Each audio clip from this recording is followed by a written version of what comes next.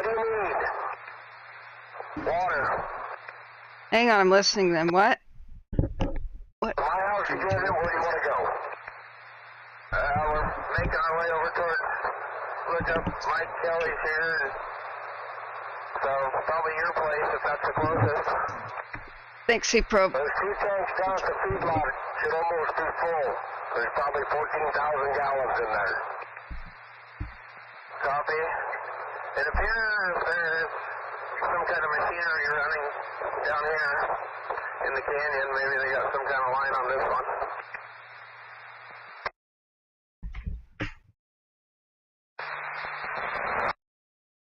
Great. They're still working hard out there. Those are our heroes, guys. Those are our heroes. That's from my side. Okay, hopefully people will find the new stream now. I just wait for people to come in. How's the signal? We're listening to the live struggle to save towns such as Roosevelt in Klickitat County, Washington. It's northeast of the Dalles, which is the most recognizable town on the Washington side of the Columbia River. And boy, yeah. Checking updates for evac notices. Also, it's getting pretty aggressive near Kelly Road. Aggressive on Kelly Road. Relate that to Incentive Command. Let's listen real quick. Right, massive. They've had massive problems getting water yesterday and today. Other units.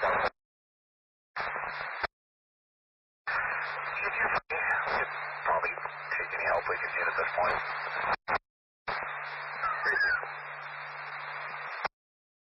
Got aircraft there. Tanker 912, an old DC-10. Tanker 102 is in the vicinity, which is the McDonnell Douglas MD-87. I think 2 of them still fly for Erickson Aero tankers. We call them the orange fish because of these orange gills there. Maybe it should be called the shark, I don't know. So here's... Dot Road just got back in, caught part of that traffic. This is Dot and Dot Road. Dot seems to be a ghost town. I hope the one-room schoolhouse and the Grange survived. You don't have a lot of one-room schoolhouses surviving much anymore from, you know, the turn of the century, the 1902 or something. Really hoping it survived. So apparently this blew up 30,000+ acres last night. I apologize for going to bed early, but I had been awake for 2 days. I'm having fractured sleep from being sick. I'm having trouble breathing. But I've got an ear, nose, and throat appointment coming up. Maybe one day I can get that nasal passage surgery. So I'm going to recap. Vehicle is swerved in front of him for DUI as well, and then parked at the unit 47. He's not wearing the uniform. Hold on, they're talking. That'll be a FedEx van. Oregon 360 North, Paul Robert shows negative alpha whiskey. Heading up to the fire.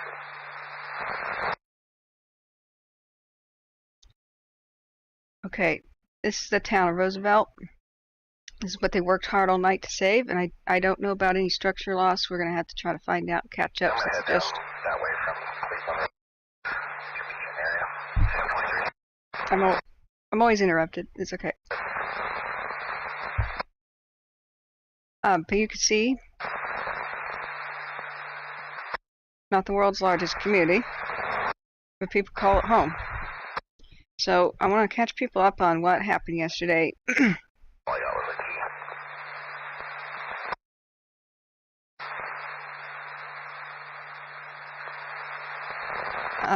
This is one of the fastest moving. If you come from the Roosevelt area, I want to check this other That's level 2 down there. Level 2 means level 2 evacuations. It means get ready to go at a moment's notice. So this is Roosevelt. There are two portions of Roosevelt, right on the Columbia River, Washington side, Klickitat County, just northeast of the Dalles. So Roosevelt proper is down here. I think they called it Roosevelt the western portion. Roosevelt the eastern portion is over here. So they did have level 3 evacuations, which means go right now. Boom. And right when I went to bed last night, around, gosh, it was before 9, this fire started around 5 p.m., 5:15-ish p.m. yesterday. It's one of the fastest moving grass fires I've ever seen take off. And it wasn't even really with really, really high winds. It was the typical, I mean, the Columbia River Gorge is a big wind tunnel, and with constant windsurfing year-round, etc. But it was only about 18-mile-an-hour sustained winds to 25 to 35-mile-an-hour gusts, but this thing took off running. The west wind pushed it east. It just moved with an incredible rate of speed. Then the wind changed a little bit, and the wind pushed it to the northeast. So heroically, the local fire department, which sounds kind of like they were volunteer, there's just a couple of guys. I mean, they had fewer than 10 people, I think, first respond, judging by the chaotic radio that we could hear. We had crews of 2 go out and try to use water tanks, and then the local farmers Call 15, I'll head that way from Mary Hill State Park. try to stop it with their tractors and their own private dozers and such. There was like one Lone Ranger on a dozer. Charles 1 on stop. Go ahead. Hang on, we gotta listen. Got off the phone with 701. I'm trying to ascertain a better location for you. Do you have an actual address? Can you see on the cell phone? Hey, phone. Great. All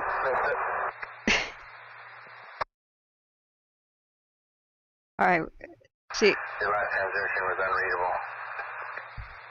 Am I able to reach you on the cell phone? Affirmative. I have service.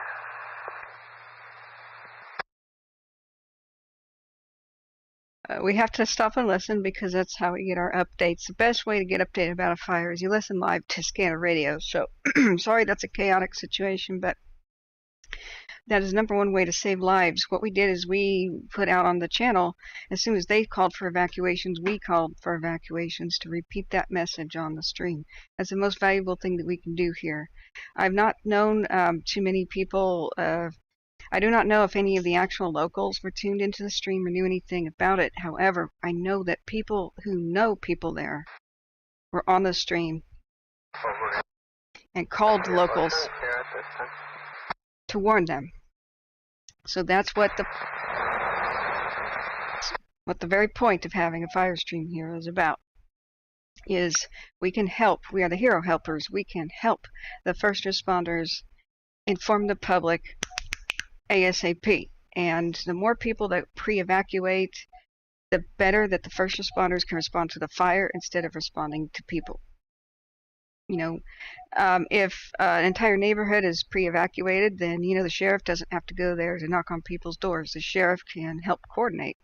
You know, sheriff can just work on doing things like evacuating people that don't have vehicles and whatnot.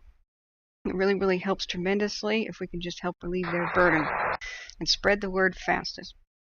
So what happened? They called this the Newell fire because pretty much all fires are named after the nearest road. That helps firefighters respond to the correct place when it first breaks out. If we go to different various maps here, oh my God, that's insane, by the way. That's a huge area of land. I want to put this in scale. That's like the size of Mount Hood. That's Mount Hood right there. That's Mount Adams. Mount Adams. These are large mountains. That's Mount St. Helens. See? Over there, Mount St. Helens. Just this scale right now of the Newell fire is like pretty much the size of Mount St. Helens if you would put that out laterally. So, oh my God. What's heartbreaking is the people who first responded to this did not get any dang help, not much at all. Some aircraft, some tankers showed up, but they are unfortunately the wrong size to do much help. From 766 east off. We had. I'm not getting through to you. It's going straight to voicemail, but pretty much every resident, we're Jason Blaine is now filling up with water, but every resident, you can exclude his obviously, but everybody going clear over to Joe Shattuck should have some kind of protection around them. We just barely kept Joe's from burning.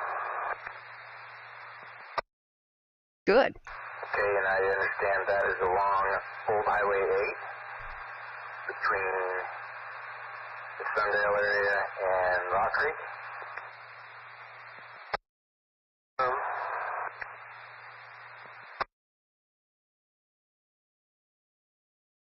Try again. Yeah. Yep. All the way over to, through the Kellys and all that. I mean, the farmers are holding their own, but there ain't a single structure truck or anything in sight, so I don't know what's going on. I'll see what I can do.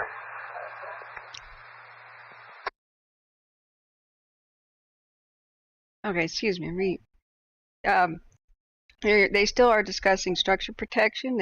I put the thumbs up when I heard a couple of good keywords, such as we've got water on these places and they should be pretty good for defense, structure defense. So there's two portions of this fire and fires in general that can threaten structures. So you've got the general firefighting, like let's contain it, right? You have the secondary portion, which is let's protect people's homes and let's protect structures, historical assets, infrastructure, everything from a structure means an actual building. And then you can kind of loosely apply that to, say, something that's not technically a building, but say a power substation, right? These are assets to protect. Otherwise, it would be A, incredibly expensive to rebuild them, or B, just something critically bad would happen, such as if the power substation went down, losing power to the entire region. That's pretty bad. When you lose power, sometimes that can really affect firefighting, such as if pumps and such for wells and whatnot stop functioning. If radio relay stations stop functioning, then they can lose their communications, and then they can find it harder to pump water and just, you know what I'm saying.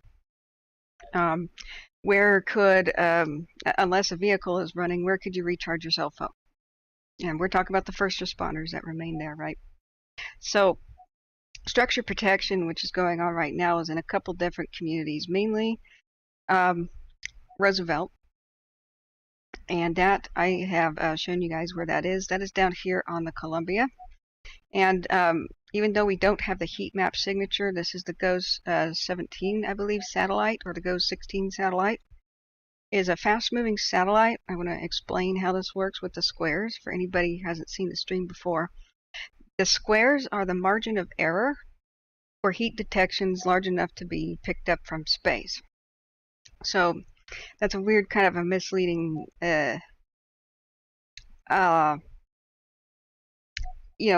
large enough to be picked up from space. I don't mean that like it's the size of the Great Wall of China. In fact, they could pick up heat signatures from, say, just a recycling plant that's smelting aluminum, right? But anything that's significant as far as wildfire usually means a fire that's like 10 acres in size. These satellites are tuned, for the most part, to tune out really small affairs, backyard, burnings, 1 acre fires usually don't pick up because there would be too many false, dots all over the landscape. Ow!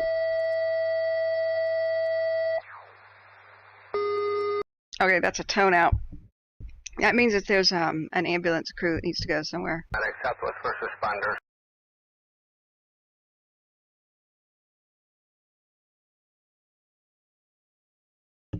Whiteham and Medic Southwest first responders respond to 3 neonatal baby, 20 minutes old, not doing well, 1448.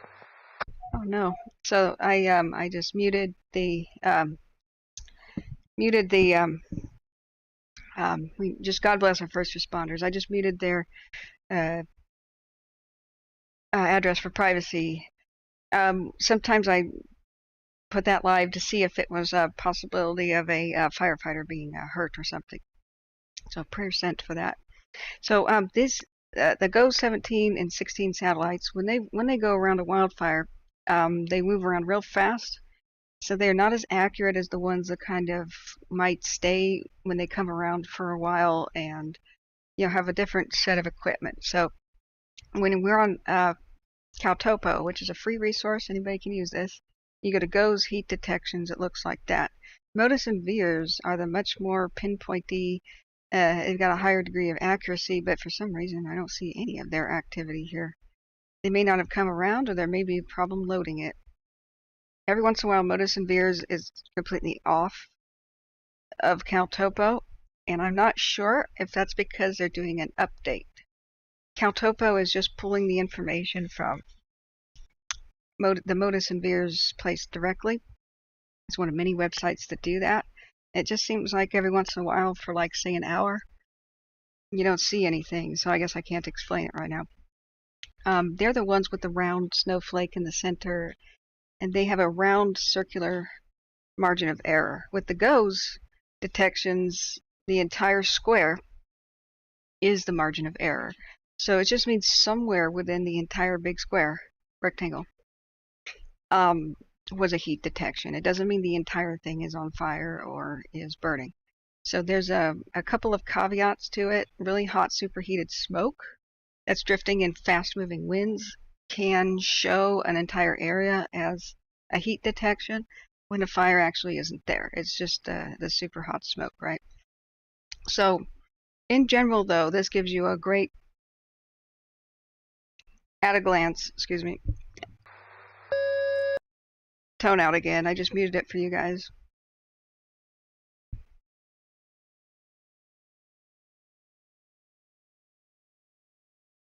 Yeah. Yeah, this they're talking about the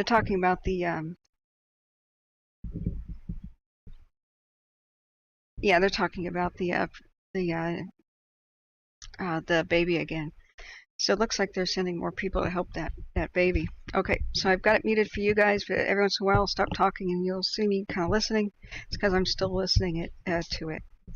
We haven't had any fire information in a couple of minutes, so this though gives us a great idea of just at a glance about the enormity of this fire. I don't think we have any more than one webcam or anything else where we could see the fire, and if somebody would kind of check on that, that would be pretty cool. But so far my search yesterday only showed that we have one view, and this is looking far from the north.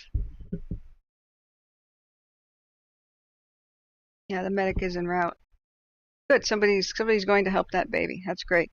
This is our current view of the fire, and you can see that this is it's a big one. It's a big one. Now we have in this region basically everything east of the Cascades for Washington and Oregon is a high desert. So the airplanes and such, it's a little bit difficult to see when they're going to make a drop of water because you would expect them going down to sea level. Well, there's no sea level over here, but they'll drop some altitude in their flight, and you can watch the calibrated altitude here to see if they're kind of going down.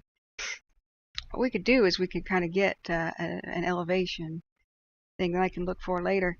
Hey, Jackie Marie, looking back at chat, says if they're considering evacuating areas around Roosevelt, then it's moving fast. Well, they did that yesterday, actually. I am north of Spokane, but I smelled smoke when I woke this morning. Yeah. It's a huge amount of smoke, just completely drifted almost due east and into the Columbia River Gorge. So that being a wind tunnel will just funnel it everywhere, including north of Spokane. The fire's just over an hour away from you. Yeah, it's a bad one. And what's heartbreaking is that they could have stopped this if they had more resources there and they had more help and more equipment. So this brings this begs the question: you know, we know an ounce of prevention is worth a pound of cure, but the way that it took an extremely long time for mutual aid from just nearby Benton County. Mutual aid arrived more than 3 hours later. What is really sad when I'm sitting here in Portland and I can drive on my own personal vehicle from Portland and arrive all the way over here before mutual aid does from other counties. That's weird. We were very frustrated listening to this affair yesterday. We could not believe that just almost nobody showed up. Now we've got Moses Lake up here, which is where the tankers are refilling. There's only a couple airports in the vicinity of the western states that'll be set up for retardant. So Moses Lake Airport in central Washington is set up for that. So is Bend down here. Bend Airport's got a lot of retardant. And these planes, they won't fly to the nearest airport for retardant because there isn't any there. They'll go to these big spots. So we've got this fire right in between. Look how it's almost it's completely dead in the center between the two major airports that have billions of gallons of retardant ready to go, right? And hardly any planes show up. The retardant ones were big, but the big planes was kind of okay. That's more, you know, talking about ambulances. We got a couple of very large tankers that showed up, but really what they needed was the really small water droppers that could dip out of the Columbia. That could have just dipped and dropped strategic little locations. They could have stopped it, and it would have been right here. The fire would have been contained to right about this area if they could have stopped it at Dot Road and Newell Road. And they tried their best, and then they ran out of water. So this begs the question, should citizens brigades exist? Should citizens buy their own firefighting equipment? And more I'm thinking, yes. It's not good for citizens to just randomly show up to a fire and complicate matters and freak out the firefighters. Like, do we have to rescue people now? I mean, are they going to get in trouble? Citizens need to learn how to fight fires and how to, you know, be safe. They need to learn what kind of gear they need to buy. They need to be equipped. So I'm just brainstorming here. More and more, I think that the way that counties and government funding just isn't adequate, that perhaps citizens should start their own citizens brigades, basically. And even if you can't respond yourself to a fire, what would be immensely helpful is doing things like setting up water tanks in rural parts of communities where there's no hydrants. If any of these guys who had first shown up had access to more water tanks or even animal water troughs and whatever, they could have had enough water to stop this thing before it got big. Now, it's a prevention worth, you know, many pounds of cure here. So heartbreakingly, they're like, we got it stopped. Oh no, we just ran out of water. Anybody can bring us water? Nobody was around.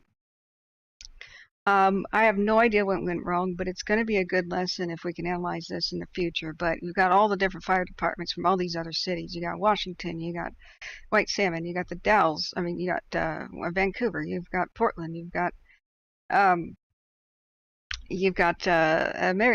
over here in Biggs. I don't know if they have a firefighting brigade over there, but you got Hermiston, Umatilla, Kennewick.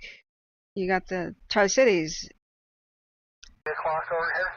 Hang on. But almost nobody showed up for hours. What the heck? Been going all day, but it definitely picking up. It's picking up. Okay. If people had just showed up sooner. Well, I still think our safest bet is to go get that other truck back up and running. So I think Henry and I are going to go do that.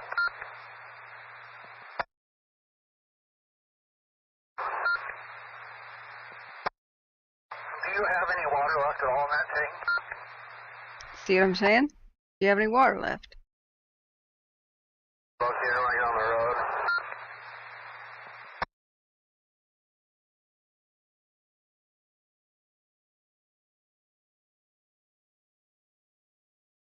So you know, what citizens can do is buy old water trucks and such. There's also other things that citizens can do.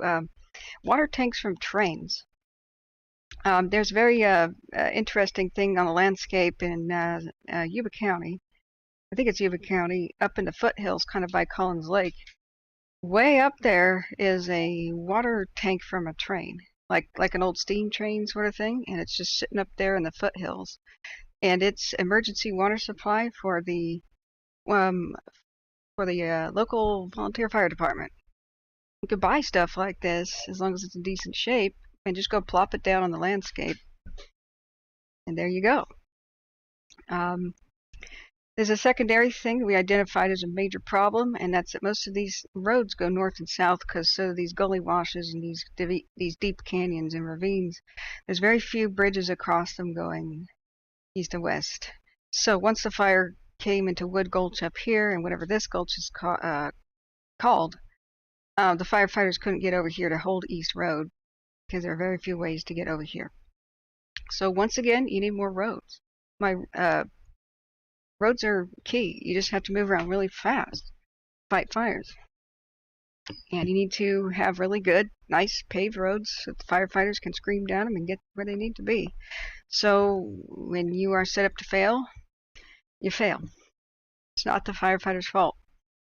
They fought so valiantly. It's been really amazing and also a heartbreak to see them almost get a handle on the fire throughout many, many different hours of yesterday, just to run out of water when it was almost put out in many different spots.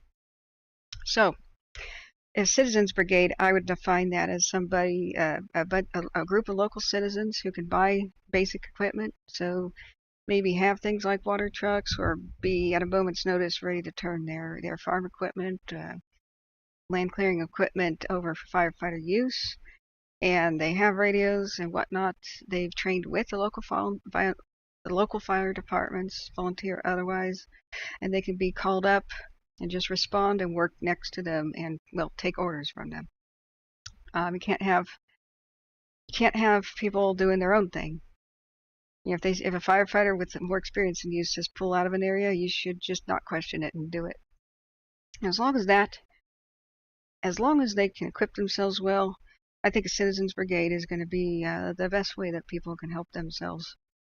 Because the funding and state and county resources are just not there, especially not for the poor counties. I can't imagine Klickitat County is anything but poor just because it doesn't even have any major cities in it. And pretty much the states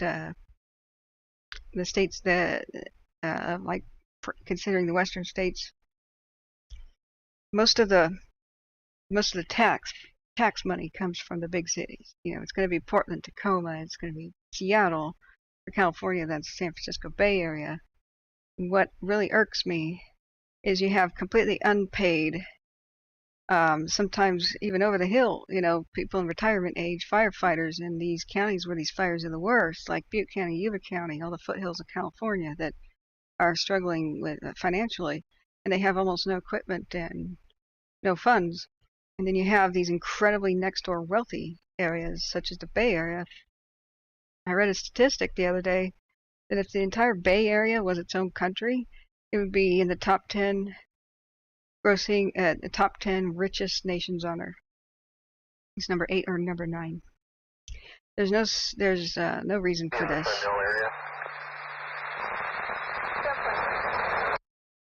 The system has failed, and we need to change it.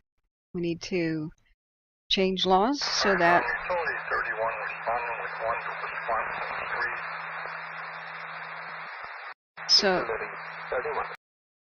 we need to change it so the areas that need the equipment get it, not necessarily the areas which are just rich.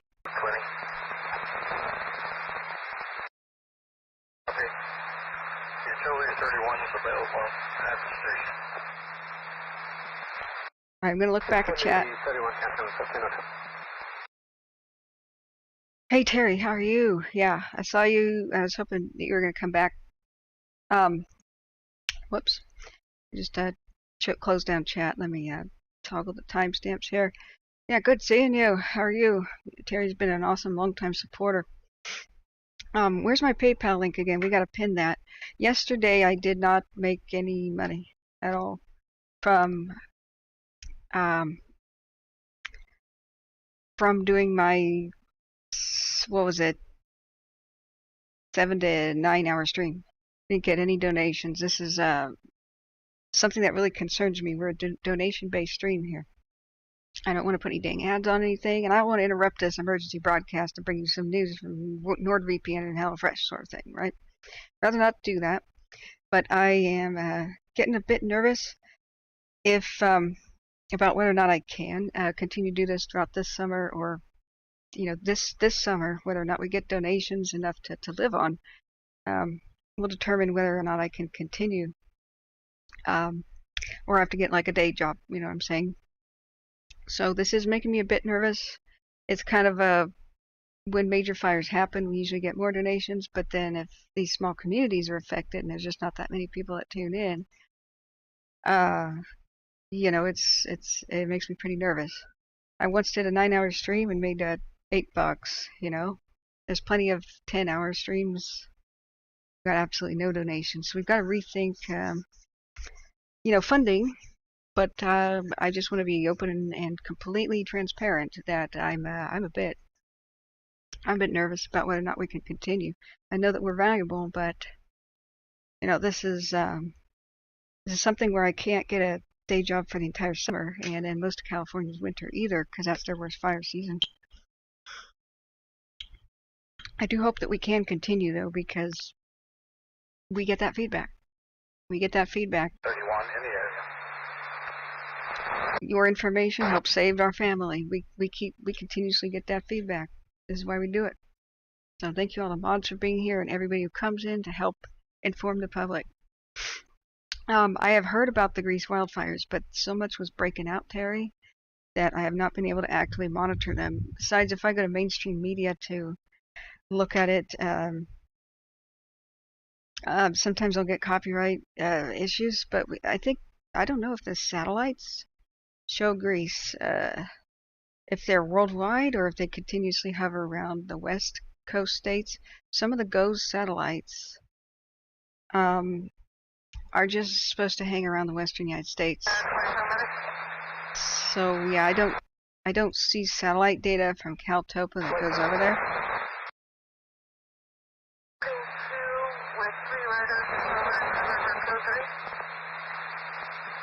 I want to speak right now about the current evacuations for the area for this Newell fire. We do have some good signs. I haven't heard about any structures lost, but we're going to try to find out that information. There's a huge amount of land that's been evacuated. Everything in red is, completely mandatory. This level 2 is for Roosevelt right now. Parts of Roosevelt were completely evacuated yesterday. The Red Cross set up a shelter, and I think it was Golden Dale? I can't remember the name of the towns here. Then they switched it. It once was at the high school, then they decided to move it to a different area. So let me see which town is nearby. Yeah, Golden Dale. Well, we'll try to find that info out in a second. We go to Klickitat counties. That's a live view of the fire. We go to Klickitat counties. Office of Emergency Services here. This was updated an hour ago at 2 o'clock. An hour.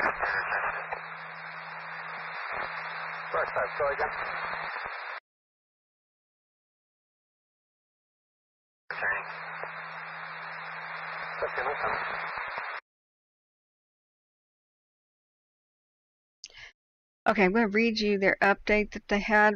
That was at 10 in the morning. It's good to see that it's level 2 at Roosevelt. We've heard on the radio just since I've been on for how long have we been on now? 34 minutes, that they're on the cusp of changing Roosevelt's evacuation level back to level 3, which is leave. So I can imagine maybe some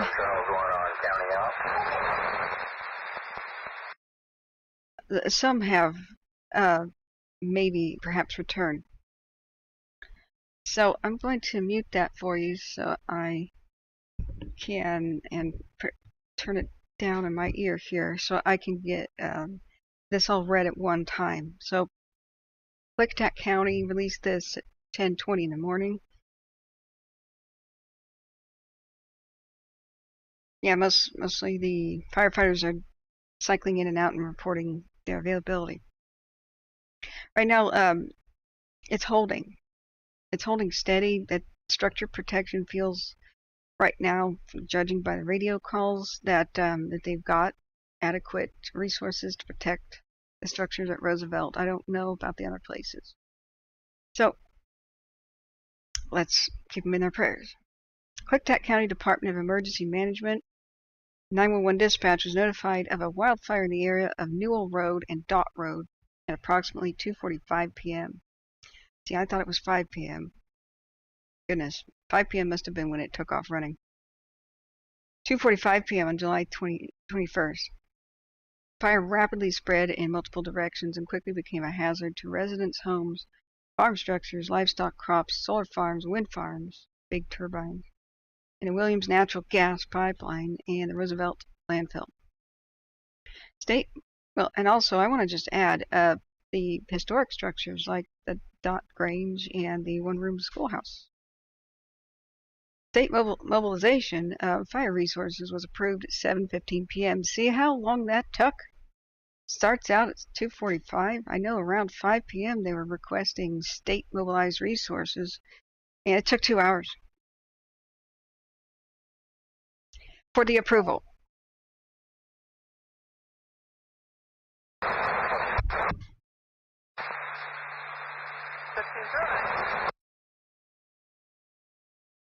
Okay, I couldn't make that out. He goes, I'm going through such and such address and blah, blah, blah, and I couldn't make that out.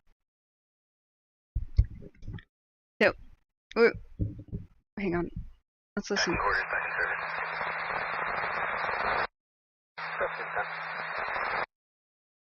We're listening to Klickitat County Fire and EMS. Okay. That was one thing that was extremely concerning, is why did it take 2 hours to approve state resources when this, faster than lightning wildfire was taking off? That should have been boom, slam the button of approval. God knows what kind of bureaucratic red tape put a delay on that, but it was a deadly delay as far as not being able to stop that fire in the same afternoon. There were many opportunities where they could have. They had more help. State mobilization of fire resources was approved at 7:15, which is bringing in needed resources to assist with this large wildfire. A state of emergency was declared at 9:55 p.m. by the chairman of the board of Klickitat County Commissioners. Why in God's name did it take 10 p.m. for them to declare a state of emergency? They were in one from the get-go. It was insane by 5 p.m. As of 9 a.m. today, the fire has burned 30,000 plus acres, and numerous structures of various types had been lost. I didn't know that, guys. We lost structures. I know that there were some barns that were on fire that they were trying to put out. Fire, law enforcement, emergency management, posse.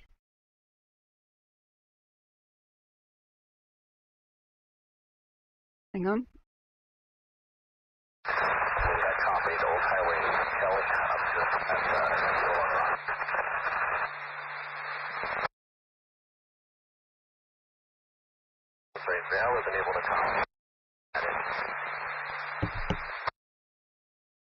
They're talking about moving around to try to get eyes on the fire on the southern portion of it by the old highway. I think they're talking about Old Highway 8. So fire, law enforcement, emergency management, posse, and search and rescue personnel.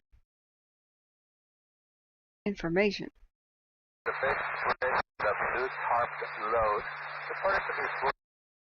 Fire is what? Unsafely.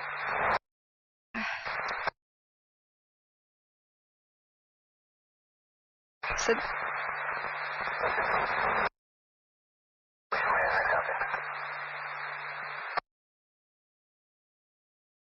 says the fire is moving on something Harp Road, and then it got broken. We can't tell what they were saying. Okay, I'll continue to read this. Fire, law enforcement, emergency management, posse, and search and rescue personnel are working hard to protect the county residents and resources. The following agencies share unified command supervising the fire: Department of Natural Resources, the DNR, Bureau of Land Management, BLM, Klickitat County Fire District Number 2, Southeast Washington Incident Management Team 3.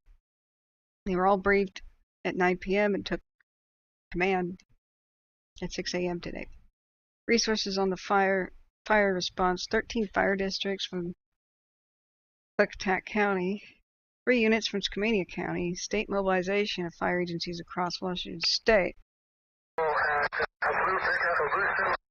There's a road going up the hill past my location. So, shortly to the road.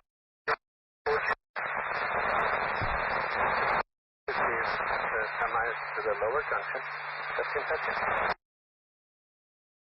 They're reporting a blue pickup going up a hill, and they're trying to identify who that is. Okay. You got 13 fire districts from Klickitat County, 3 units from Skamania County, state mobilization of fire agencies across Washington State, Department of Natural Resources providing ongoing fire protection. But you know what? Oregon was right next door. Why wouldn't Oregon have responded? I know there's some deep politics stuff here that I'm unaware of, such as mutual aid contracts and blah, blah, blah. But for the love of God, whatever this is, however this system is, quote, working, it's not working. This is way too slow. Alright, road closures. Roosevelt Grade Road, Middle Road, Old Highway 8 North 2, including Dot Road. Current evacuation notifications. The Klickitat County Sheriff's Office has issued level 1, 2, and 3 evacuation notifications. The town of Bickleton is at a level 1 get ready to go status. This was at 10:20 in the morning, guys. Residents are advised to be aware of the potential hazards. The town of Roosevelt is level 2 get set. Now, yesterday part of it was at level 3, so I guess they allowed some people to return. Residents should be prepared to leave or have left to a safe location. That's what number 2 means.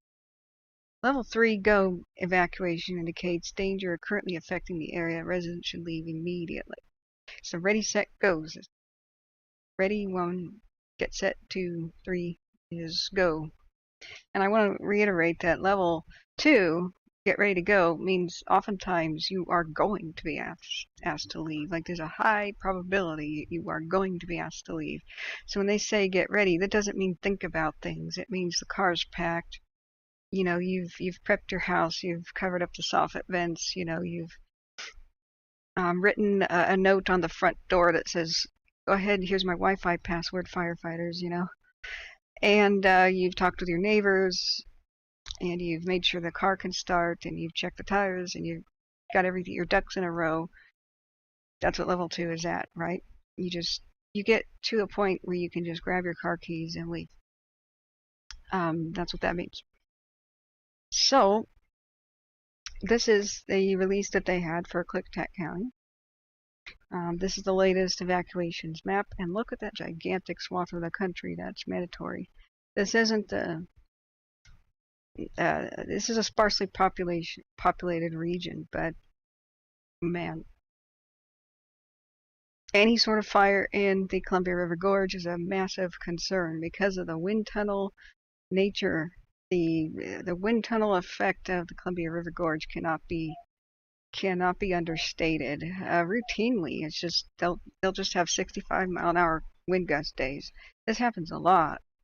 Just almost every day I've ever been to the Columbia River Gorge east of, say, Cascade Locks, which is over here. I have never failed to have my wind just completely tie my hair in knots from just constantly being buffered. I mean, it's pretty insane. So I'm shocked that all of the communities I would imagine, just common sense, you know, imagine that all of the communities in the Columbia River Gorge would respond to each other's fires to put them out immediately because of the intense risk. If we remember the Eagle Creek fire, which granted was in a forest over here, look at it here, the Eagle Creek fire was insane.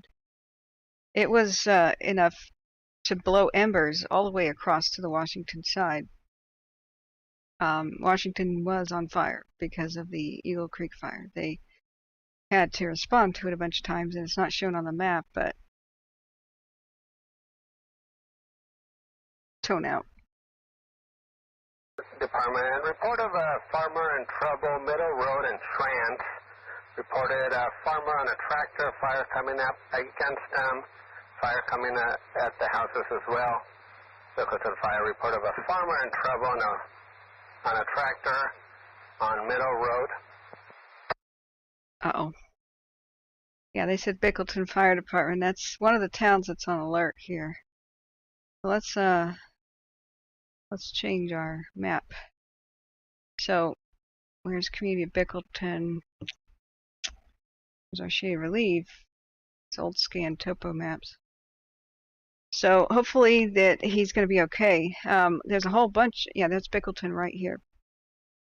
So Bickleton Fire Department hopefully will go aid him. This is the red and white dotted lines are for major highways, so paved roads. Now,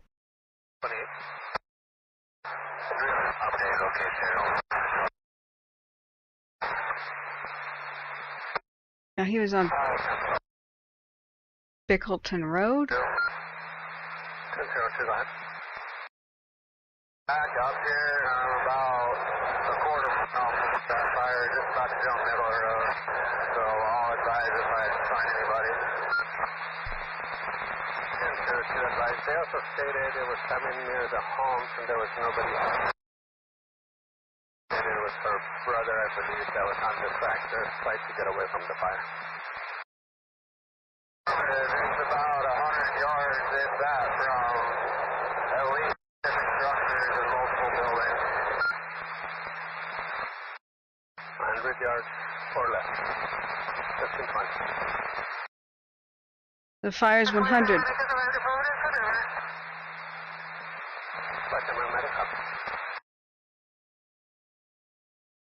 Reported that the fire is 100 yards from at least, did they say a dozen homes and structures?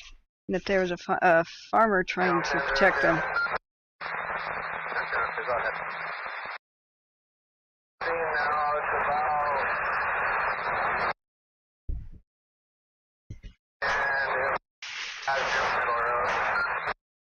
Bickleton Road. Fire has jumped to Middle Road?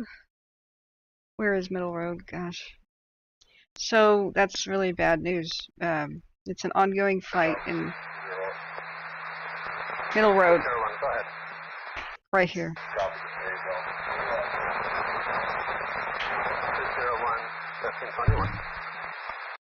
Oh God, okay. So looks like right here we had that red satellite detection 2 minutes ago. That's Go ahead.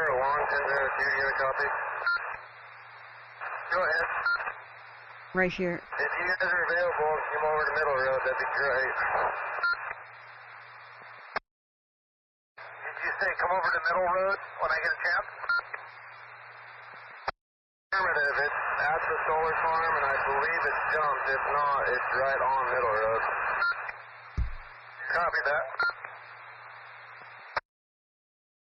I don't know how old this imagery is, but this might be right exactly here that they're talking about. That if the fire has jumped Middle Road, it might be on the east portion, the east side of the screen here. That would have been one of their best roads to try to stop it. So this is, hopefully they get an aircraft over there. Let's see where the aircraft go, and if the aircraft try to put that out over there. Right now we've got scoopers that are the west flank of the fire on the Yakima Nation Reservation Trust land. I'm really hoping they get diverted over there.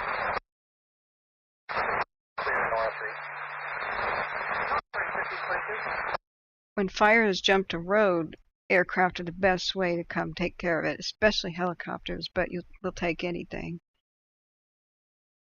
So that's not good. The fire may have just jumped their easternmost line. I'm going to go back to chat. I'm sorry I just sort of ignored it for a bit, but this is a lot to cover. So, thank you so much for your kind donations to Bash Mode. Thank you. You're wonderful Long-time supporter. JazzCat46, thank you so much. Even $2 does help right now. It really does. Oh, and $10. At Terry, 8 pounds. Thank you. Thank you, friends. You guys are wonderful. Let me go back up. I do want to check on Greece right now. This is such a intense situation. Right after the clock, our unit, as I said, was at the lower junction. Past a junction. They're giving directions to each other to try to.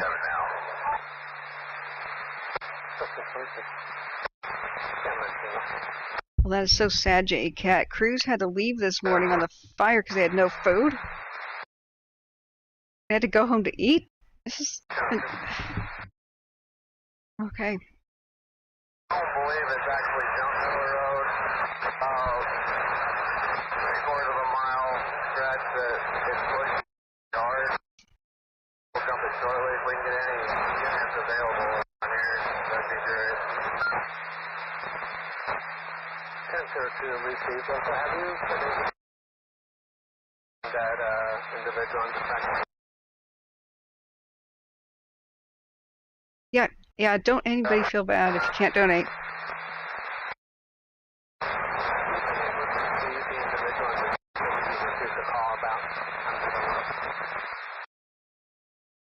I just met up with.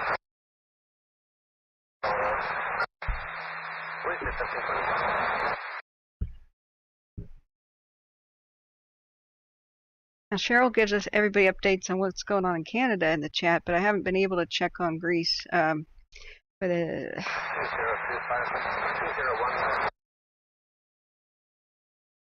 Hey, 1002. Fires in Greece are similar to the fires in the California foothills. It's the exact same kind of terrain, very similar weather patterns, and they've got olive trees and oaks just like California does now.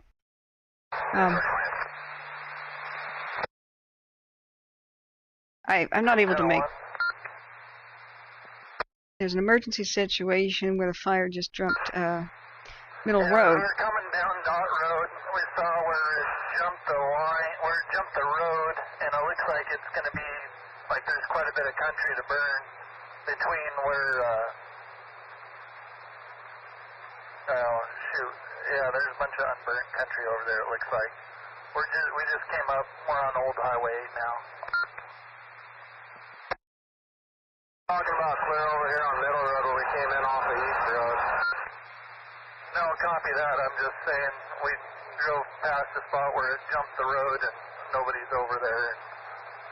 I think everybody's scattered out and we're not going to be able to get enough accomplished.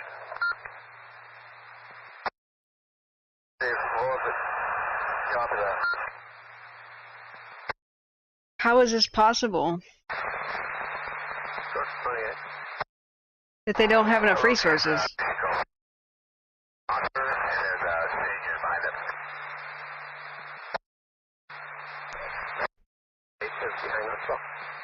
The entire state of Washington. How is it possible they don't have enough resources? There's a 2-acre fire in Washington and not much else going on. Fire traffic to the Middle Road area for shutdown. 1726. I do not know why, but maybe there's something I'm completely unaware of right now, but so far this is the most sluggish response I've ever seen to a crazy, fast-moving, out-of-control fire going across farmland.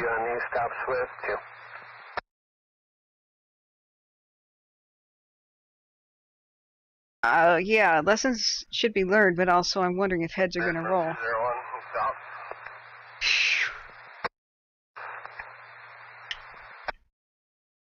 Hey, Austin. Oh, thank you, Ruth. 204. Oh yeah, send my notification on Twitter. Thank you, friends. I should tell people I'm live. Yeah, so Terry, there's no hydrants out here in the middle of nowhere. It's a high desert, but it's irrigated, but it's harvest time for the hay. So the hay is dry, it's ready to go. Crops but the crops just caught fire. So there's nothing quite like a hay fire, right?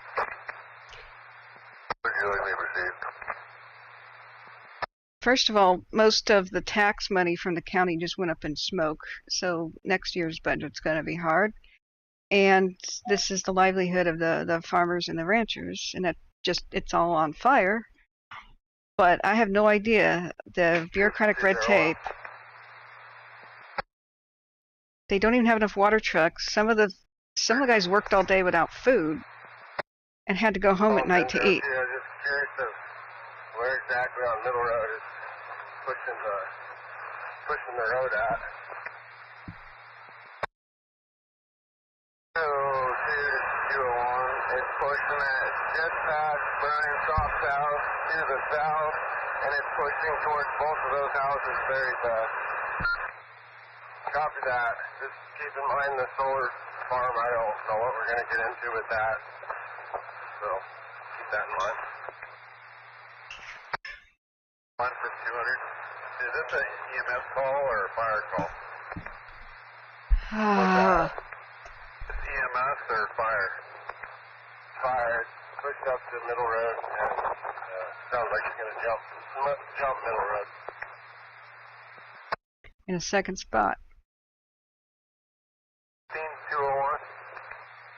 Go ahead. We're down here at Danny Reagan's house. Do a little mop up. Do you want us to come up there? Yeah, if it looks good down there. I'm not there yet. But you can get a hold of 1002. Sounds like you can. I'm sure. 216. Very fast. Wind just lost. Flame length of about 20 feet, and it's getting towards the house very quick. 216, we're on our way. Flame lengths of 20 feet? Did they just say that? 10, 20 feet? Yeah, that's hard to hold a road.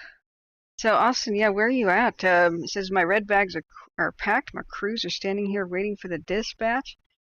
I don't know why we are just standing here. We have 5 engines, type 5 and 6, ready to go out. That's what I'm wondering, is what kind of red tape nightmare are people involved with right now? Big Dogs has many, many windmills in the area. Over $6 million invested in each windmill. Yeah. Yes. In route to Middle Road and taking advice the farmer was informed of the fire station left to the road. 206. Yep, there's the evacuation map link I just showed. Well, last emergency situation right before this one, I think it's actually, it's the same one, is a farmer called 911, said that he was in trouble. He was trying to build a fire break on his tractor. The fire quickly came up on him, and it's coming up on a bunch of structures, which it's that Middle Road, and then the fire had jumped Middle Road. Then all the firefighters chattered about it, saying, can anybody go over there? And is there anybody over there? Any crews over there? Said no. So somebody just now reported seeing it for the first time, and that was about 20 minutes ago that it was first reported. And you could see from a distance, probably through binoculars, that the fire is moving very fast towards a bunch of homes, and there's nobody there. So I don't know if the farmer is okay. If he's had to self-rescue, but they were asking crews to get over there, but it said, quote, we're spread out too thin and don't know if we're going to be able to do anything. So I have no idea why there isn't a huge, robust, and massive response from all the major towns nearby, including like Portland and Gresham. I don't know why we're not there.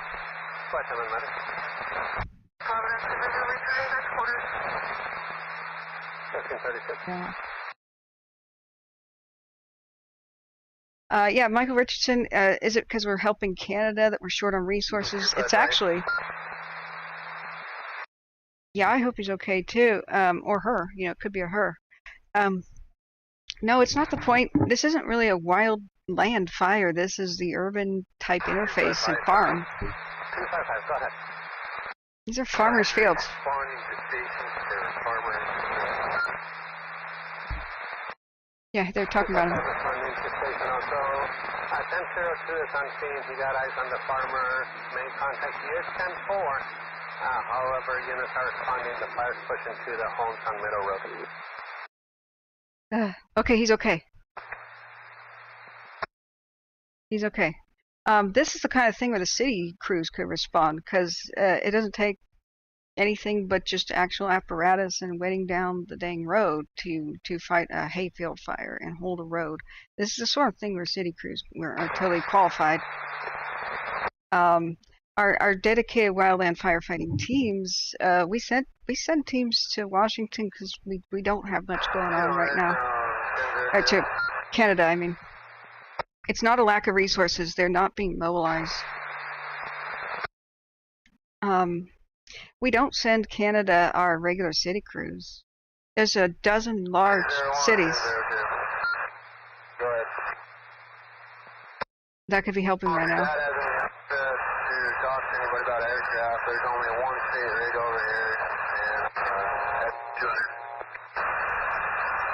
If we can get some aircraft over here, it'd make a big difference. The wind's kind of turned back the other way. That slowed down for a minute, but it just keeps swirling. I repeat that, you were broken. Okay. I don't know if you can get,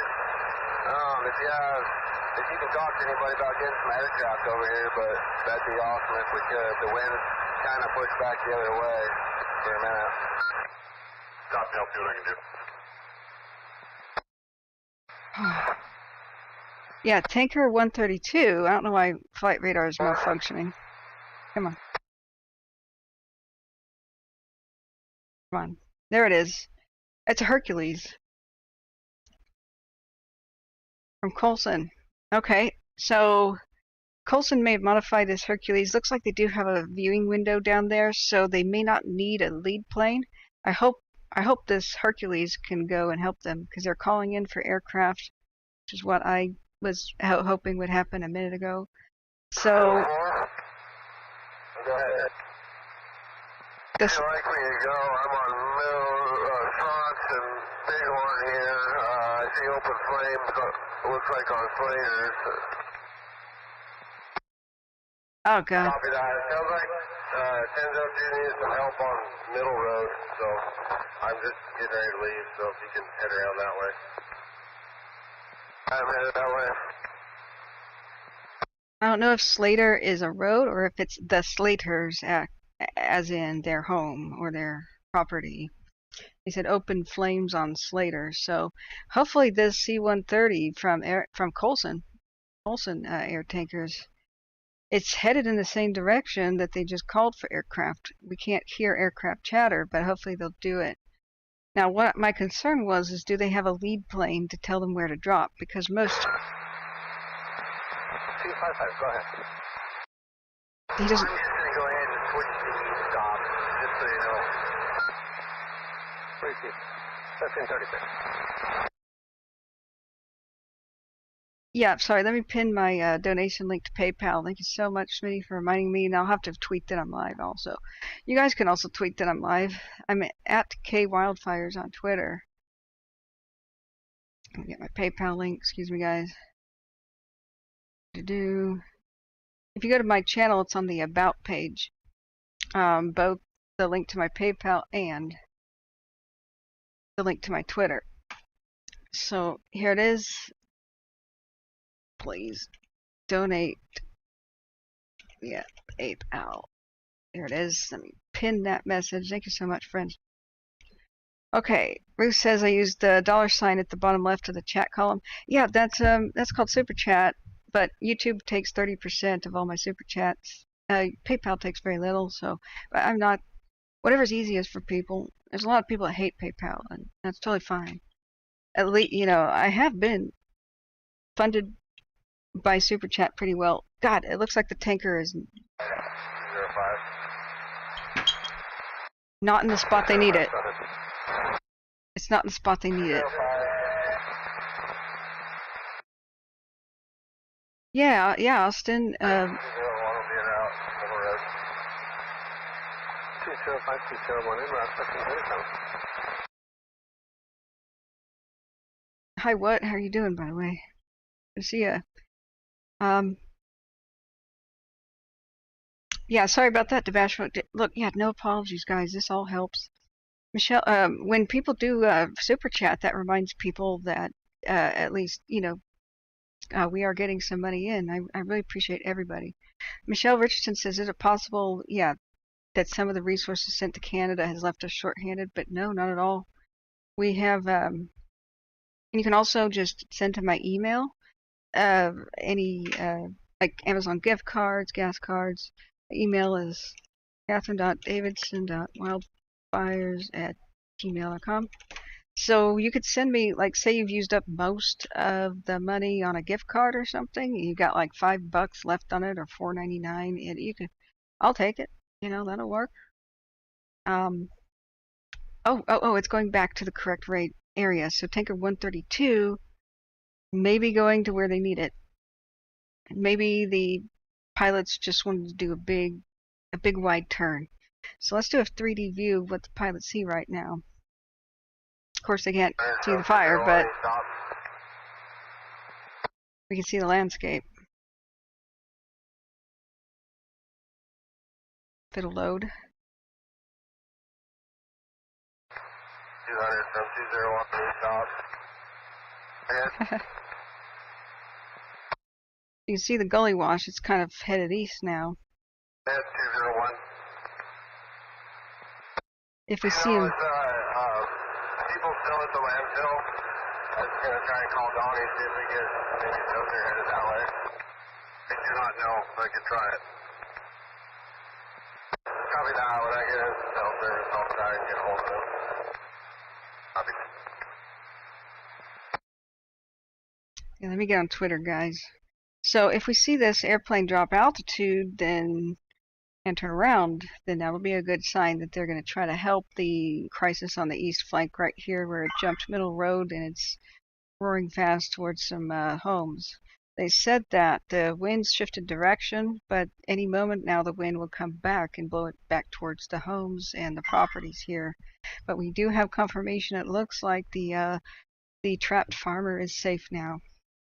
So let me go to tweet. Fact that we're live. This is, my blood pressure is up so much right now just because the mismanagement of this or whatever problems they're having, either or.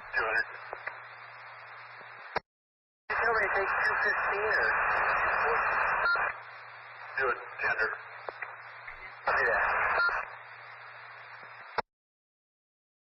Okay. If you guys can hit the like button too, that'll help more people find this who are trying to look for this information. Really appreciate that. So I'm going to just tweet that I'm live. I imagine on Twitter that the thing is called the Pound Newell Road Fire or Newell Fire. Yeah, Newell Road Fire seems to be the hash. Nope, it didn't work. So what is the correct hash? Would it be Newell Fire? Oops, something went wrong. Cannot retrieve tweets at this time and try again later. Musk, what did you do to Twitter? Musk. Okay, so where is this? Okay, it looks like the tanker may have swooped down. And so Flight Radar 24 lost contact with where it is. When it swoops back up, then it'll tell us its correct location. But it's not just frozen in time over there. So let's dang.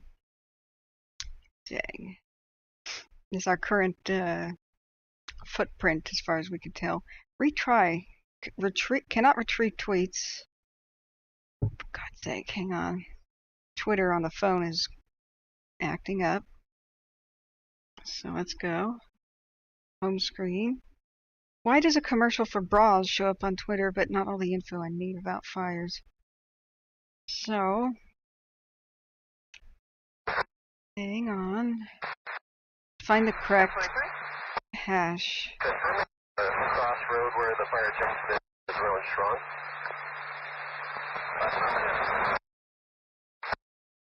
Did a thing here. Let me look back at chat.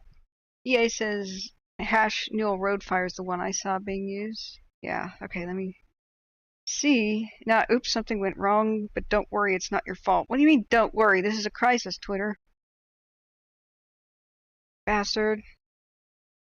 I'm just gonna try Newell Fire. Oops, something went wrong. Cannot retrieve tweets at this time. How about load out your... Hey, Twitter. When Twitter first came out, I thought it was such a bad, organized, chaotic platform that was hard to use that I figured that everybody who used it would be called a twit, and it would just like become the next MySpace. No idea why it's successful and still has a terrible interface. Then again, terrible interface on Facebook too. Reddit too is ridiculous. Okay. I'm just gonna go to Klickitat County Fire. Are they? Oops, something went wrong. What the? Twitter! So if I go to my homepage, it's retrieving tweets and stuff. Cheech and Chong's magical ice cream or something. What the heck? All the crap we don't need to learn about. Hey, if you don't want to swap, I'll swap you. I got more water than you. My God. For 200. Hang on. Unofficial Washington State, gonna retweet. Town Newell Road Fire, something went wrong. Wow. So it's messing up for you guys too. Where did the plane go? Okay, Tinker 132. Yes. Maybe they made the drop right here. Yes. Now, the straight line is not really a straight line. Let's listen to see if the tanker helped. Why is there just one tanker? I've got Agita. 01 from 200. Yeah. Go for 201. I just spoke to command. We should have a task force on its way there, and they should have air on site any second, or they're getting it en route right now. Copy. Affirmative on the air. They've had a couple flights come over. See that? From the intersection of low visibility, it looks like there's the firehead's just now coming up to the road, so I'm going to circle back and try to hit an access point there. 60%. Now.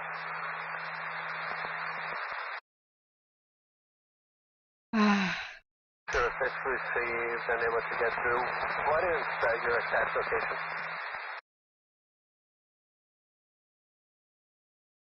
I'm about a mile south of the solar.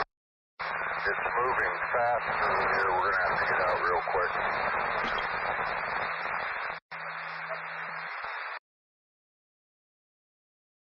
206, copy. You're at about 1131 Middle Road. Fire moving fast and needing to get out of there. 200, did you copy?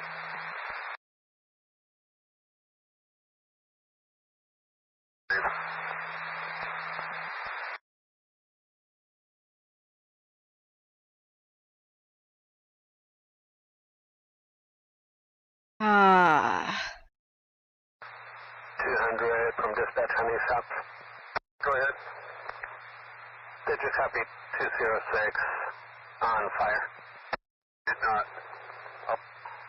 I'll put 200, 206 advised he is about 1 mile south of the solar pharmacies, approximately 1131 Middle Road at the right residence. Fire moving fast towards his location. He was trying to get out of there. I was not going to be able to get through the road. Thank you. Okay, I got the info out on Twitter. It's hashtag Newell Fire, but that seems to be not particularly working. At least not on my phone. So I just said that there's crews fleeing at the solar plant from the crisis in Klickitat County. Terry says I just tried Twitter. I'm getting on news from 8 hours ago. Okay, is Twitter down? Not down. 232 to 206. Whatever.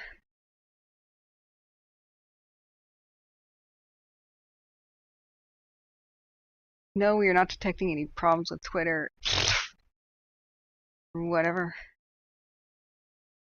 All systems operational. 200.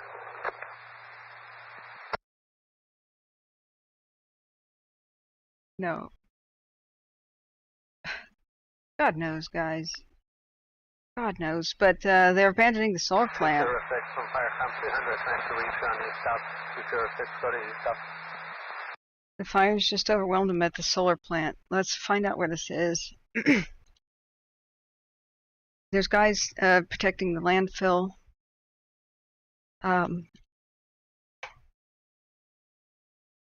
What would it be called? 345. 345, go ahead. Here's available. 345 here. Energy projects map. Some map. That's not relevant.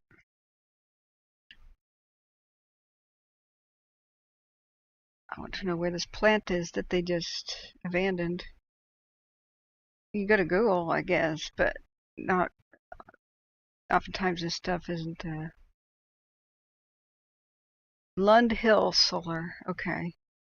Lund Hill Solar. Each one would be Bighorn. Permitted and constructed. Lund Hill, I would imagine. 150 megawatt permitted under construction. So it may not be even operational. What's the yellow stuff? Juniper Canyon? 250 megawatt phase 1. Oh man. There's the old Highway 8. There's Newell Road. But stuff by Middle Road, I guess, would be what we're looking at. So. Tender 214, go ahead. Juniper Canyon. Next location, Middle and Crossroads. Tender 214, Middle and Front. Tender 214.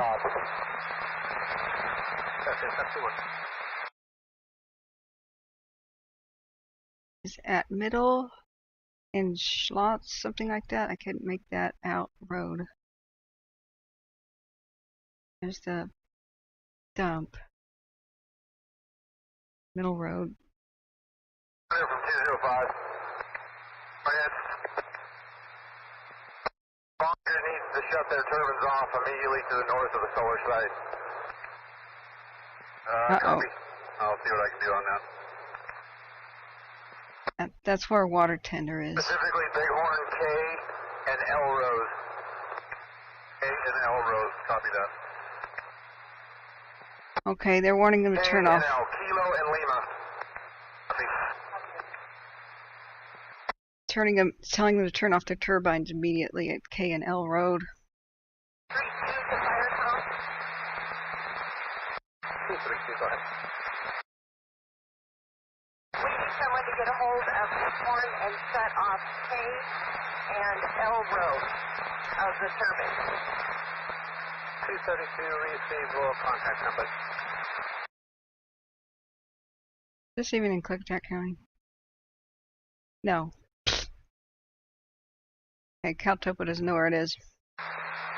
232, was that White Creek, KNL? Able to, yeah. Calling dispatch to have to do that. Copy. Thank you, Ruth. Terry says the wind farms go. Copy Copy, that was 6 Horn, and copy 205 on Team Meadow Road. Great. Christopher says Tanker 912 coming. Good. Joe Bicker says November 94-7 Charlie Hotels inbound. Also help on the way finally. Well, they've been trickling in for the past 2 days. Yeah, Sister Goldhair. Twitter is being a twit. Yeah. Yeah.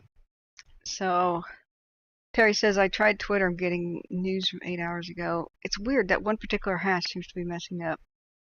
I don't know if we need to make a new one or how that works. Is there a hash for, say, Klickitat County affairs? Excuse me, guys. I gotta put away some food here. This is a cluster beep.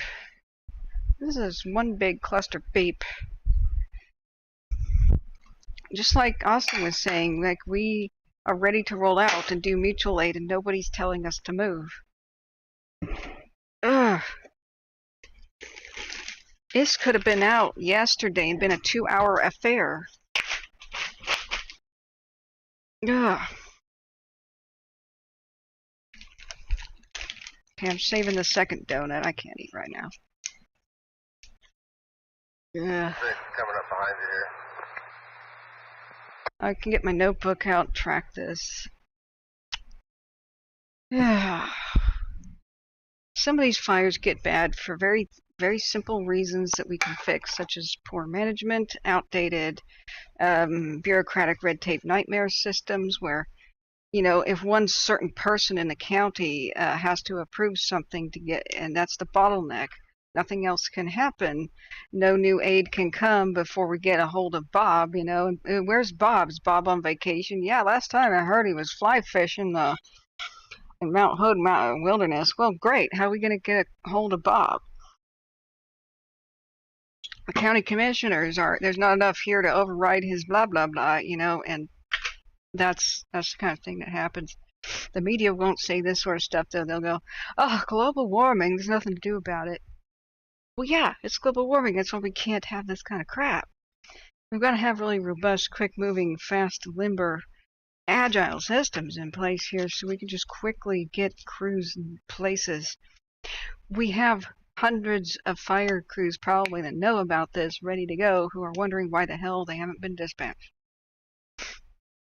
Terry just saw my Twitter update. Great. Yeah, sister says I hate it. I have PTSD from Caldor and the Paradise Fire. Yeah. Yeah, many of us do. Big Dog says at Smitty, Goldie Hawn had a movie once called Seems Like the Old Times. Oh, Goldie Hawn was cool. Whatever happened to her? More Left Pedal says, what's up? What's up?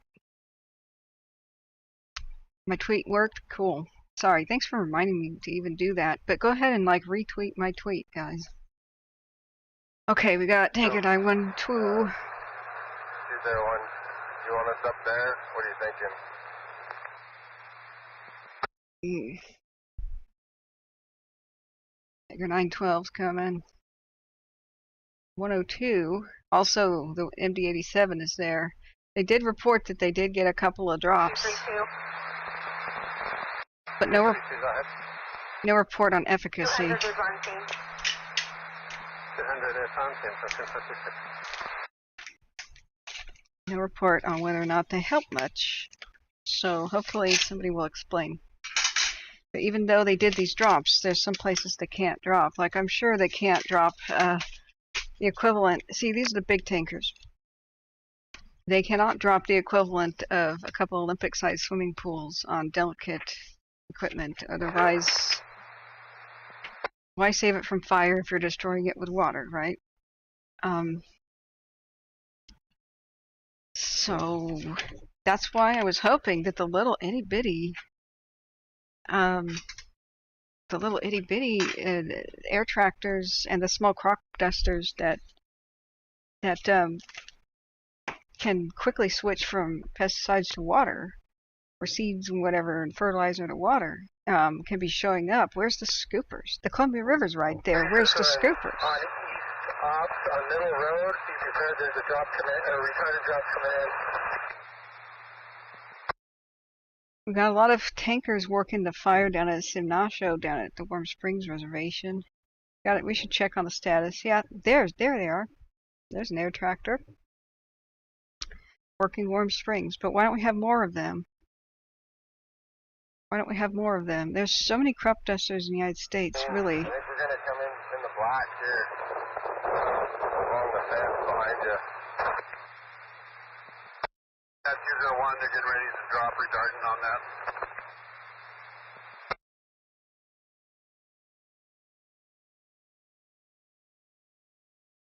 Good. User one. Getting ready to drop retardant. We're going to come in the black behind you. See, I'm wondering if we have enough trucks, we can go out there and attack it and try to keep it from going any further. What do you think? 201 or 1002, do you copy about the retardant drop coming in? Yeah, I copy. We just had one just a minute ago. They're talking about a second one coming in. Good. Must be Tinker 912 here. I just got an update. Speak of the devil on this Sinasho. He Butte fire down at After they drop that second one, we can go out here and fight this in this field and stop it so we can be close to the house. That's what I say. If someone's got eyes on the, we can't really see much here, so as soon as they drop it, let us know and we can go in the black. a retardant. Appreciate that. For you.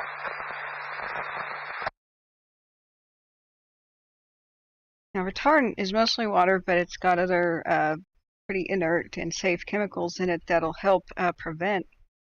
As the water. Over there with monitors that can do that, guy. I don't think CJ has a whole lot left. I'm not sure how much I have left. We got T16 with the monitor, but I think they were just filling up with water. Tender's right in front of you. 206. So maybe CJ wants to go get water, or one of you go top off real quick after T16 gets back here.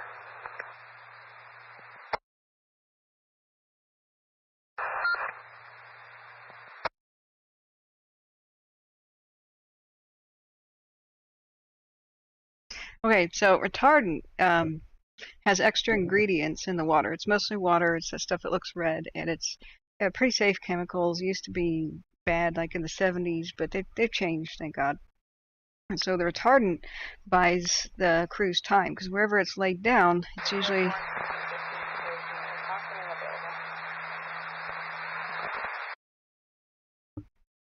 usually in a spot where the fire's about to reach. And so if it was just straight up water, that can kind of evaporate pretty quickly.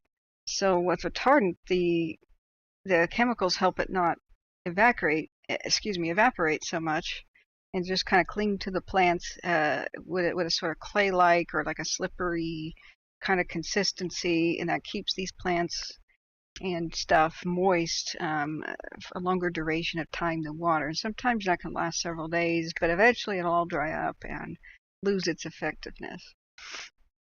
But the big retardant drops from these big planes like this, like Tinker 912, is so immense that it's kind of like, if you need a pinpointed drop, they're just not really capable of that. That's like needing oh, you know what? It's like needing to hang a picture on the wall with a small hole, right? And if you call in a hanker that's too large, it's like the Kool-Aid man going, boom, I made a hole in your wall for you. So all the crews have to scatter because they will die if they're underneath a big VLAT tanker drop.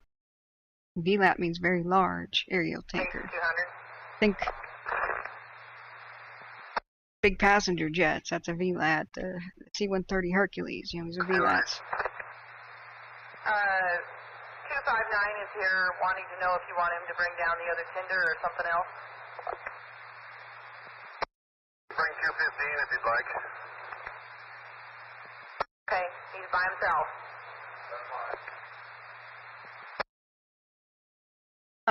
So the CAL FIRE demo of a tanker versus vehicle.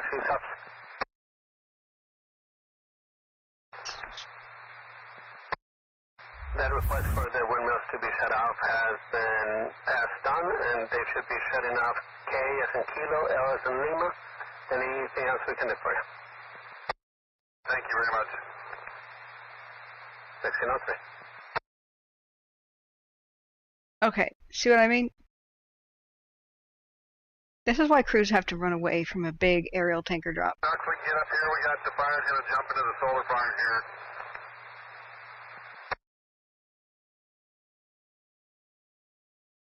That will kill you. Alright, 10-02. You need to pump up. That'll definitely kill you. 200. And that's not even a VLAT, that's a medium size. For 200. Where do you want him to come in at? Middle Road or East Road?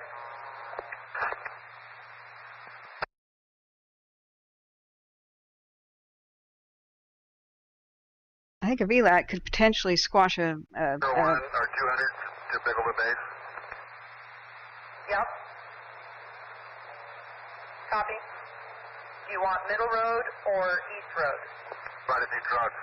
We could use another tender. Try that again. We've got quite a few trucks. We could use another tender. Road.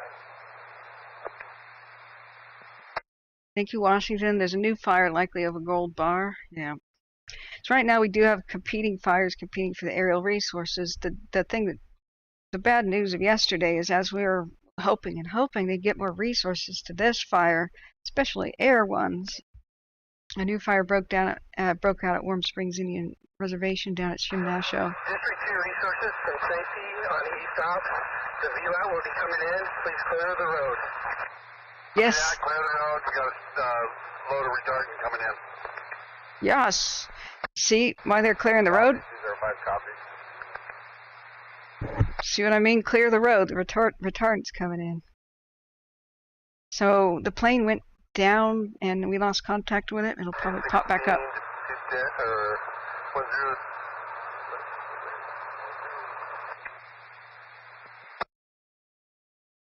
I don't mean it went down like it crashed, but it went down underneath where flight radar can see it. So it'll probably pop back up. I don't know when or where it is or which one it is. Maybe it's Tanker 180? The de Havilland? It's over by Bickleton. I think Tanker 912 went back to get more retardant. Where did it go? VLAT is inbound. Central Resources VLAT is inbound. Probably a dry run. The next one be live. Yep. Be advised, they're coming right over the top of us. Look out. Get out of the way. Big splash. Big red splash. Okay, unofficial. I'll check it out. Is it on watch duty yet? A new fire in Washington. Where is Gold Bar? What county? Somebody says cluster of new starts in Central Oregon has been knocked down to 3. They're all small west of Highway 97. But that thing over at Skamania and Warm Springs looks like it's a large affair. Klickitat resources from safety. Next one is going to be live. We need you out of there now or they're going to survive it. Yeah, they said get out of there. They can't drop. Hurry up. 3 still unable to make it up. Middle, about 2 miles up. It's right alongside the road. Laying down pretty good. 1023-1606. Camera at Anderson. Look at that insane smoke, guys. Drop on there. They're not going to drop. Ah! They're not going to drop. Somebody didn't get out of the way. Somebody didn't hear the radio call or something. They'll circle, I hope. Ugh. Team staging at Van Nostrand in the middle. Recommending gonna do a good cell phone coverage. I wish if I could send you a text message as well. I'm headed down by the Falls Farm and then I'll head back away. Okay. Hopefully they'll circle and come back around. Recommending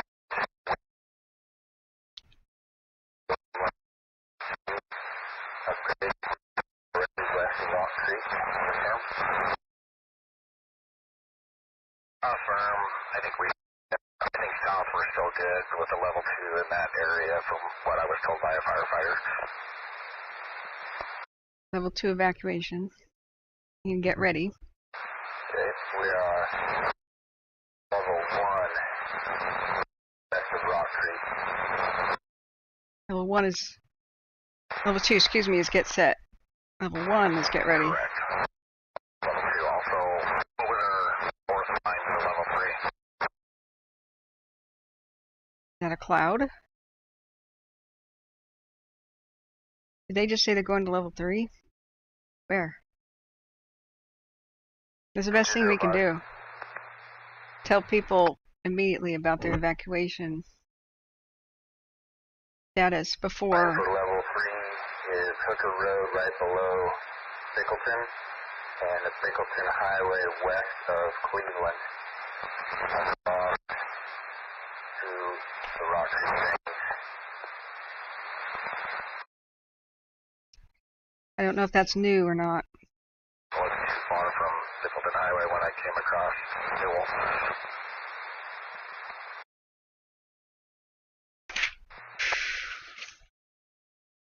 Level 1, directly adjacent to the level 3 on the west side. The west side of Rock Creek Drainage. They hit the top hairpin turn on Bickleton Highway and down to Highway 14 at the confluence of Rock Creek and Columbia. I don't know if they're... Right, mighty prudent just to bump that up. Yes, okay. To a level 2. And the other place we have fires jump Middle Road in the area of Shops Road. It is and level 3 runs out at East Road, turns to level 2 from East Road east to Six Pond Extension. From the river north to Hale. With the fire jumping middle, I think we should increase that to level 3. You see, working on it. Okay, we have new evacuations. Are you guys going to be staying at Bickleton School area? We're packed up to leave until this happens, so we're going to finish this and head to Old Stella. Otherwise, we need to stay here connected to internet. Right. Connect with you at some point somewhere. Good. Alright, so I can't make up a whole lot of that. It was hard to be catching up with writing it down, but they discussed where the level 2 evacuations are at and potential to bump them up to 3, which is go right now. So they said with fire having jumped Shrance and the Middle Road, and it doesn't look like... Southbound on East Road. They're moving from level 2 to level 3. So Klickitat County, see where it says level 1 here in this current map. I believe they're talking mostly about that section there, because that's where the middle road is. So I don't even know how accurate this map is, but it's he was talking about the Bickleton Highway, 201. this region. So it's at level 2, but everybody who's there, get ready. First responders, Bickleton first responders. I have a request for an ambulance at 3626 Bickleton Highway, Bickleton School for a injured firefighter, crushed hand. Bickleton first responders. Request at the school for a injured firefighter with a crushed hand. Process contact at 1612. Oh God, prayer sent. An injured firefighter with crushed hand. Okay, guys, what you see here on the map, I can't get it to properly zoom unless I save this, but this area, Bickleton Highway over to, what, Stegman and all that, just packed to leave. You guys want to just go take that? What was the call? Yes, they said go ahead and go direct on the fire right now. Get on every title line. You can go direct on it. Good. Do you not copy that page? I'm coming through. You're coming in real broken, but I just was making sure you copied that medical page. I did. We're on the way back. Copy. You guys will handle it then, and we'll just stay down here.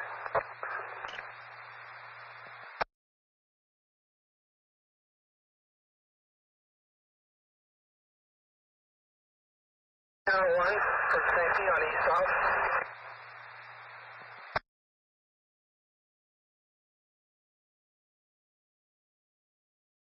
So I'm gonna hang on a second. I'll respond to chat. This Trying is to contact you on east south. The command there.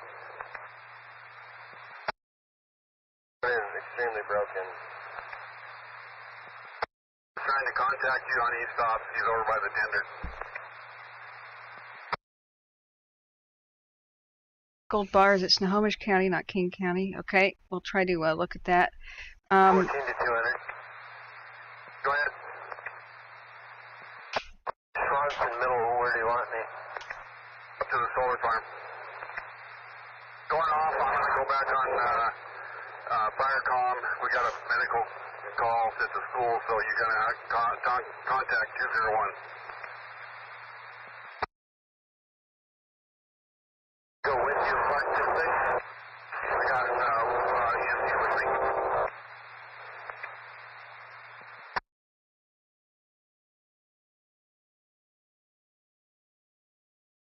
Citywide search for a shooter at Legacy Good Samaritan Hospital in Portland. Jeez. From hell? 214. The gate shut here at the solar farm. You want me on the south end of the solar farm? And one good thing we just heard is they said go direct. For the medical call. 01 will be command for Bickleton on the fire. 200 received. They did advise they have an EMT with the patient at the school now, and we did contact Buster as well. I'm 10 minutes out from the hall. We'll get the ambulance and get up there. There, Lawrence, and there, too. It was, I believe, a firefighter with a hand injury, crushed hand, believed to be broken. God bless our firefighters. You've already had some injuries. Truck's got a fire down that front right, so I'm parked up here right. They're extremely unreadable.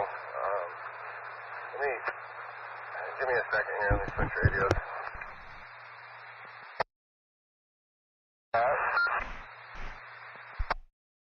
Okay, we're gonna try to look at the flat fire, the one going on at Warm Springs, and this new thing going on in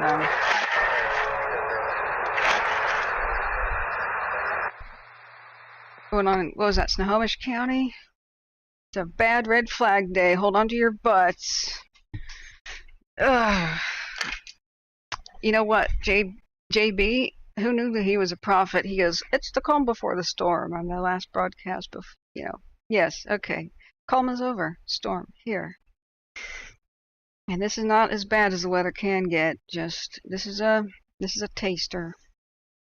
So the good news that I heard out of all that chaos and injury report there is it's bad news that they left the solar farm and fled because the fire approached it. They didn't have the ability to take it. So it's good news that they rerouted aerial assets over there. Then it was bad news because people didn't get out of the way fast enough for it to drop. For 200 is going to be gone for a little bit. We'll go ahead for 201. I'm going to take this truck back to the station. It's still not pumping. Having a quick. Will the pump start? I know John tried it. I tried it. A couple other guys did, and it's full of water, but it won't pump out for more than 30 seconds, then it quits.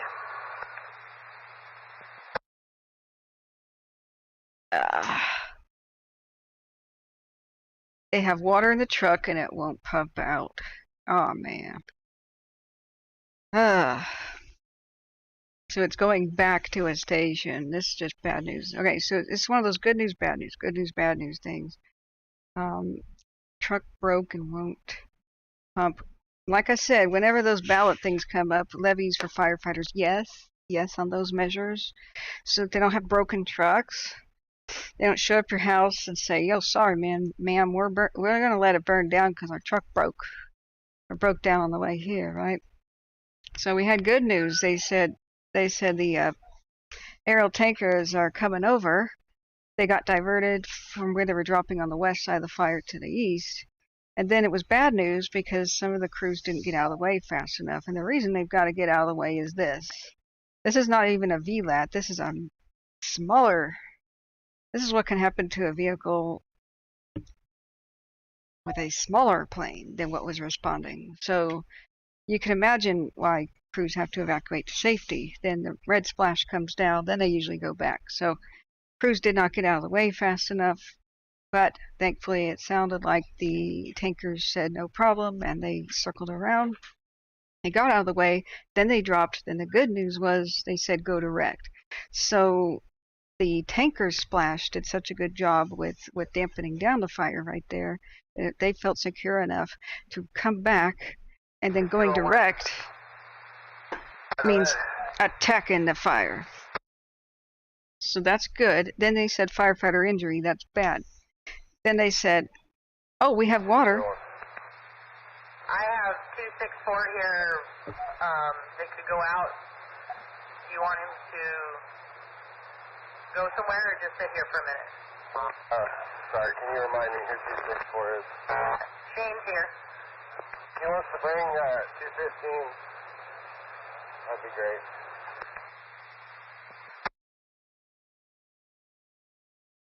Did I read you right, 215? I copy it.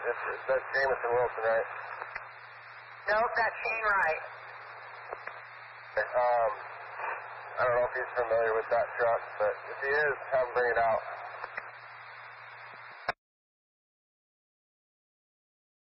Yes, I got the PayPal donation. Thank you, Tia. Wonderful. Lisa Beard. Oh wow, you are wonderful. Thank you so much. Yeah, it's you guys are keeping us on air. Saddle Tramp says drain water out of the carburetor bowl by loosening the small bolt on the bottom of the carburetor. Whoa, you sound like you know a lot about this. And welcome back, Saddle Tramp. Everybody, I wish this was going better than it is, but it's been plagued. This is one of the most troubled fires I've seen in quite some time. Not only do you have the fire crews of every other major city around here watching this, ready to respond, but unable to. They haven't been told to go respond. There's been very limited mutual aid. I mean, Benton County responded.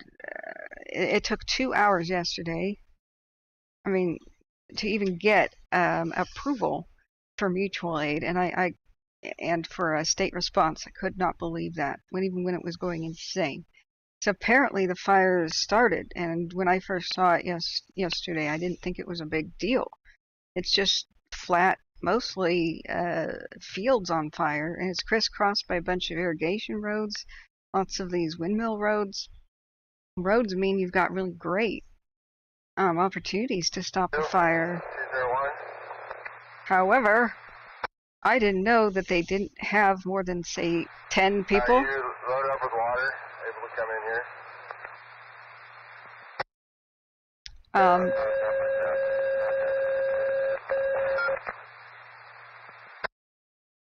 They had so few people ready to respond that they were out there with water trucks, called in, hey, we need more water, and nothing ever showed up. And then they said one of their water trucks was broke, and so they've been trying to fix it on the fly for the last 24 hours now. and it's not working. So, like, even if regular civilians showed up with water trucks right now and he's handed the keys over to, over to them, I think that might actually help right now.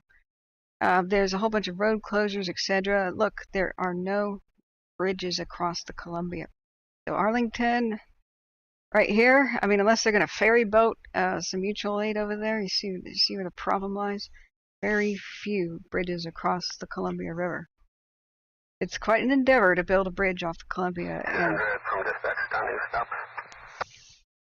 usually things like that get approved based on how useful they're going to be to civilians using it, but you got to rethink this. We got to have bridges and ferry boats and such for the use of firefighting. Yeah. I just got a follow-up call from the windmill companies. They are still working on shutting those down. That should be just a few minutes now.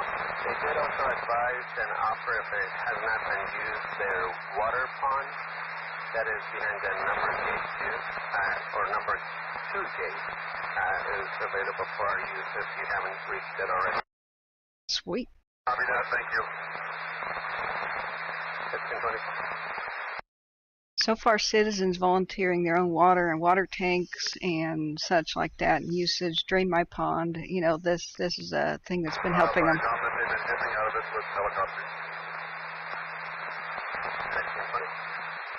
They've been dipping out of that with helicopters. I don't see any helicopters, guys.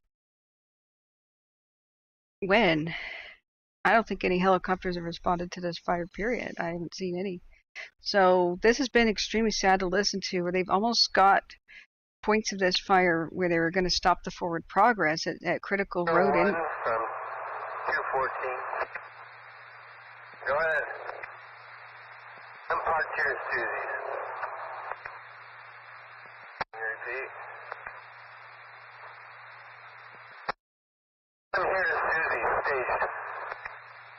Copy.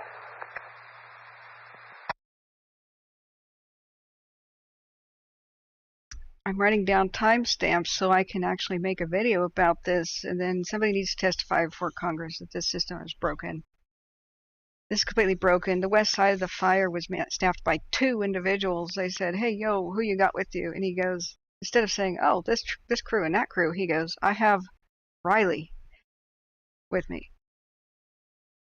To stop a raging, a dry hayfield fire.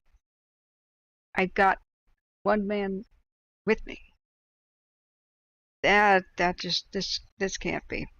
I have no idea what was wrong, but it took more than 2 hours after the 5 o'clock hour when this started at 2 in the afternoon.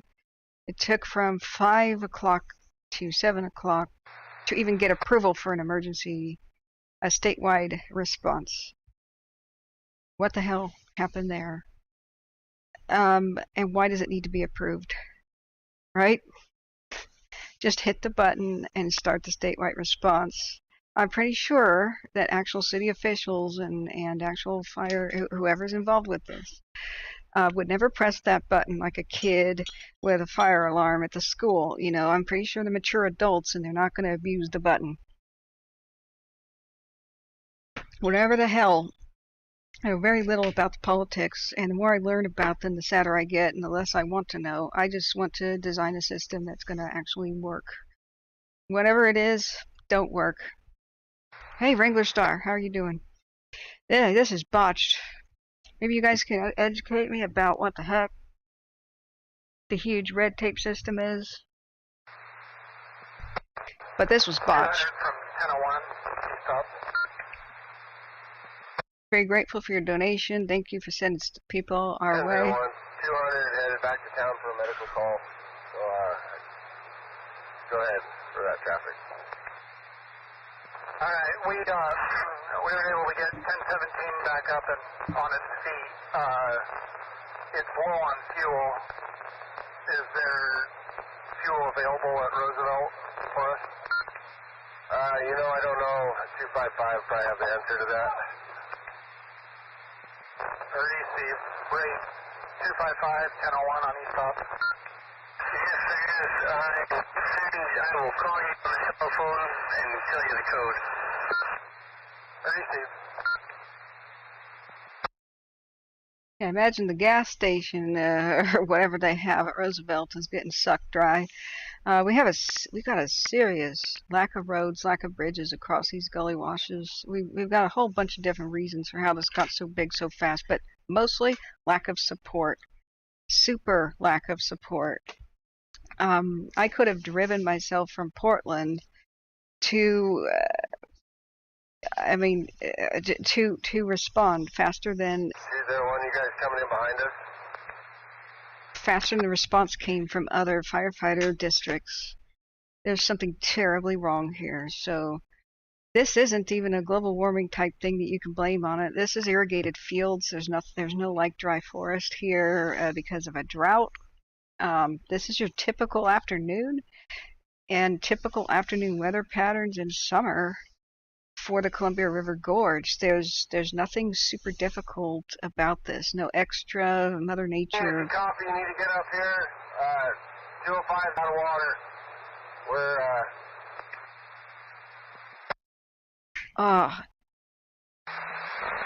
Sure.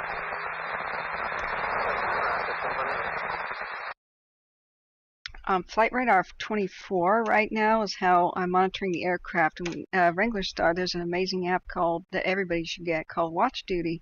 It used to be a California only affair, but now they have this amazing aircraft monitoring thing. If you guys copy, I need you to bump up here with this other engine, and up here to the dozer line. We're out of water, and it's hitting that moving towards the house pretty fast.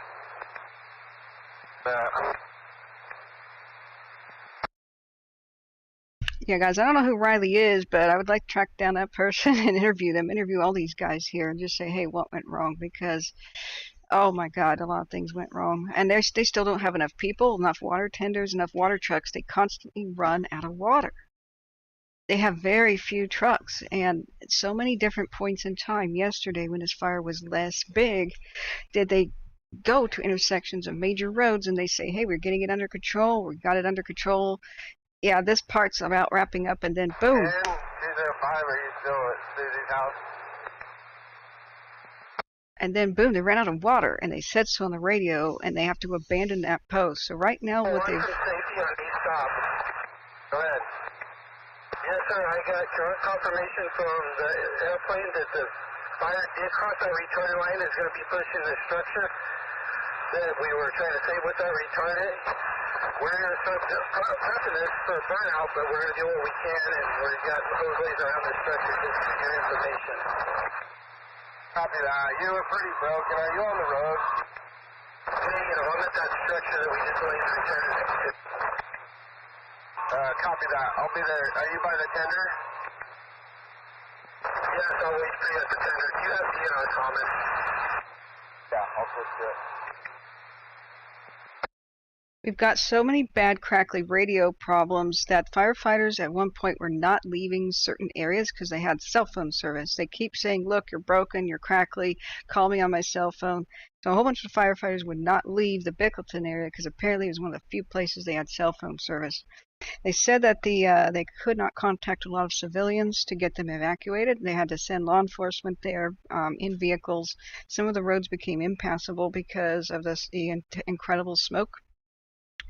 That does happen. I mean, if you drive past smoke into solid columns of it, I mean, the air in your car is going to be okay for a bit, but eventually you just might suffocate in your car because you're going to be driving like 2 miles an hour because you can see nothing.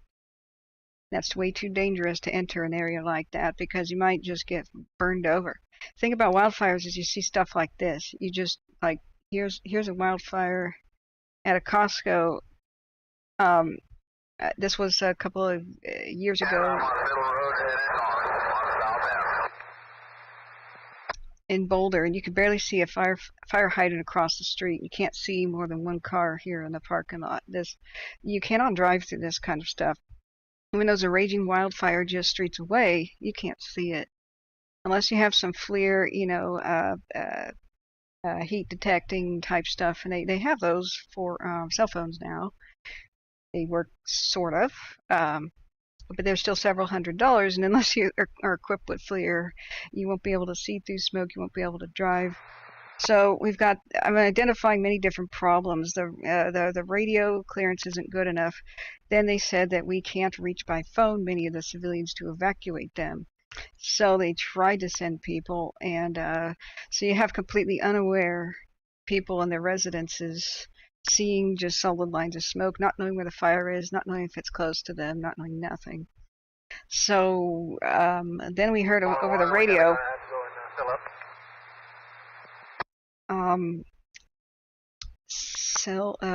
good cell areas and just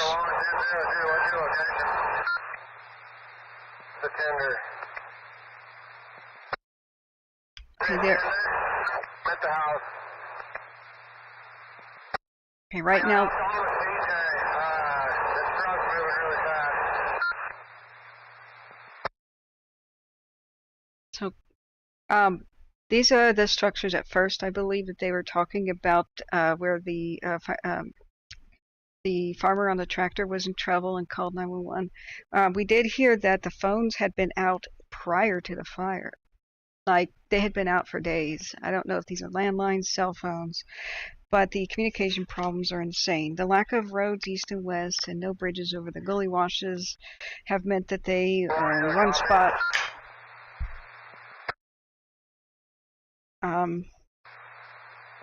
So water trucks breaking down.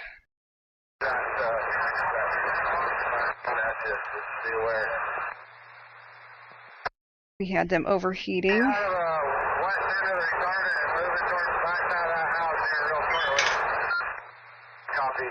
Sounds like we're gonna have another drop maybe here pretty soon. Okay, good. We got Cessna citation. These are the two eyes in the sky. Where's the tanker? I don't see the tanker here on flight radar, but we keep losing contact with them as they go and drop altitude. Then the transponders and such, as they get closer to the ground, flight radar 24 will actually lose track of them. So you have to wait for them to come up to a higher altitude for flight radar 24 to see them again. So it looks like there's another drop coming in. Almost all the tankers do show up on flight radar 24. And thank you for your kind donations. It gives me a silver subscription so I can track more of the planes and have more features such as the plane's eye view. And that gives us an idea, pilot's eye view of what this terrain is like. I have one camera so far on this, which was one of the alert wildfire cams here that I do want to show people. It's the Anderson camera. It's looking from north to south in a vague area, and you can just see the enormity of the fire and the crazy amount of smoke here. But like I said, this is mostly irrigated land, mostly on fire, which is going to slam the county hard. The residences, farmers are going to lose Coming base to 201. Yeah, go ahead. lose their crops. Jamison to jump in with Shane on 914, or is 209 usable? Please 209, have Jamison get in with Shane in 214, or 215. See that. But Wrangler Star, guys, if you've been to his channel, it's just awesome. I guess part of the algorithm links people together. But he's a retired Forest Service Ranger, and so he's got the most cool outdoor type tips and survival type tips. Just everybody should sub Wrangler Star. I'm a big fan, and to have him come to my channel, it's like, we're very honored here. But look at this. This is our current view. 201, you guys doing alright out there? Not only do they have visibility problems, and look, I don't know if you're still here with us, Wrangler Star. This gives me the willies. This completely stupid policy of trying to expand the roadless. This is 1001. Yeah, I got a truck about to re-engage here. Just taking care of a few things. I don't know. 1002 is up on Middle Road. They're trying to expand and put it into law, roadless wilderness stuff. This is Yeah, Cal 1017 can come this way. That'd probably be great. Oh, that's you, 1002. Gotcha. Yeah, we just made it down to the highway, headed to Roosevelt, and I got a 20 on another tire over in Patterson. So after I help Henry get some fuel, I'm going to run to Patterson and get that tire. Receive, can you call Joe? He was going to bring one up from the fire station. Can you call him and talk to him about it? Yeah, I'll give him a buzz. okay. Now we have flat tires.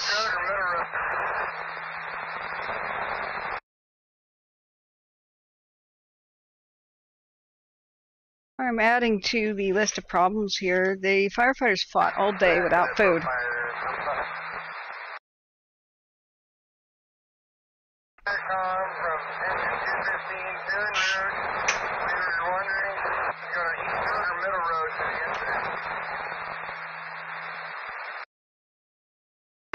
I'll explain the battleground. And I will find out first.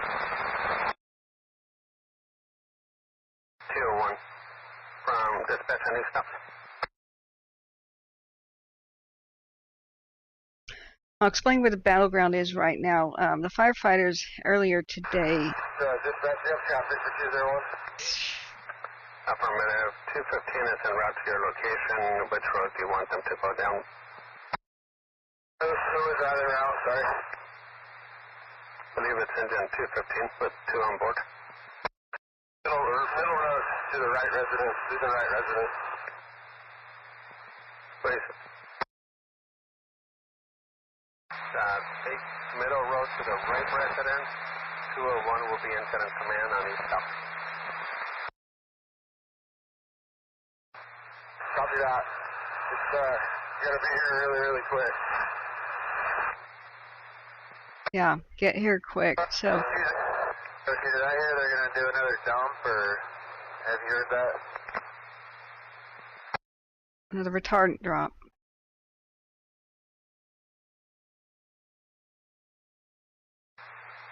But I don't see the plane. So what I've got a filter on is for altitude, but I shouldn't be filtering out any different types of aircraft. 200.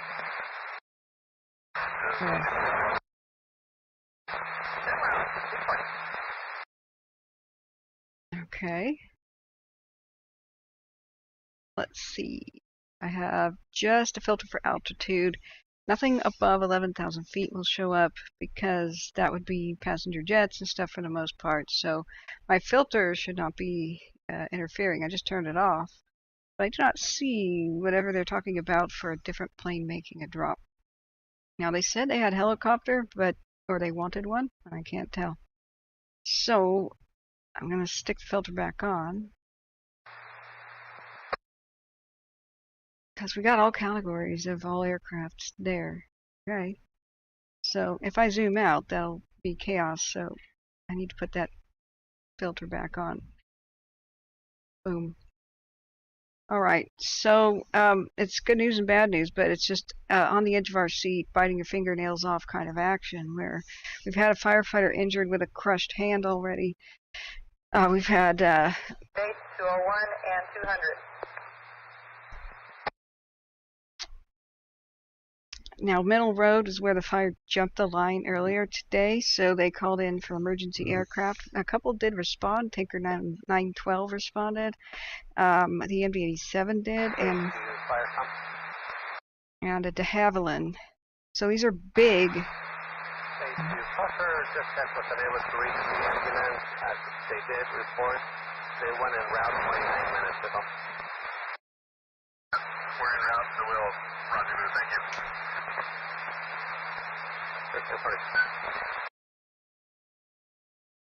And here's what happens. It's a medium tanker plane if you don't get out of the way. So they had one crew fail to get out of the way soon enough, but they came back and they did another drop, and then they went direct on the fire, which is the best thing you can hear on the radio.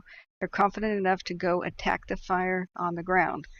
And then they ran out of water again, and one of their trucks, which they had fixed, which was overheating yesterday, suddenly the pump wouldn't give water to them for more than 30 seconds at a time, and it's just going back and forth. You see, there's a very large aerial tanker right there. Now this is more like what's actually dropping, just gigantically huge amounts of water. They need the pinpoint drops. They need the little Bambi buckets. They need the small air tractors, the little crop dusters to help them so they don't have to leave the area of the fire and get out of its way for fear of getting their necks broke and their equipment trashed. But that stuff is nowhere to be found. They just have giant tankers that once they do a giant drop, they're back in an hour. Because they got to go to these specialized airports that have retardant, and it takes a while to fill them up. Then they have to fly all the way back. Now, if they had scoopers, which could work to Columbia, that would be great. But where are they? We have a huge lack of pilots and air resources that are just crippling us. And there's a whole bunch of fire departments from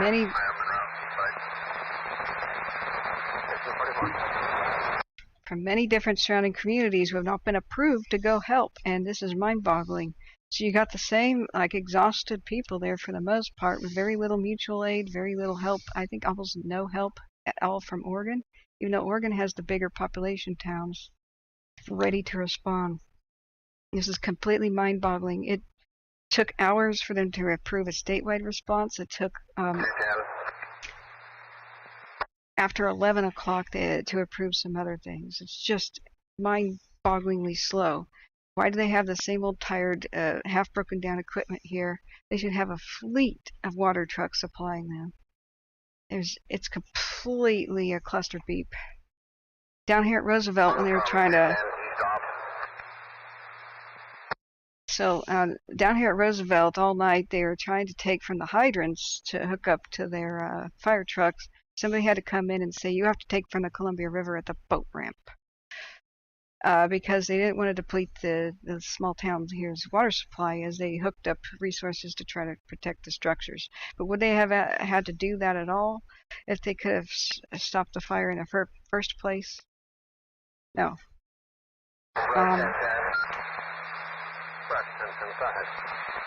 This is one of the most troubled...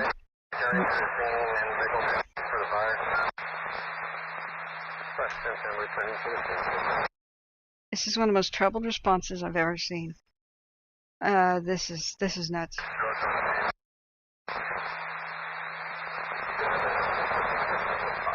Now, Middle Road over here, they were trying to hold as a line. That's East Road over there by the gulch. It did cross the gulch, but further to the south. Up in here by Middle Road, they were trying to hold it. Let's see, where is Middle Road? Excuse me, let me go back to it. Now, we had a firefighter not too long ago, a civilian on a tractor call for help. And, God, camera getting smoked out. So they said, is anybody over there to help? And nobody was. And they said, well, can anybody arrive there soon? And they said, no, we don't have enough people. So they called in for aircraft, and aircraft did do some good. They finally got over there. People were stationed at the dump and at the solar panel areas. They called for emergency shutoff as the fire approached a whole bunch of different windmills, the huge, gigantic, $6 million each windmills. Because they were kind of fanning, had a potential to fan up the flames, right? And or make it bad, make it worse. So that was at the Kilo and Lima Road, like K and L Road. So they've had all these complications. And as soon as we did get confirmation that the guy in the tractor is okay, but as soon as the fire approached the expansive solar power area, which I would assume has very, very vulnerable power substations, which can blow up and be a really bad fire on their own, they had to flee. So then they called in the tankers, and as you can see with the demo video, you can't really, with the very large tankers, drop anything on a solar farm because you're going to trash it. I mean, why save it from fire if you're going to trash it with water from above, right? So they don't have the right tools for the job. They've got sledgehammers when they need screwdrivers.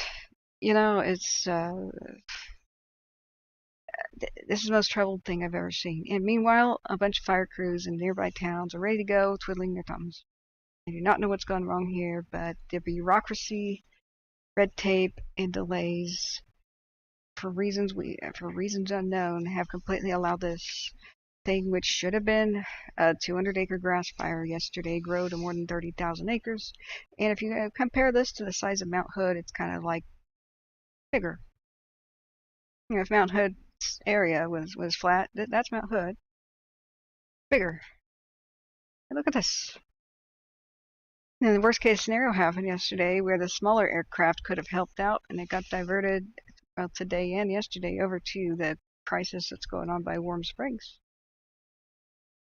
Warm Springs, they had evacuations over at Skamania here. There's another fire in this place. What is all this doing? It's also peeling away resources from the flat fire, which is the big crisis of Oregon right now, ready to explode into a gigantic mega fire over down there by Gold Beach, should the weather change. Hold on to your butts, saddle in, strap up, you know, put on your goggles. The nuclear bomb test is here, right?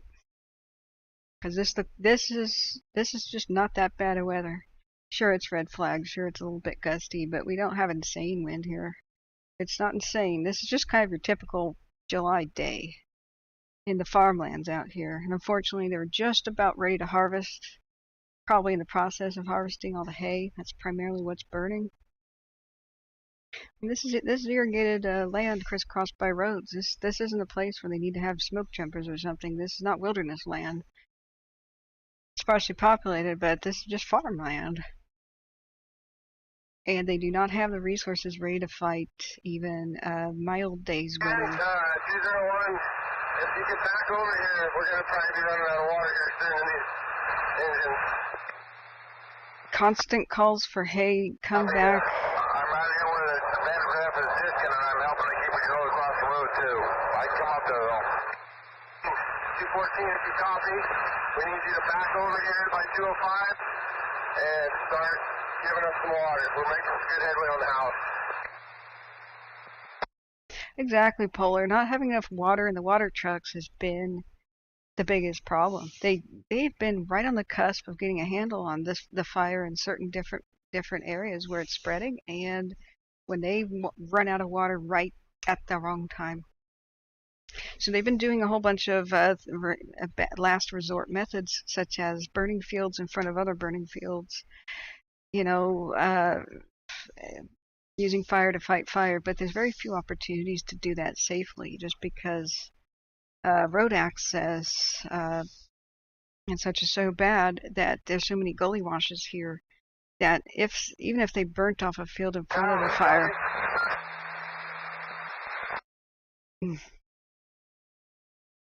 Yeah, it's not the New World Order, it's the crappy World Order. The world in disorder is what I'd call it. Would it cross the river? I don't think so. I don't think so. It would have to get in forest in order to jump the Columbia. Let's look at the weather, though. Let's look at the wind speed, the direction, and the forecast. Now, I think I still have my radar up, which I downloaded for, where is it? PC, but I really want people to get it on their phones. It's a beautiful, lovely thing. Let's see. My radar, yes. So let me try to show you guys that. Okay. So we've got basically an east wind right now. They've had erratically, erratic gusts changing the swapping back and forth, but that's pretty typical. Now, you see that crosshair in the center? You need to put the crosshair where you want the forecasted change over there on the right, but it's pretty simple to understand. So right now the air quality is good. Are you kidding me? Well, that's east of where the fire is. So that's let's put it over here to the east, and I'm sure the air quality index is going to plummet. Still saying 43 and good. I don't know what the heck that's about. Maybe we have to get more of a pinpoint. 215, we're on scene.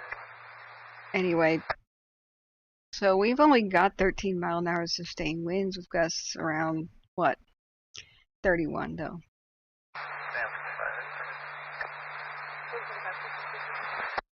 Now let's look at the humidity and precip. 215 to 201, where do you want us? What's bad is it's 91 degrees. What is the humidity? Come on, show me my humidity.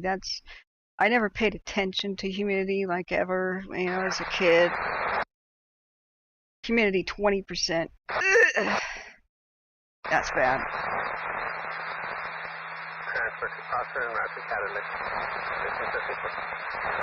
If you want to know what's going to go on with a fire, it's that humidity. Look at the humidity.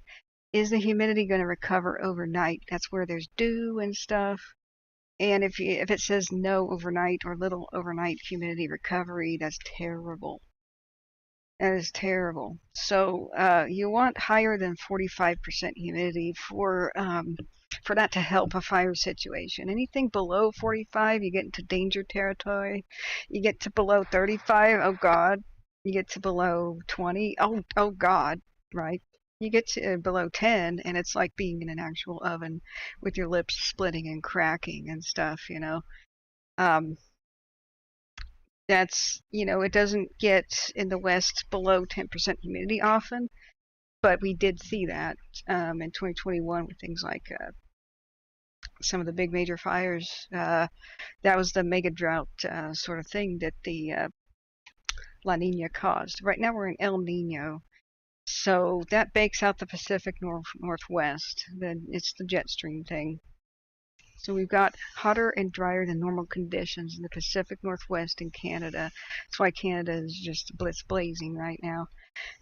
California has had, in general, it doesn't mean every single month of the year. California in the Southwest is usually wetter and cooler during El Nino. Pacific Northwest gets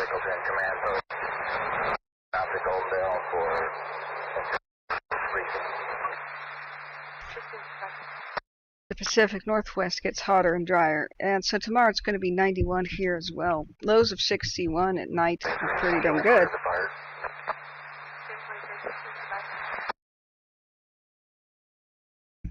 You have to remember what the fire triangle is. Fire needs three things, right, to get going. So it needs its fuel and its oxygen. Everybody remembers that. But what's the third thing? What's the third thing fire needs to go and burn? Heat. People go, oh. So the hotter it is, the more it goes, yeehaw, I can burn like crazy now. So the hotter the ambient temperature is, the worse it's going to be. Not just for firefighters getting heat exhausted, but for the actual blaze to blaze fiercer. It's what people forget. Is the humidity low? Well, the lower the humidity, the more it enables the fire to be. This makes the heat and low humidity makes a fire more intense with the same exact fuels than it ordinarily would be. You can stack up a bonfire, pour some gasoline on it, light a match.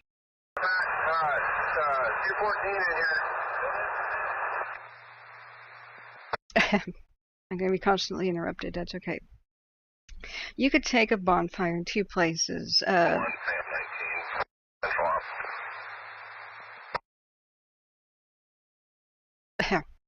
For example, you could take a bonfire in two different places. Say Juneau, Alaska in winter, and down in let's see, where Australia. I'm going to say in December. Australia in December, remember that's their peak of their summer, right? So you have a bonfire, same exact materials, throw some gasoline on it, get it ready to go. Juneau, Alaska in December, where it's tundra type stuff. Isn't Juneau above the Arctic Circle? I can't remember. Either way, it's really high up there. You'd have a lot of snow and blizzards and stuff in December, right? Same bonfire lit doused in gas, lit with a match. They're going to have a much fiercer blaze in Australia just because it's A, less humid, B, hotter. And that bonfire will struggle in Juneau, Alaska because it's cold. That's that.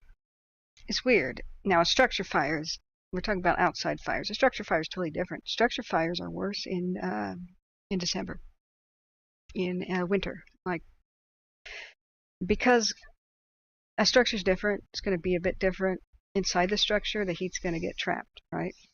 And the air fueling the structure fire, cold air is richer in oxygen. So structure fires are a totally different scenario. That's why firefighting is split into two different things, wildland and then structures, basically. Ironically, you get things like the Iroquois Theater fire, the mass fatality event in Chicago, and some of Chicago's winter fires. Those will be more intense than usual because of the ultra saturated with oxygen cold air of winter. And the fire has all the heat it needs because, well, it got trapped in the structure, right? So, ironically, you know, you get the Iroquois Theater fire, which was near Christmas, turn of the century in Chicago, and that thing just went like crazy and killed, I think, 600 people or so.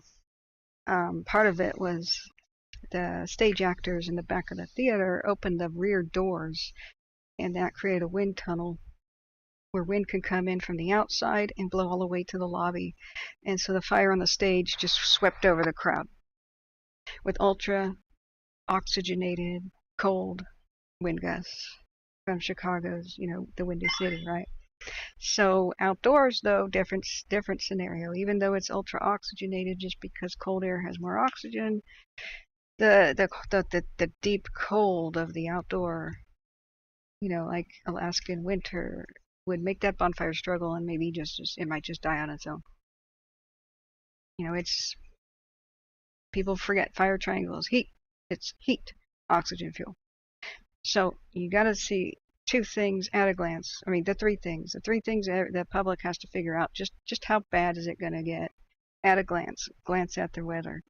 What's the humidity? 201. What's the temperature? What's the wind? Then you look at the landscape. What's there to burn? So. You gotta get out of there. 216, get out of there. Oh God. They're calling for them to run. 16, get out of there. A crew is running. This is 216, 201, get out of there. Go back. We're gonna have a drop here in a second. Oh. Okay. Oh geez. I thought they said run from the fire. They said get out of there so we can do it. 200 or 201 from Mitchell.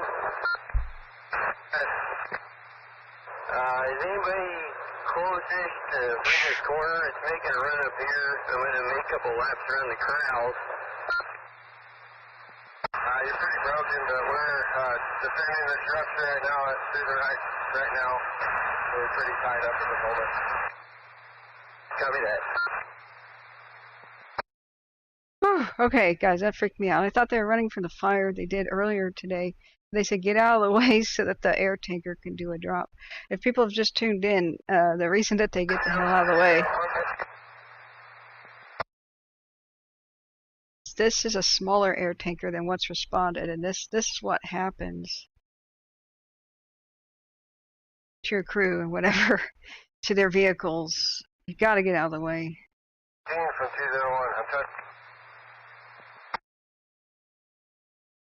Boom. I mean, that's Fort Tough. I'm looking for Craig and Eric. You got eyes on them? The GoPro survived. Cameraman always survives. Sometimes it's just the camera.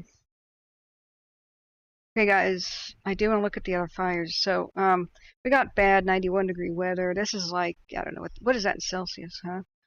Hello from Maine. Hey, on the place. One to consider for structure Yeah. will be Don Slater's, Tyler. You know what, I'm going to take that stray cat instead of Welcome to the New World Order. How much time we got, you think? Welcome to the... I'm not sure the way it's moving. Copy that. We're not sure if it's Jump Middle Road here into Pine Creek yet, but we're at the right residence at the moment. Welcome to the New World Disorder. Okay, thank you for helping me with that quote. Okay, so they do have, unfortunately they've got, like I said, a sledgehammer when they need a screwdriver kind of a situation. They need a pinpoint, or maybe it's a better way to put it like this. They got the Kool-Aid man to put holes in the wall when they just need a little ball-peen hammer to hang a picture, right? They need pinpoint accuracy. They need to not be fleeing for their lives, hoping to not get squished by, the thousands of gallons of retardant. They kind of need to stay right where the fire is, and they need smaller craft. They need a lot of helicopters ready to respond immediately and just put out little spot fires. The nature of a hay fire is that the little hay straws are just going to be flinging around in the wind, and they'll go over these lines, which are basically just holding the roads, and maybe where the tractors have gone into the fields and it's totally screwing up their own harvest. But what can you do? And made big, as wide as possible dirt lines. Tractors just running up and down here would be some of the most effective way to build these fire lines. But you're going to have some long distance hay on fire carried by the wind. Your occasional tumbling tumbleweed on fire. And so those are going to cross these areas. So the most effective thing would be boots on the grounds calling in saying, hey, such and such field has got a spot fire on it. Instead of us packing up what we're doing here, holding the main fire and running around and chasing these little things off on the landscape, can you just have a helicopter go take care of that? Thanks. Helicopters are the best thing to save structures. I can't tell you how many. The Lone Ranger is what I called him, and plus his compatriots, that they usually show up, and their air attack and air command will oftentimes say, go off on your own to new targets of opportunity. That means they go and look for structures about to be on fire. Everything from people's vehicles to maybe cattle grouped up in a field or something like that.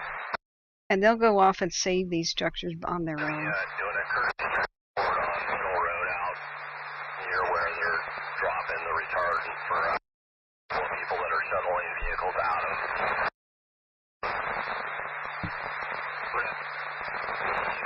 Giving a female arrive. Mileage 124724. Allocation 01125724. Junction perfect.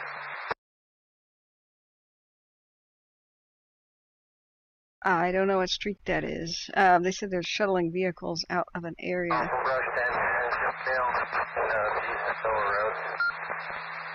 Brush 10 on scene, east of Middle Road, Junction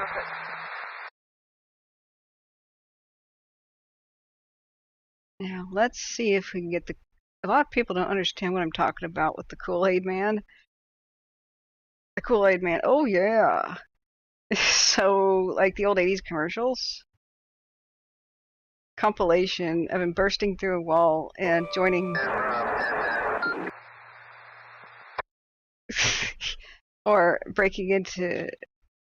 Anybody says the word Kool-Aid, the Kool-Aid man bursts through the wall and says, oh yeah. Or your backyard fence or whatever. Best commercials ever.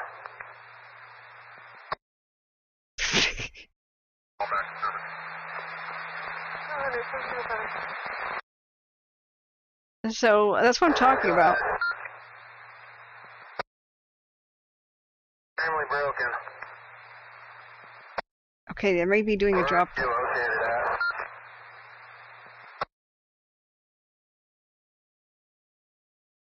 Okay, Pacific Northwest Resellers. Southern Oregon has the flat fire and the bear. What bear campfire? Is that something new? Great. So Smitty says the Golden Fire is in Bonanza, Level 3 evacuations in place. Oh, God. Now, which Bonanza? Bonanza the ghost town or Bonanza the living town? Great. Any mileage 124. Ugh. I'll be clear of that transfer. Confirm 12474. Let's go look. 124. Yeah, Bonanza the living town then. Okay. Oh, God. The Golden Fire. So this is by K Falls, Clam Falls. What's your location? Oh boy. Hold on to your butts. We got a new one here that got big fast. We got to cover these too, so we're going to continue listening to the crazy battles to protect structures and lives and property, especially by Middle Road, over sort of by Dot Road, Klickitat County. That continues to be, I'm just going to be nice and call it an inadequate response, but those who have responded and keep working this are heroes. They're just doing what they can with very few resources and very little help. And when they got help, sometimes it's the wrong kind of help. The planes are kind of too large. But hey, they're doing their best too. So we've got aircraft at K Falls that are probably going to take off. Hopefully help this Golden Fire. What is that? Klamath County? Sometimes you go to broadcastify and it's got counties faster than I can look them up. Go to Oregon, Jackson County. We may be able to hear Jackson County's broadcastify. Yeah, Jackson County Police and Fire has 125 listeners. We should tune into that for a second. Now, both of them are playing. This might get chaotic.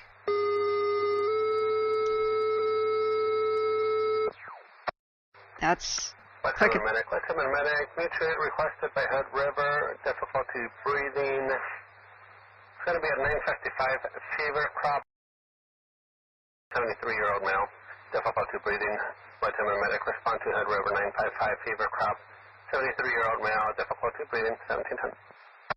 okay. Sorry, that was Klickitat County. Now I'm just turned on Jackson County Police and Fire. Because that's where most people are listening. 125 listeners. Hopefully we'll hear something about. 201 on each stop. Let's look down there at K Falls. Hold on to your butts. Let's see, where's K Falls? Excuse me.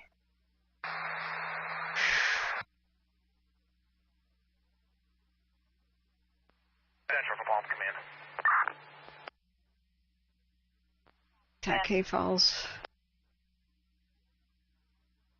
Yeah, K Falls. Taking 56.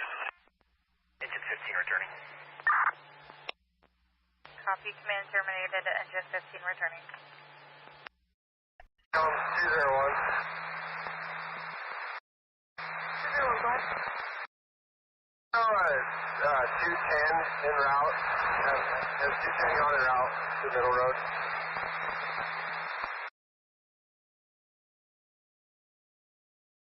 Okay, please define this. This That's says negative. I have a 206, 255, engine 15, and 214. we're still listening to Klickitat County right now. That's going to be negative. The units I'm showing is 206, 255, engine 215, 14, and 205.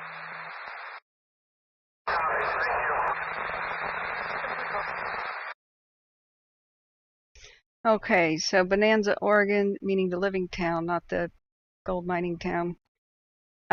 The Golden Fire is burning on private and BLM protected. What the hell does that mean?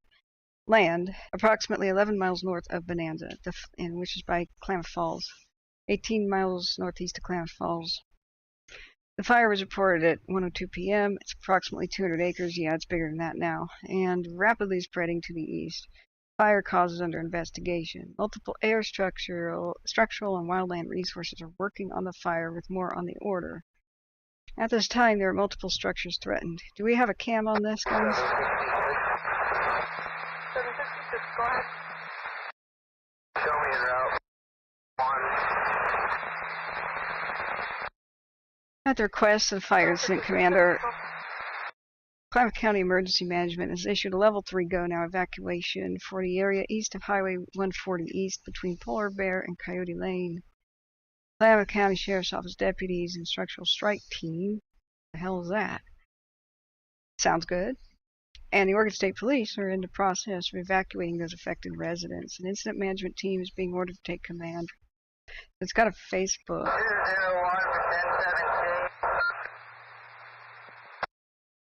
1017. Okay. How do I follow it? Oh, this is the mobile version of Facebook. I don't know why that's relevant. Okay. That's why it looks weird. Now, if you ever reach the mobile version of Facebook, just erase where it says M. Go to the top, you know, the URL up there. Just backspace where it says M, and then you can get to the normal version of Facebook. So I'm going to follow that. Oh my. Heading north down Newell Road. So it's burning on Bly Mountain. Let's look at the structures threatened. Down Middle Road to the solar farm, and you'll see us here on the left. Copy that.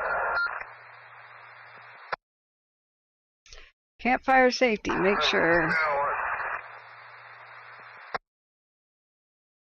sure it's dead out. Yep. They ironically did a campfire safety message yesterday. Drown it with a lot of water, stir up the ashes, and feel it with your hand. With your bare hand? Okay. Well, I don't know how much they should be telling the sometimes not too bright public to do that. South Fort Medic, heading west for coverage. South Fort Medic,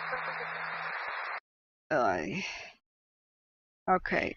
I don't know why there isn't a campfire burn ban anyway, or campfire ban, because of the red flag nature of our recent, weather. We've been practically in red flag since the 4th of July. So that thing is blitz blazing, going up good on a place called Bly Mountain. So let me look back at the chat, friends.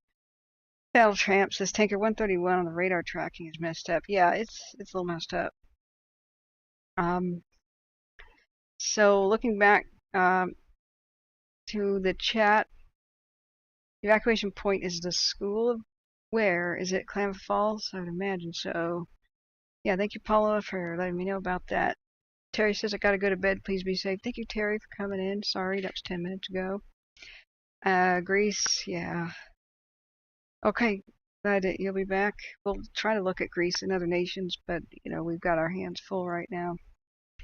So this could be quite bad. Down there by Klamath Falls, the mountains and such, there's not too many roads that are still maintained. I mean, back in the day, there was a bit of a gold rush and stuff, but when that ended, after the 40s, I don't know that there's many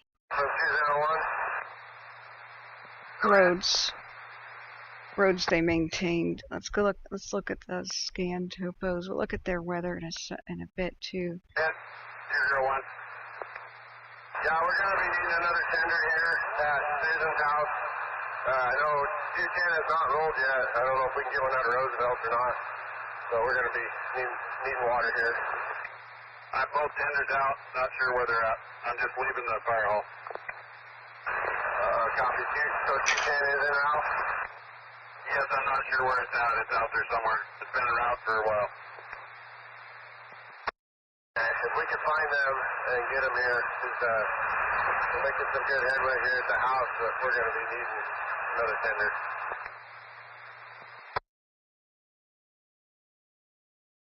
Yep, they need more water. They have good structure protection at the house. Need more water, and they lost track of where the tenders are. Need better communication is the number one thing for our firefighters. Okay, Alright, now we've got the fire activity. We're looking down right now at the fire by Klamath Falls. Now, who knows the age of this particular, it just says scan topo map. Forest Service map might probably be a lot, yeah, that's a lot clearer and a lot newer. So we're going to take a look at the Bly Mountain, and Bly Mountain Pass has a major road, so hopefully they can get equipment to it really, really quickly. Cave Falls has got an airport. We do see some air resources at the ground, on the ground there at Cave Falls, so hopefully quick response. Now it's spreading towards the east, I believe. Let's put on the wind. Mostly the wind's been out of the west. Whoops, where's the wind plot? So it's out of the west, northwest right now, so it'll be spreading east, southeast. Okay. Now I'm not seeing a terrific wind, but by the time a fire gets that big, it's kind of making some of its own. So spreading to the east, a lot of this is looks like Fremont National Forest land. Is that a fire lookout? No. Okay, it said location. Okay, I thought it said lookout. Just where are they evacuating? Ooh, huge high tension power lines over there to the east. I would imagine over here might be. It's a strange grid of roads. Is that to? Let's look at the global imagery. Huh. Sometimes with ghost towns, they used to make roads in a grid like this, expecting the town to be big. And sometimes they were big towns, like in a gold rush, and then people left. So you get these ghost grids of like old neighborhoods for towns that no longer exist. Sometimes you have grids like this where it was, say, maybe once owned by an out of business or whatever timber company, and so they just gridded their land for timber harvest. It's hard to say. I haven't studied too much of the region except for the actual mining ghost towns. That's a curious little grid right there. We do have some people in some homes. At least road access. That's good. Much better than normal. Like sometimes you can trap a fire in between roads, and this little grid block right here, that's phenomenally good for that, as long as there's not too many trees right up next to the road, which unfortunately looks like there is. However, this is amazing for trapping a fire in each little grid zone, right? So that's somewhat positive if it were to spread to the east. Look at the grids of roads. I would love to know why these grids exist like this. It's pretty cool. A far cry from the fire over by Agnes, where there's almost no roads. So they're just letting everything burn in between roads. All right, let's look back at the chat. First of all, looking back, we've got Tanker 132, another Coulson Hercules, Tanker 105. Yeah, just probably went down for a drop, and it says we can't find it. Looks like that might be a lead plane. But the Coulson may not need its own. This 132 Hercules, see the little, this is actual picture of the plane. It looks like they've got their little windows where the pilot can look out the window and see below it. Now the big passenger jets usually are not altered that way. Don't know that they ever can, because they've got so many wires and stuff underneath the pilots, but sometimes they put these little windows in so they don't need a lead plane. They can just look down and know when to drop. But the passenger jet planes, they need a lead plane, and the lead plane will say, get right behind me. The lead plane can look down, and then they'll either pop smoke, and as soon as the like at an air show, as soon as the tanker runs into the smoke, it'll drop its load, or it'll just say on the count of 3, do it, right? Because I'm 3 seconds ahead of you. So as soon as a lead plane flies right over the fire, they go 1, 2, 3, drop. Kind of like that. It's kind of neat.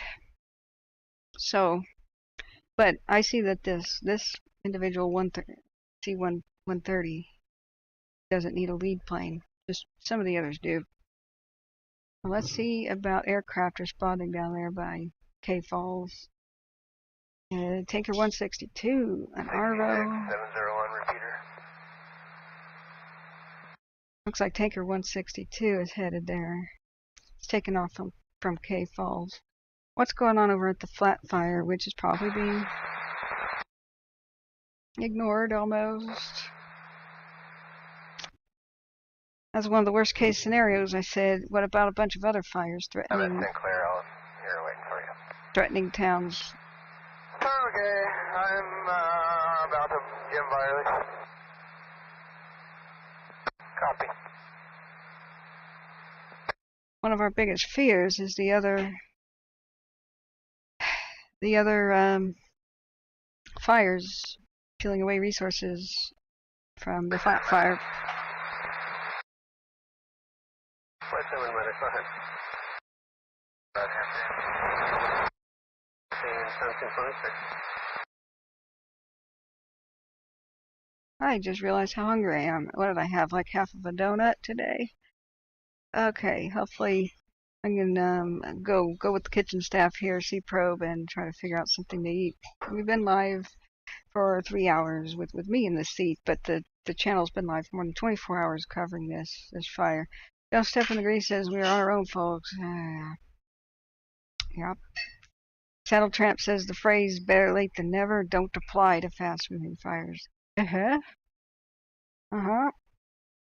Pacific Northwest Reseller says a lot of K Falls back roads are unkempt. Damn, that's not what I wanted to hear, but yeah, feel it with the back of your hand. Good. That's a good idea, Wrangler Star. Yeah, don't just put your hand in the campfire and figure out if it's hot. My sister suffered a terrible, terrible burn when she was like 3, I want to say. She tried to move her position around the campfire. It was the early morning in Plymouth County, and we had a campfire the night before with roasting the marshmallows, whatever. So it's like 7 in the morning, birds chirping, everything's beautiful. We let the campfire go out the night before, no wind. It's probably late autumn or something like that. We had little sweaters on and stuff, and my sister, as a 2 or 3-year-old, did something foolish, but I mean, she's 3, right? She tried to cross. Instead of moving around the back of people sitting around the campfire, she tried to step over people's legs just to move to go sit next to somebody else. And none of the adults actually kind of were paying attention to her. They were involved in telling a story, as she just started stepping over people's legs in between the campfire and people who were resting their legs on the big rocks of our campfire. And so she loses her balance. I see it from too far away to go catch her. Nobody catches her. She was holding an old Fisher-Price radio that actually was a Fisher-Price pretty ugly plastic cassette player. It was mine, actually, so I got pretty upset. Not that she used it, but by what happened next. I mean, she starts losing her balance, and she's falling backwards. No, none of the adults caught her. She ends up like falling backwards in the campfire. Her butt hit the ashes first, and then both of her hands were behind her, like supporting her, so her back was not in the fire, but her hands were down behind her. Her right hand goes straight into the ashes. Her left hand is still holding my Fisher-Price cassette player. And I think the adults were, since she was falling down all the time and such, I guess their reasoning was let her fall down and maybe she'll just stop doing stupid stuff like this. Like, realize adults are not always going to be there to catch her, that she needs to kind of think about. Okay, Tanker 912 is out of the area. Tanker 167 is inbound. We're still listening to Klickitat. 201. Go ahead. Now come in right here where I'm standing by this old camp trailer.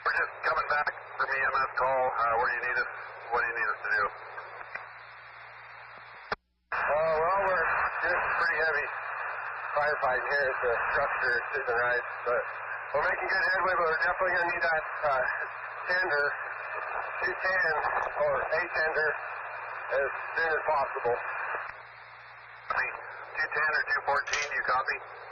14 is here, and he's we're getting water out of him right now. So we got another tender that's about half full and it's almost out of fuel. So I'm going to send him back to Pickleton, and then we're going to need replacement for him. Copy. That's Jackson. That DNR crew chasing this fire up on the south side where Baylor Rap's been discing. Are you able to break loose, or are you doing a lot of work up there? Rick's got a line, it looks like maybe to the rim rock, and it's kind of settled down right now. I mean, we'll see. If you think you can break loose, Rick, we could really use your water up here. Just because we're doing a lot of work up here. Okay, Jackson County Police and Fire, I'm turning off. There's nothing related. We're throwing out Roosevelt for a tender. I'll have Roosevelt thrown down for a tender for Middle Road on Solar Farm. Brush trucks come up and support us on Middle Road because we're all tied up here at the structure, keeping it out of these trees. Yeah, copy. Alright, this is a rotating cam at an old fire lookout. Look at this. Copy. For tender and brush trucks to report to the solar farm. Solar farm on Middle Road. Okay, so what we just heard there is The there... monitor will not turn past 12 o'clock, so I cannot get what's behind you. They can't... Monitor will not turn past 12 o'clock, so I can't get what's behind you. Fire mutual requesting tender and brush trucks to the solar farm on Middle Road, 1735. So they can't defend both things. They say we're going to stay here to defend the homes. And they're not going to be able to defend the home if they, without more water trucks. Without more water trucks. Copies of Danny. Moving out, Shirley. Waiting for crew. 1735. So this is the live Bryant Mountain 2 and it's at a fire lookout tower in Southern Oregon. It keeps rotating around. That's showing the massive blown up fire on Bly Mountain. 18 miles north. Last of Hudson, Henry Ocean David, George Sam Ocean, Daniel David Adam, Nora John, Gilby 1010. Okay, north of Klamath Falls. Now, do we have an evacuation map? Where's it at? I didn't get a place. Can you go with that again? Thank you, Basic J. Yeah, we try to do all we can. 7244.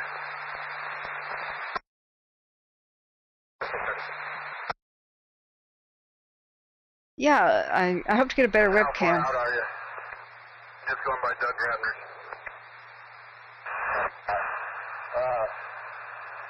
We could use a dozer over here as well. I don't know if we got anybody at the landfill, but I guess either you or I could run it.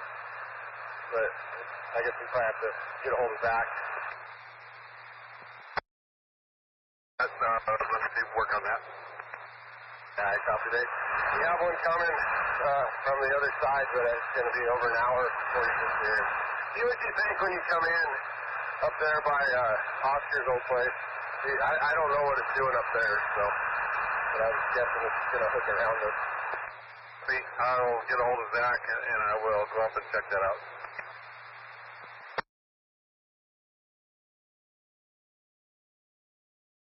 So right in this area is that massive battle for the structures. Also, is there anybody at the station that could fill up a tender?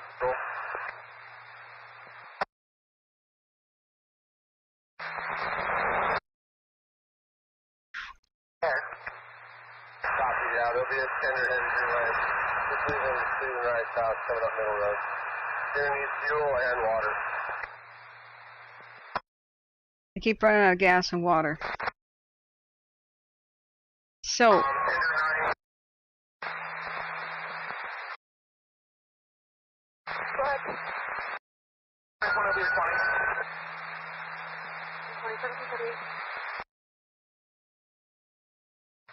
Yes, I copy. Very good. Thank you.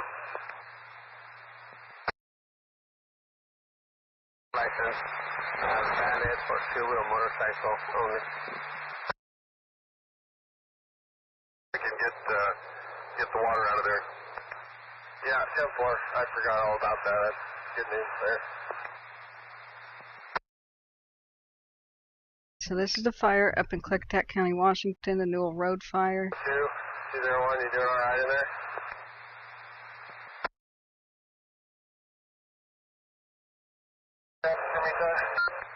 Just see what you're doing in there. I didn't see you in the smoke, but I see you now.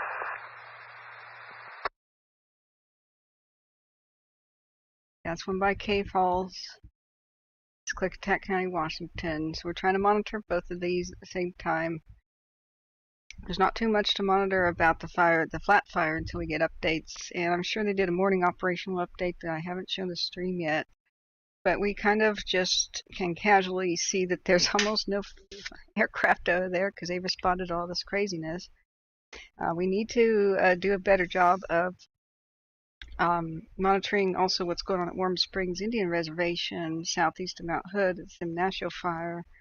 I believe, okay, yeah, we only had an 8-hour ago update.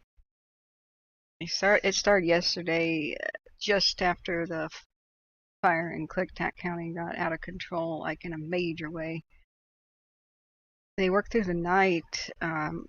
It's stolen a lot of the aircraft away from the flat fire and Newell Road fire. The fire crews worked through the night to get a rough line around the fire. So let me do a timestamp here, 5:41. What you guys could help me do, monitor mods and people listening, anybody listening, is when I switch to cover different fires, write down the time so that later I can make timestamps, because people have been telling me they got this issue where they want to learn about it, but they can't watch the 7 hours. So I'm writing to K Falls. Later, just put the timestamps in a comment, and that helps amazing, guys. So, I want to finish the story real quick. What happened to my sister? I said, guys, pick her up, pick her up. She had just fallen. We had a campfire, weenie roast type thing the day before in the afternoon, but the campfire had been out for so many hours. We assumed that it was cold. It was not cold. I see my sister fall into it, and the adults right next to her are dusting themselves off and still chattering and telling a story. They assumed she did another. I mean, she fell like all the time. Like every 5 minutes she fell down and went, wee. And we had no idea why until later we figured out that she had a vision problem. So she was constantly like the little kid that ran around the corner but bashed into the corner. And we were just like trying to tell her common. Hey, go ahead. Contacted the landfill. There's nobody left there today. The truck is in Roosevelt without a dozer on it. Our best shot is a dozer coming from the one you have coming. Don't have. Copy. It's going to be about an hour and a half, I guess. We got a disc right now. See what we can do with that. Copy. I'm going to go, I'm almost to the solar farm. I'm going to go check this water situation out. And then I believe they can pump water also, so we'll see if we can get our tenders filled there. Copy that. I'm here trying to get a hold of Greg Osborne, see if he can come down here. He runs the water truck for us. The a water truck over here. Something blowing up to your west. Is that coming out of the draw? Yeah, kind of looking like it. So smoky here, don't really have much visual on it. Still dropping on you guys? They have it, but I think there's gotta be a plane circling overhead right now. Some of the planes are invisible to a flight radar, so we're not really sure what the heck's going on. But they said there's a plane circling. They think there's another drop going to happen.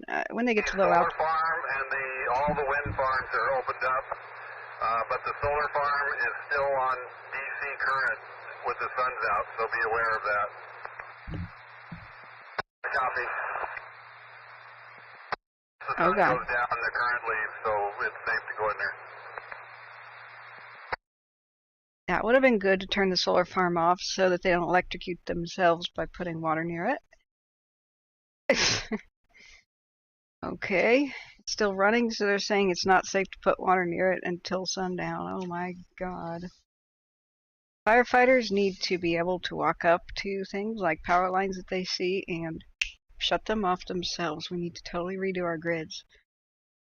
They should have direct lines to emergency services. They need 24-hour-a-day staffed, people, so that firefighters can request this kind of stuff, so that the companies even know what the hell's happening. But that's just another one of these problems. I'm writing it down on the list of problems. The solar farms running, electrocution risk, and the giant wind turbines running. That might just fan up a fire. These wind turbines are gigantic, just massively huge things. So to finish the story about my sister, I told the adults, run, pick her up. I'm just trying to choke it out because her eyes went big as saucers. Her mouth was open in a silent scream, and typically for her, she'd just start yelling. She was a kind of child that got a really, really minor scratch, but she would scream to heaven, just the way she was. But being silent meant that she was in some serious pain. And then I looked at my Fisher-Price radio to just see if it had broken as she fell. It was melting. 200, the solar farm is locked up. I'm not sure how to get in there. Say again. Copy. Solar farm is locked. I'm not sure how to get in there. Yeah. Copy. It's very close to water to the landfill right now. See that? The top of her. A drop here, probably to the north of you. Yeah, he's trying to drop, but there's a tractor out there that we're trying to get his attention to get him out of there.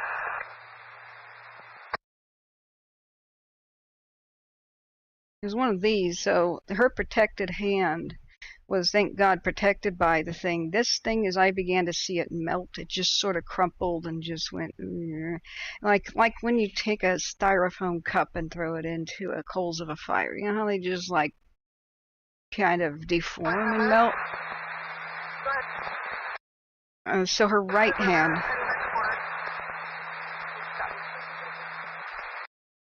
hand was deep in the ashes up to her wrist. And then we saw, I looked at her other hand, and right where her windbreaker was.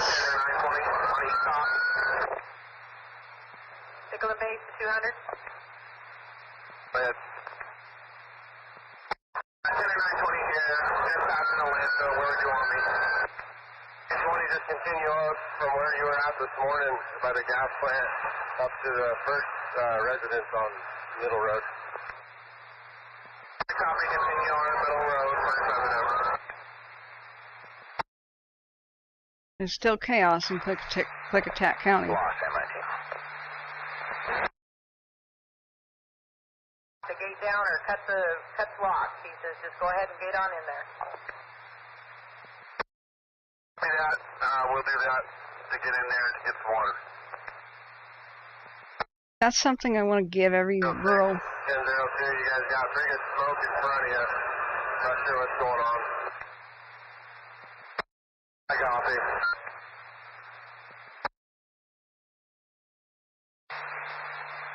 You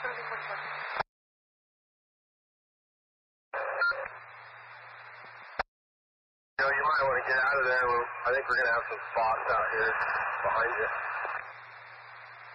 I need you guys out of there. They won't drop if they're in there. We're trying to get the tractor out of there. Out.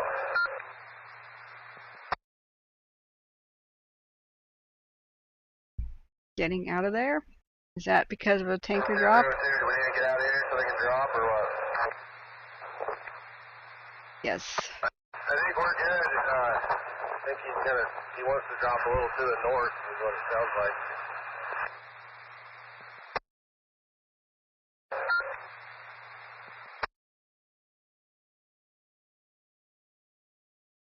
Alright, that's Klamath Falls current view.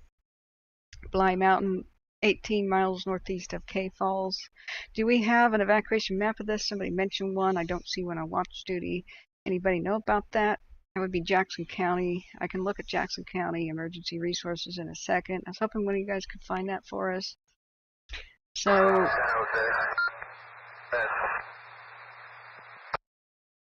Letting you know when this thing comes out of the trees here, it's going to come out on the north side of this old fence here. And it's going to come out pretty hard. Yeah, I copy. I'm just a little bit behind you. And it's pretty rocky to the north of me, so I don't know if I'll be able to chase it. A little bit better, but I'm probably going to be doing the same thing up against the road.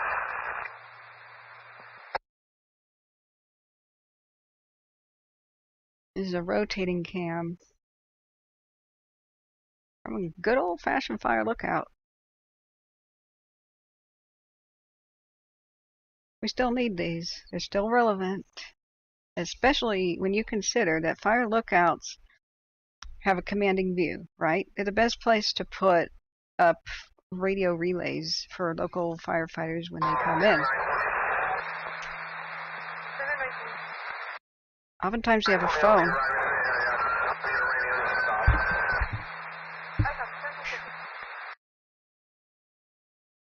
Now you have pretty good access. 912. 912, I copy you on e-stops. Go after dispatch.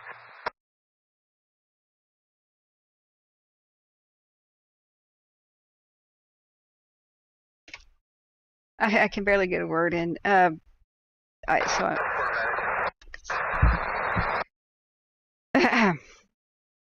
So was my sister okay? Her hand was functionally melted too. So eventually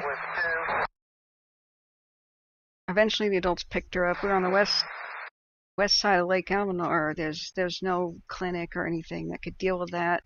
There's no real hospitals in mountains. That needs to change. Living in the mountains sounds really awesome until you realize there's no dentist, no hospitals, no fire brigade either, no fire stations. Settlement base for 200. And no internet.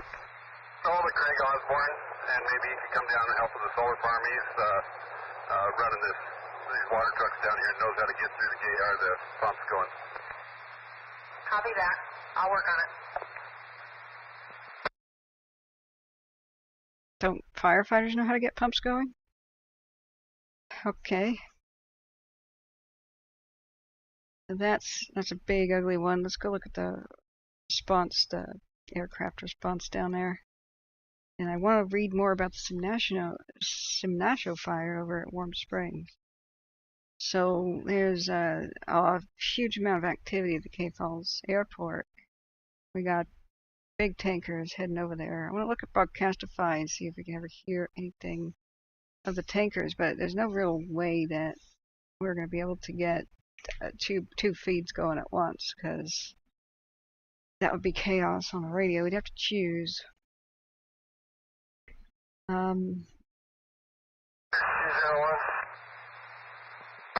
Sometimes there's Oregon General Emergency streams.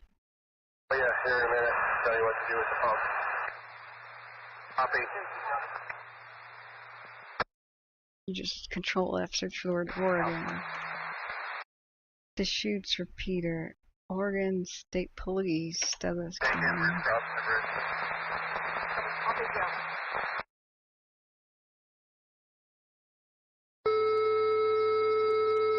White to medic, Skyline ER requesting a transfer to Kaiser, Westside, and Hillsborough. White to medic, Skyline ER requesting a transfer to Kaiser, Westside, and Hillsborough, 1353. I don't know if that's a special burn unit or what. Usually that means that there's specialty services.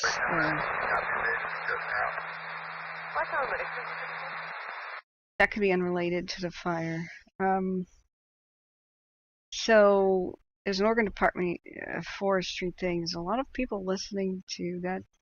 Oregon Department of Forestry, a one-alarm structure fire at Foots Creek, smoke showing in direction of the cameras. Really? Josephine County, but that was 101 minutes ago. Josephine County. Really? Smoke showing in Detection County. Josephine County. We're listening to Klickitat Fire EMS. County. Yeah. Medford? 4200, go ahead. Craig Osborne is on his way. Also, be advised, the supervisor of Lund Hill said that the main gate in the main parking lot has diesel on the trailers, and the fire department is welcome to use it. Repeat that again, has what on the trailers? There is diesel on the trailers at the main gate in the main parking lot. The fire department is welcome to use the diesel. Perfect. We just cut the gate open.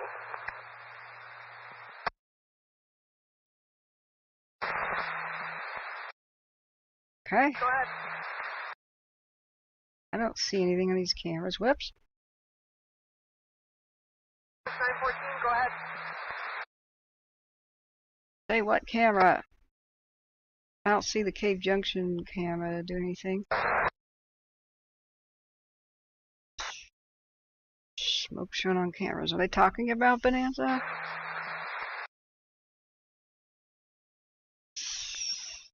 Where the hell is that?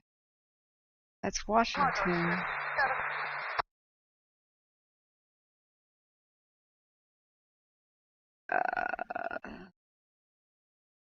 Is it Medford? Amaker? I'm gonna guess. Just don't see anything happening.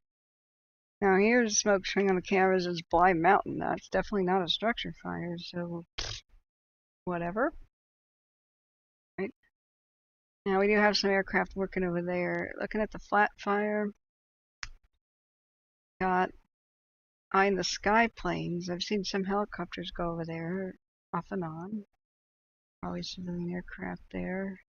But all the air resources got sucked away to these other crises. Now, I want to go and look at the flat fire real quick. If there's a break in the chaos, I would like... Bickleton first responders, respond to the Bickleton Fire Hall for a 56-year-old female, high blood pressure. Bickleton first responders, respond to the Bickleton Fire Hall for a 56-year-old female, high blood pressure, 1756.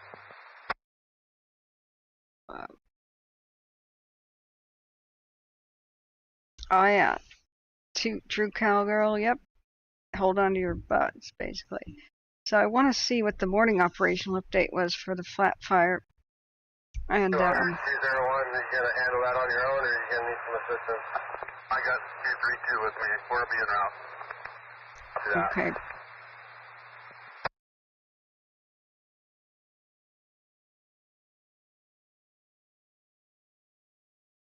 Where are we? You're supposed to monitor the evacuation stuff. That they're not explaining that for the fire down by Cave Falls. Monitor what? 232 en route to the fire hall. Also, this crosser en route. I'm on the phone with Crosser. Have any more information on the call? Negative. There's somebody there at the fire hall. KlamathCounty.org don't exist, but that's what we're supposed to be following. Can you just also this is a damn photograph. This is a JPEG, so you can't click on these links.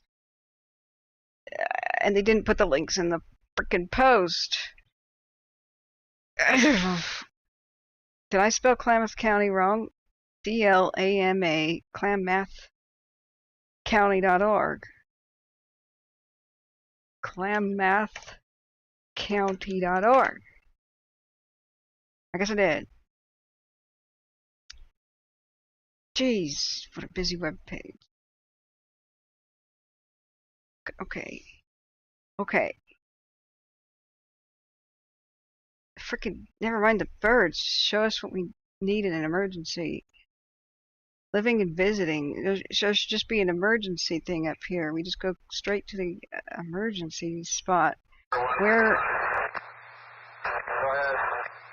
I got the gate open into the solar farm. If you could probably send one of our tenants in there. I believe there's a hose there. If they could figure out how to turn the pumps on, if we could get water. Oh God. Oh, there's diesel available. There's on the highway diesel available that we can get if we need to. If they're electric pumps and I believe they're battery operated. Yep, I copied that. 16 to 200. I just got an EMS call for a injury at the school. Is there an EMT there? Copy that. We got an EMT en route. That one was already taken care of. There was a second EMS call at the fire hall. 56-year-old high blood pressure calling that I are en route to that. See that. This is a new EMS call. 23-year-old hand injury, bleeding. Copy that. We've already taken care of that. That case has been transferred to Cadillac. Copy that. I got CMT 232 with me, and we're en route back to the hall. We'll cover the EMS call. Okay, Bonds, if you can continuously share. Go ahead. Supervisor of Lund Hill and Juniper and Bighorn called again and said that there is 1,000 gallons both at Bighorn and at Juniper of gasoline. You are welcome to it. Receive. Copy that. Thank you. Yes, it's true, citizens. The entire firefighting effort on the east side of the Newell Road fire is being fueled, as in literally fueled, and literally their water supply is coming from private citizens and their own tanks and their own tractor gas stations. The government has failed. Go ahead, 200. Physical day. So, if there's a after hours number to call, we need fuel at the fire hall. We're getting low on diesel. It's I can't remember the name of the company in Sunnyside. It's where Patsy works. Okay, I can do that. That's Co Energy, and I have her personal number.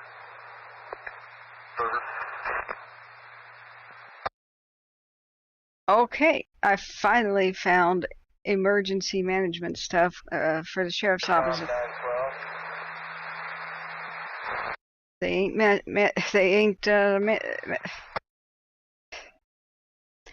don't even have this fire listed. It's been going for several hours.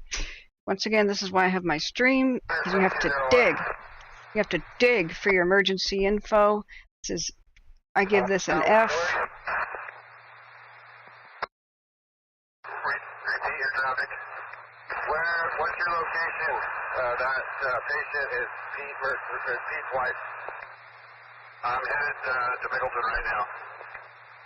Yeah, but we got your back. He's at the fire. He'd like to take off, but I don't have any way to get him there.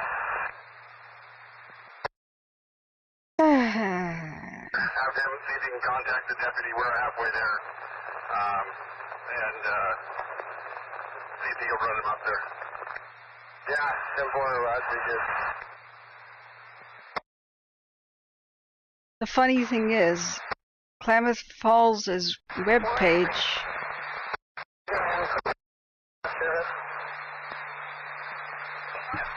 shows the emergency happening on the auto feed for like the latest with Klamath County tagged in it, and yet there's no automatic feed for anybody to tell their citizens what the hell to do, where to go, and how to evacuate.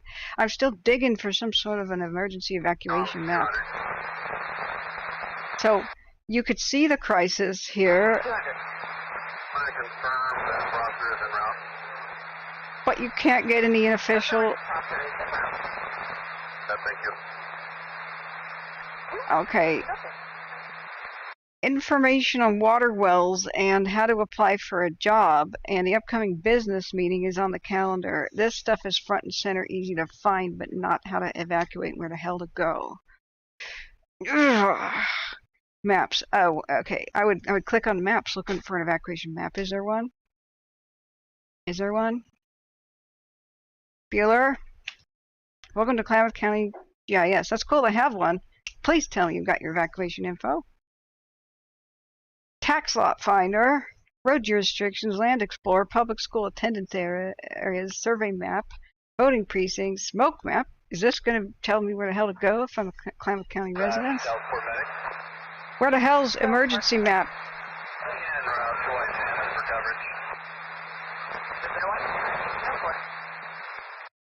Okay, it shows the actual fire. It's just plugged into regular ArcGIS stuff. Oh, for the love of cars. Okay, thank you for your donations, guys. I did have to upgrade my computer to, I don't know how many tabs I have open, trying to get everybody's official information, because there's no one-stop shopping for wildfires in the United States. We're just that incompetent, even in the age of information. There's no one website where anybody in the United States can go for evacuation maps. There should be, but you have to have a million Twitter pages open, Facebook pages open, sheriff's office page is open, county page is open. This current amount of tabs I have open right now, I think there's 48 on window 1. I have 16 tabs on window 2 that you can't see. Got 3 tabs on window 3, and window 4 has 5 different broadcastify tabs open. So that's why I needed to upgrade my processor to a Ryzen 9, and that thing was $450, but because we're not buffering and all that, I think it was money well spent. So thank you for your donations. Hey NB, how you doing? You're doing an awesome job trying to find info. I know. Why do I have to try to find it? Why do I have to try to find it? Right? Why isn't it just there? Like, I really don't want my job to exist. I just want people to find their info. Oh my God. Okay, so we're listening to Klickitat County. That's the gigantic, ballooning Newell Road fire. Now, we tried to figure out if we could hear anything going on down there by the new Golden Fire thing down by Cape Falls. We can't find any radio to listen to. There is no radio to listen to for the flat fire, but I want to... they're desperately trying to save structures and lives over here in Klickitat County. And they have almost no water trucks. They ran out of fuel for their trucks. They're using regular farmers, have been calling the 911 dispatch and telling them, here's the address of, my little mini gas tank where I usually fill up my tractors. Go ahead and have it. The citizens have been supporting the fire troopers here more than the government has. They already authorized a state response. And if this is what the state of Washington does to respond, they need to change it, because this is pathetic. Absolutely pathetic. They are constantly running out of water just as they get a home saved. And just as they're about to stop the fire, they run out of water. And it's been more than 24 hours now. And they don't even have adequate water trucks and gas. They don't have enough fire crews. Do you want me to go back down to Wright's place, or what do you want me to do?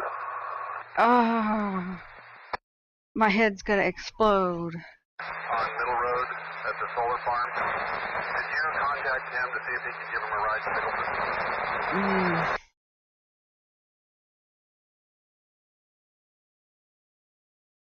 Okay, And why isn't the satellite over Washington? There's like this giant dead zone. Zoom Earth, what's your goddamn problem? On site at the solar farm, middle road there. We need to know if we can one of our firefighters to pick up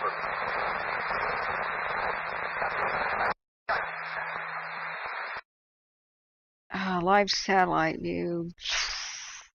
This fire is now wider than Mount Hood is. And they could have stopped it multiple times yesterday, but 100 or 201. Do we know if this fire not is in the squad track? Or does anybody have eyes on that side? Sam 19, we don't have them all up, but I can have that.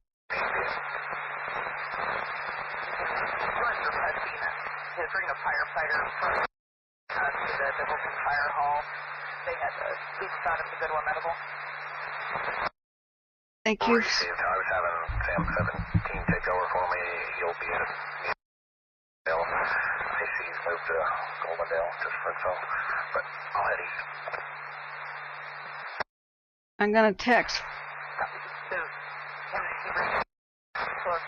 firefighter, bring him to the hall, or are you unable to do that? I can do it. It'll take a few minutes to get there. Copy, thank you. You can go next. Alright, I am texting hi. Bring aid for your firefighter. Go back and get him, and also Wildfire, Riverside, 32-minute ETA there. Lifelight. There, but I believe I was talking about Wildlife 201.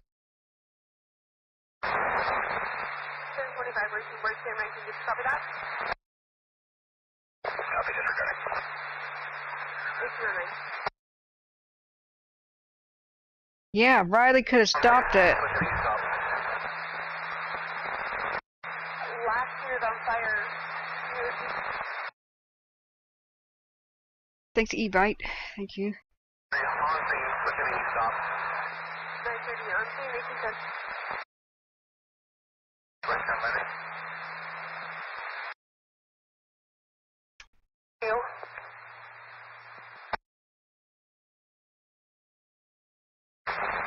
Oh, thank you so much. Looks like a pizza kind of night. Thank you. That's it. I have pizza. Is he gonna pick him up here in Middle Road there?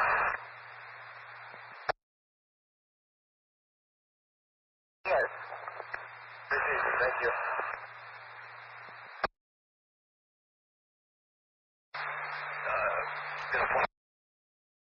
Get triple hearts. Yeah, go ahead and link it, MB. I'm texting Klamath Falls right now. I'm chatting with a bot. Thank you for contacting Klamath County Clerk's Office. If you have a question, text 1 or 2 keywords. Evacuation map. Evacuation map. That you're looking for. If you don't find what you're looking for, text FAQ to receive alerts from Klamath County Clerk's Office and have a great day. For information on surveyor, okay, I just wrote evacuation map. For information on surveyor or plat maps or land partitions, please visit the surveyor's office.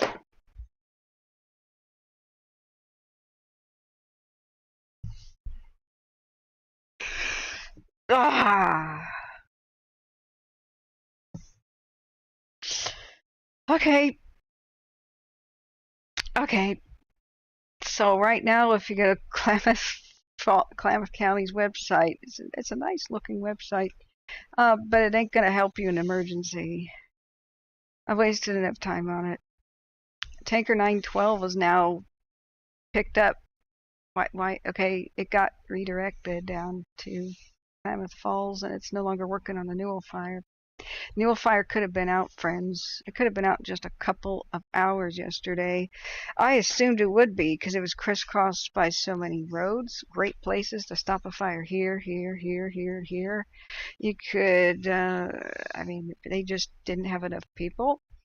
All the cities sat nearby and twiddled their thumbs. We've had firefighters come in the chat earlier and say, hey, we're ready to go help, and nobody said we could go. Portland didn't help. Hood River didn't help. Vancouver didn't help. White Salmon didn't help. Maryhill didn't help. Aragon didn't help. Hermiston didn't help. Kennewick didn't help. Eventually somebody from Benton County showed up. Walla Walla didn't help. Pendleton didn't help. LeGrand didn't help. Baker City didn't help. Portland didn't help. Joseph didn't help. Hell, they could have had Seattle down there by now. They ain't there. And so they're constantly using broken down equipment, fixing it on the fly, and just as soon as they get the fire stopped or they get a house saved, they run out of water. And so there's a constant. They said they've already lost structures. RP's reporting male now outside the price celebration. Very offensive language, yelling, very, very offensive. People down in front of the courthouse. We've had a firefighter injured. Missing people. Yep, just yelling things. Any questions? Phone numbers in the call.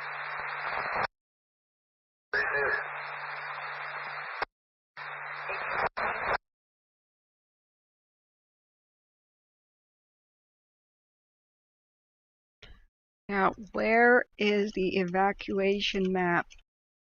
Klamath County website has nothing.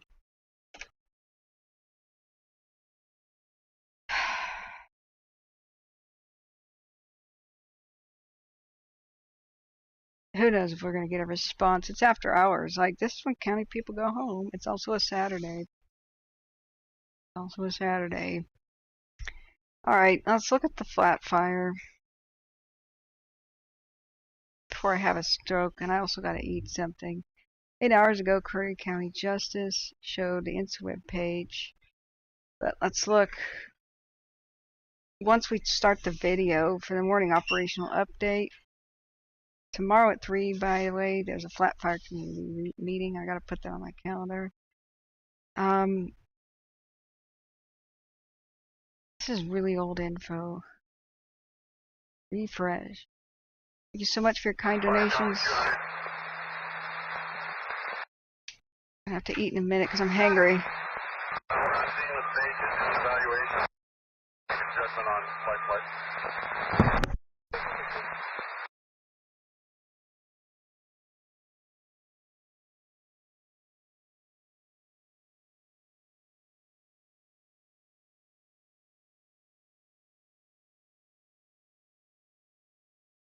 Well, speak of the devil, I just asked C-Probe to heat up my pizza. So I was gonna put on the video and do it myself, but thank goodness he can do it.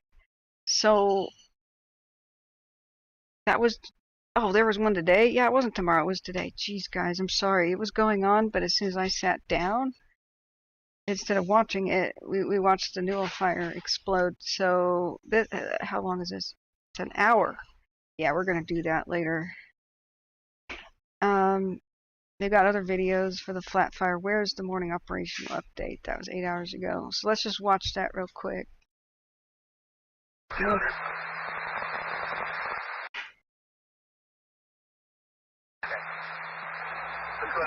Morning, Brian Bishop. Yeah. I'll be contacted, ground contact. Copy. 200 tag 1 to the school, age 60. Time it lifts off, I can know how long before they get here.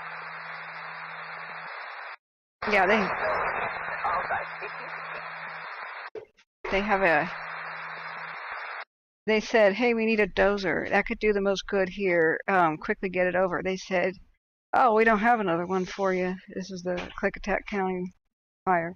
They said ETA an hour and a half. So God knows when the dozer will arrive. I'm going to mute Klickitat County right now. We're going to watch as I use the bathroom. I'm going to have you guys watch the operational update this morning for the flat fire as I use the bathroom. Be right back. Good morning, Brian Bishop, Operations Section Chief here on the Flat Fire in the River-Siskiyou National Forest. I'm going to give you an operational briefing for today, what happened yesterday and where we're heading and what we're doing today. So I'm going to start down here in the southwest side of the fire, Game Lake, Wild Horse Lookout area, what we call Division uniform or union.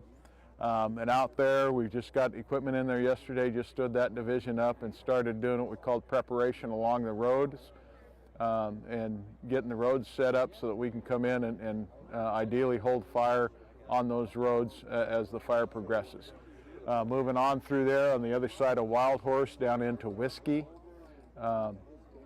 We've been working on in there diligently to secure that road by using some fire along the road to get some good, what we call good black along the road.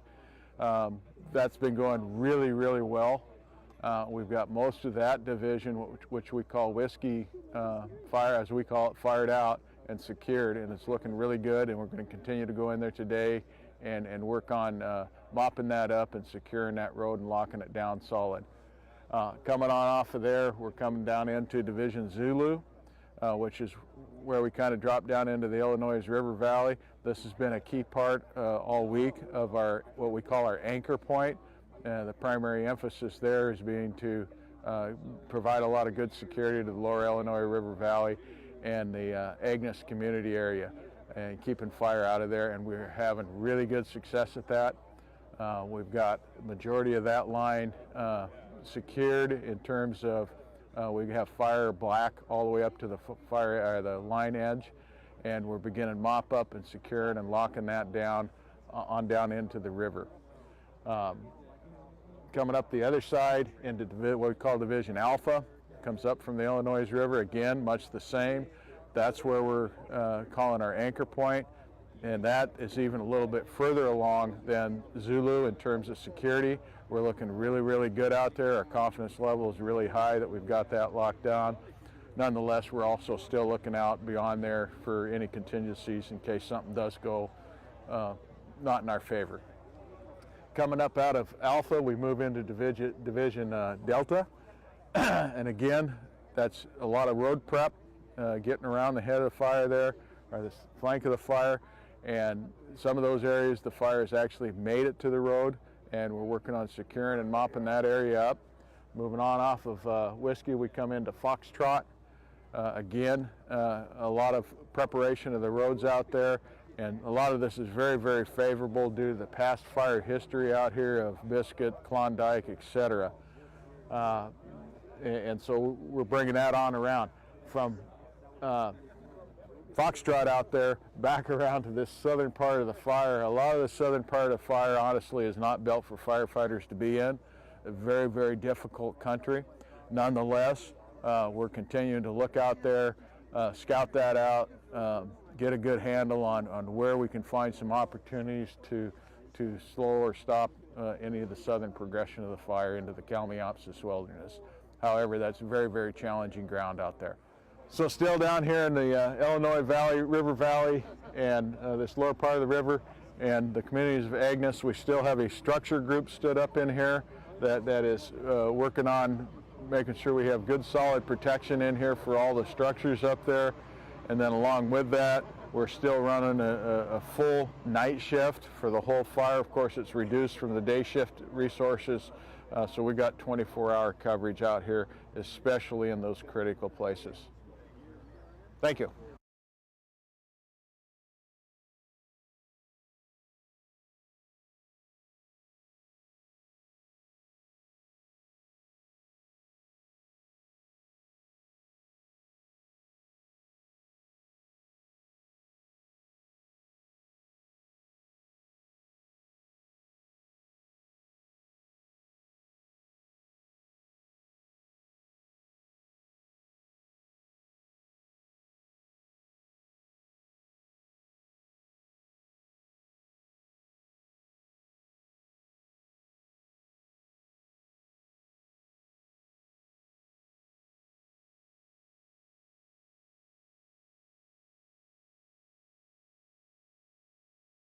Right back, friends. Give me a sec.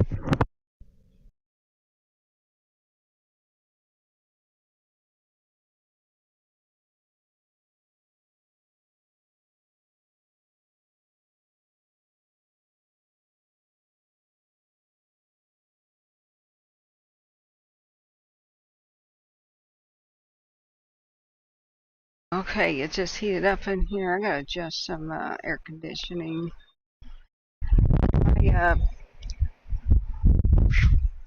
My computer is creating a gigantic amount of heat because it's not only streaming, but it's also recording.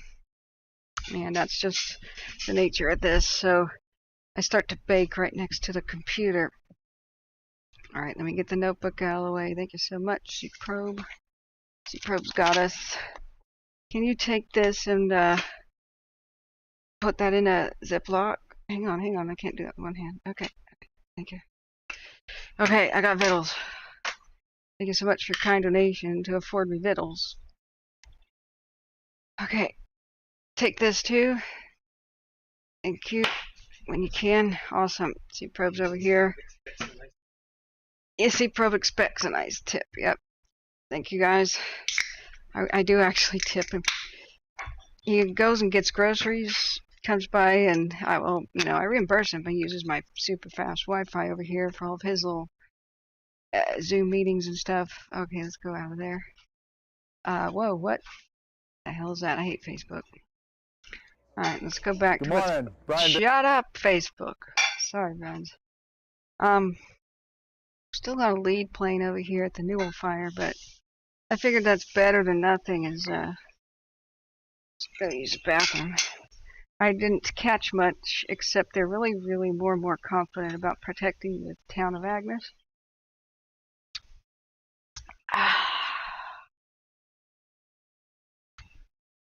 Pepsi with real sugar. Now that corn syrup crap. Okay, I'm gonna get refueled. Okay, Smitty says Golden Fire evacuation notice an hour ago. Yeah, we knew about the notices, but we don't have a dang map.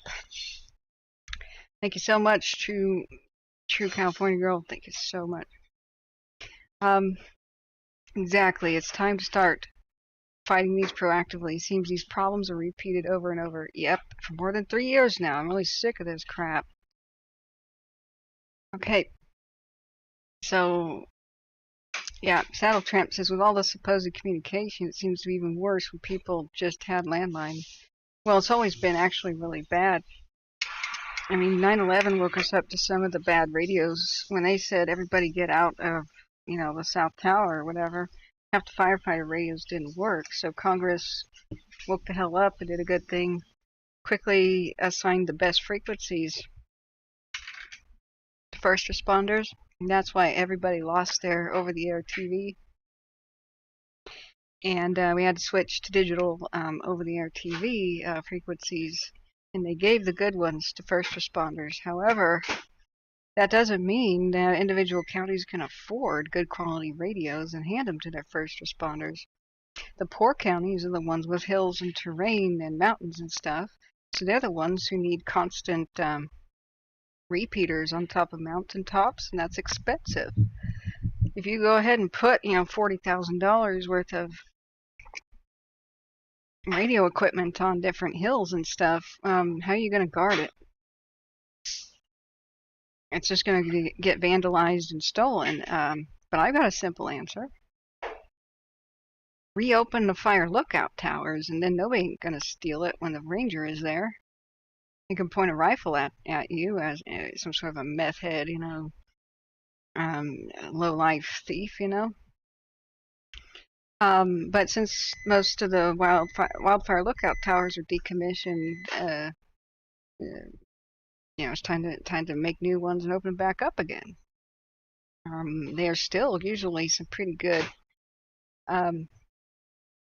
just sort of unused infrastructure over at these places. They have a commanding view for miles around, which is what a radio tower needs, right? A clear view for miles around.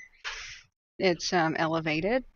There's already existing roads to get there. They're usually maintained decently, hopefully. You can spruce those back up. Make it so that somebody staffs these things again, and then you won't have that theft problem. And then you can put the radio repeaters there. But the problem was these things got shut down as obsolete. Aircraft can now do everything they did. Wrong. Seeing how wrong that is. Now, check this out. This is a wildfire lookout tower. It's doing great work for us. It's showing us what's going on at Cave Falls live. It's rotating. The cam is showing us the situation, and it helps detect fires. And there you got your own little solar thing down there, powering something, maybe this cam. So these lookout towers, if they're reopened, they can do a lot of good for us. Get the info out to the public, detect fires earlier, blah, blah, blah. Somebody present means stuff's not stolen. And B says, I had an update an hour ago, 3 evacuations. But bear east to the forest boundary. This is the one over down there by Cave Falls. Yeah. And we just need a damn map to show people. Yeah. Did they finally come up with a map? Oh, there's a Chinook down there. There's a Chinook down there. That's good. Oh, actually, that's Simnasho. That's at Warm Springs. Okay. Let's go and take a look at Golden Fire down by Cave Falls. Updated 2 minutes ago. Level 3 go now. Evacuations for the Bly Mountain area. Kodiak Lane. Yeah, we already read that on stream. Go to the Bonanza School. 2 minutes ago. Radio traffic. What radio traffic? What radio? Put the link here, please. Explain whether or not we can listen in, please. Are you a local there? Is there a broadcastify we can listen to? Explain, please. Don't make me go look for it.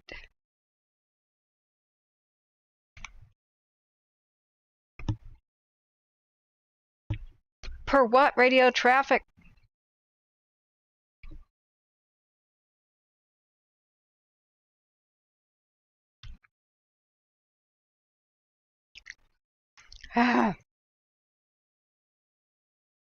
Air Resources currently working in the Golden Fire. 4 large aerial tankers, which are the medium-sized planes. 2 VLATs, very large tankers. And 2 planes from CAL FIRE. Thank you, California. That's nice that you're helping us down here in Southern Oregon, but holy God, Washington could use your help right now. Thing is, California should help Washington, because when California's in trouble, Washington helps you.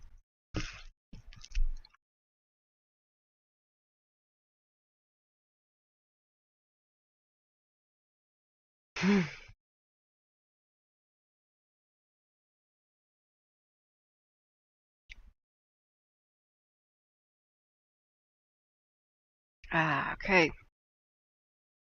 So I like this update to watch duty that shows firefighting airplanes. It's pretty cool. Yeah. If you guys can just check Broadcastify, just try to find if there's any way to monitor the Golden Fire with radio traffic. It's not Jackson County Fire and EMS. Please check that for me. Cheryl says I've been very tired, needed a nap, so I'm back. Welcome back, Cheryl. Okay, I'm going to turn back on Broadcastify for Klickitat County. Sorry, I totally forgot to turn it back on. It's 110 listeners out there, not just us. Okay, it's back on. There's still an ongoing battle to save structures, lives, and people and stop the fire in Klickitat County. Due, 100% due to an inadequate early response. The guys who showed up to fight that yesterday, epic heroes. And nobody supported them, not for a really long time. And they continue to have inadequate support. State of Washington, wake the hell up. Are you asleep? Governor, wake the hell up.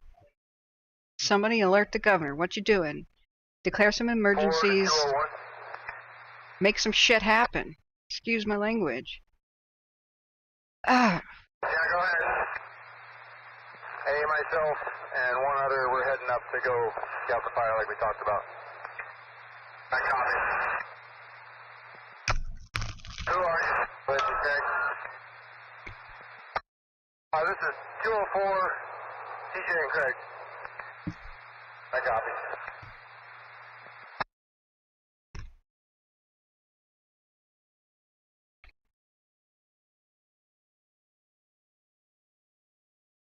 Thank you, Smitty, for repeating the evac info.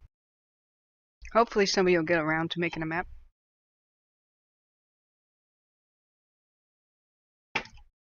Can somebody do that themselves with Google My Maps before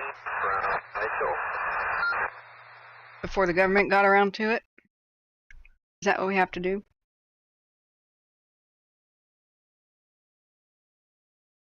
And B says, I'm not finding info on Facebook right now. I'm going through all my pages I follow, so I'm looking for more evac info. Thank you. Yeah. And B, okay, did you share your own page? I made you a mod so that you could. You sound awesome anyway. Howard Dozer. And B, can you share us the link? Over Mitchell. So we're at that gate at the end of Yadabridge Road, and it does not look like that the fire is down in Squaw Creek, unless you went, quite a bit west down the creek, but definitely is down in this draw right behind us, though, coming across the draw and looking like it wants to get into some wheat up there. And I'll come in.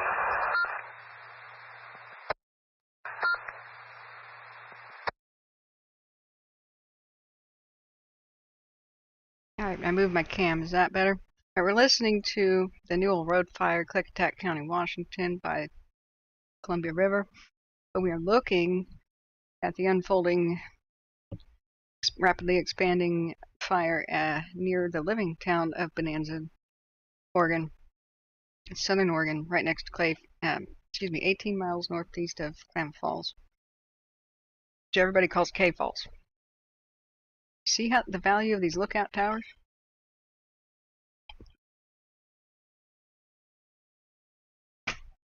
Revitalize. Operation R. Revitalize the lookout towers. They need to run for president. That's what I would do. Part of my shtick here is what is the plan? Revitalize the lookout towers. B, create a wing of the military, basically, for firefighting. No more, ever, no such thing as an unpaid volunteer firefighter. Robust pay. We attract the best and the brightest. We give them benefits because they're putting their lives and their health on the line and making sacrifices for us. Robust pay and benefits. Everybody sign up. Youth, come over. Yeah, you want to join the National Guard to get like free and huge breaks off of your education, and you want to delete some of your college debt? Sign right up here.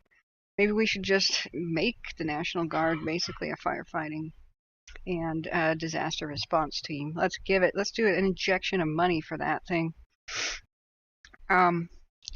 Let's go ahead and groom the forest. Instead of paying loggers to destroy it, to turn it into wood, let's pay loggers to groom it so that the forests return to their natural state. Get rid of the monoculture crap, get rid of the invasive weeds, replant the places devastated by wildfires so that we have a good natural mix of species, and we plant wildfire resistant trees, not just the ones valuable for lumber. Let's revitalize the forest. Let's replant a whole bunch of the endangered species like the Pacific yew. Let's pay loggers to help the forest, because that's what they would like to do, forest management rather than forest destruction, right? Let's go ahead and strategically build a bunch of meadows. That's the only place we're going to allow clear cutting. Let's pay loggers to thin the forest. Pay loggers to make fire breaks. Let's redo all the forest roads, get them back up to snuff so that firefighters can save forests. Let's strategically place on mountaintops a whole bunch of helicopter landing pads so we can evacuate our hot shots and not lose them in our smoke jumpers. Let's put trains back in the woods too, because trains could carry more water into the woods. These sort of water truck fleet, right? And then people can go to the woods not in their cars. They can just do the scenic railway experience, and that'll open up the woods to people who are disabled. And it'll bring tourism to them, and it'll fund them. You know, let's get cars off the road here. Let's get all that heavy equipment into the woods to revitalize them, spruce them up, make them fire resistant, so that we can bring massive crews. You know, we got people at the border that need jobs and they're fleeing their homeland or whatever. Let's make a program, an immigration program, so you know they can have a system where they can become citizens. One of them is we need a whole lot of labor. It's a lot of manual labor. Let's teach people forest management skills, employ them, and as they respect the rules of the land, and as they're good citizens, and as they work, they get higher and higher wages, more and more rights until they get full citizenship. You know, we've got people at the border that want to work. Let's employ. Let's reopen the Civilian Conservation Corps camps. Boom. Get them going. I'm talking great sense. Vote for me. Yeah, vote for me, Empress, because I don't know if I'm just president, if I'd be able to make this all happen. I think Empress has a nice ring to it. Yeah. I don't give a damn if it's DR, wherever the heck you are. If you have good ideas, you're on my cabinet. I'm going to hire a fire czar. The fire czar is going to have extremely large emergency powers, that during these emergencies, the fire czar is the person who makes the policies, not some dumbass politicians. I'm sorry, you don't know nothing about fire. Whatever needs to change in an instant, the fire czar can approve it, because we need to start fighting these mega fires like a war. They're damaging our country more than any war has since the Civil War. It's time to get serious. It's time to actually protect our species, protect the landscape, protect people. Yeah. It's time that the places that have the worst fires get the most funding, not the other way around. Right now, the places without much fire get the best funding, because those are cities.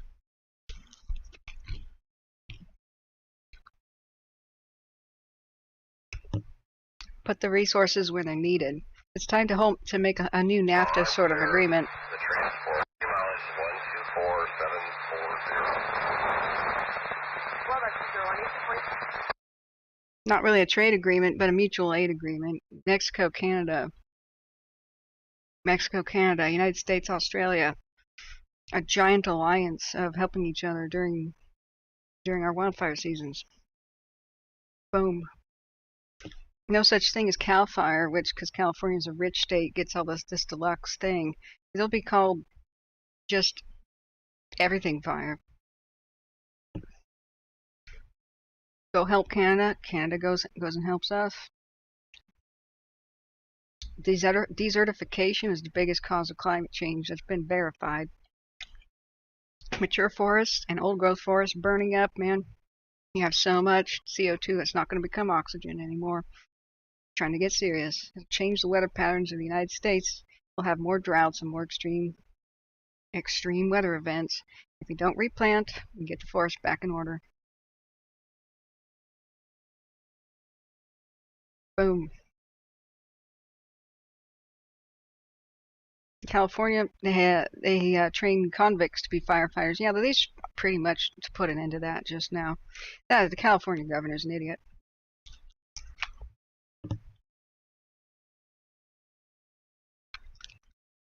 It's a shadow of his former self, I'm hearing. During 2020, the wildfires got out of control because he shut most of that down. And that took like 65 or so, 70% of the wildland firefighters off the table in 2020 when everything went to shit. Desi says, what the hell is wrong with the state of Washington? I don't know. I know what's wrong with California, but everybody's sleeping. Washington's got a huge major crisis, and they haven't even asked Oregon for help. Firefighters literally came in the channel and they said, we'd like to roll out and help. We got five trucks waiting, five water tenders waiting, and nobody's told us we can go respond. Anyway, but Saddle Tramp,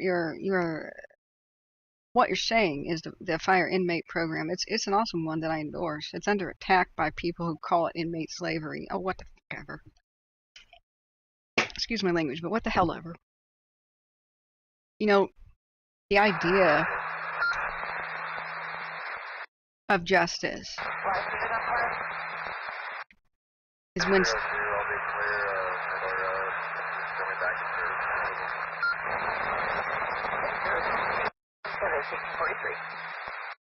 the idea of justice is when somebody harms society or harms an individual, they need to make up for it best they can. That's what justice is. Now, you take hardcore psychopaths and stuff, they need to be warehousing in a cage. That's what a prison is. But most of the successful legal systems of the civilizations throughout history never really had a prison system at all. Like the Roman Empire did not have a prison system. Prison systems are a really new idea of the Victorians, pretty much. I mean, the Roman Empire had jails. Even Native Americans had their own way of having a jail. Tying somebody to a tree or whatever until they could figure out what to do with somebody. Look at that nasty, nasty huge cloud down there. But say if somebody was a thief and they stole something, well, they were actually sold into slavery until they could pay back what they stole. If they stole something they could never pay back, that was permanent slavery. I'm not saying we need something like that, but the concept is the Roman Empire didn't lose money by caging their criminals. They sentenced people to pay back what harm they did to society.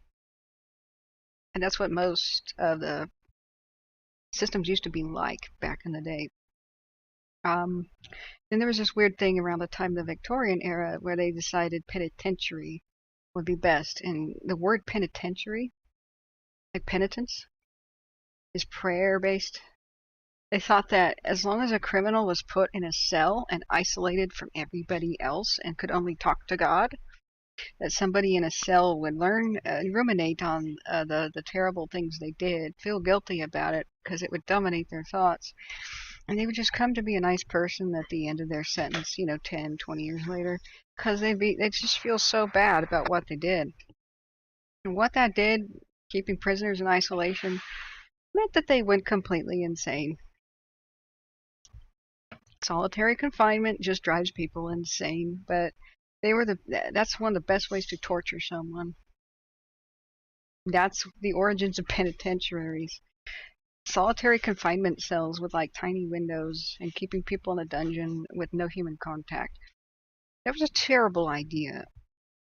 And so they started expanding the penitentiary system to, have bigger windows where, giving sunlight access to the prisoners, allowing them to go outside with a prison yard, eventually allowing them to play sports out there so they didn't go bored out of their minds. Eventually gave prisoners access to books and stuff. Yeah, exactly like monks. But you know what? Monks can leave a penitentiary cell anytime they want to. Monks talk to other monks. So what had good intentions was actually a system of systematic torture. And our prison system now is not much better, and it's even become corrupted to the point where corporations, it was a huge scandal. They decided that, on paper they said, why don't we have prisoners work like free labor? And the idea, if they were laboring and like say victims were being paid back, I'd be like, that's cool. But no, the corrupt system got set up so that they were working for corporations. And a scandal came out where these corporations said, "Oh boy, free labor. We don't have to go to Bangladesh and pay people for virtual slavery stuff anymore. When we got virtual slavery right here, we're talking about unfair slavery, like American-style unfair racial-based slavery stuff, right? Completely different than the legal justice system of slavery of the ancient world, right? whole different thing. So it got to the point in other states, and they had to blow the whistle, blow the lid off this, where corporations were talking to judges directly and requesting inmates for their new production goals, right? So they said to the judges, "We'll grease your palms and give you a kickback if you could send a batch of new free laborers our way." So these judges were convicting people, mostly black people and minorities, according to how many new slaves they needed for these corporate factory workers. Like, oh my God.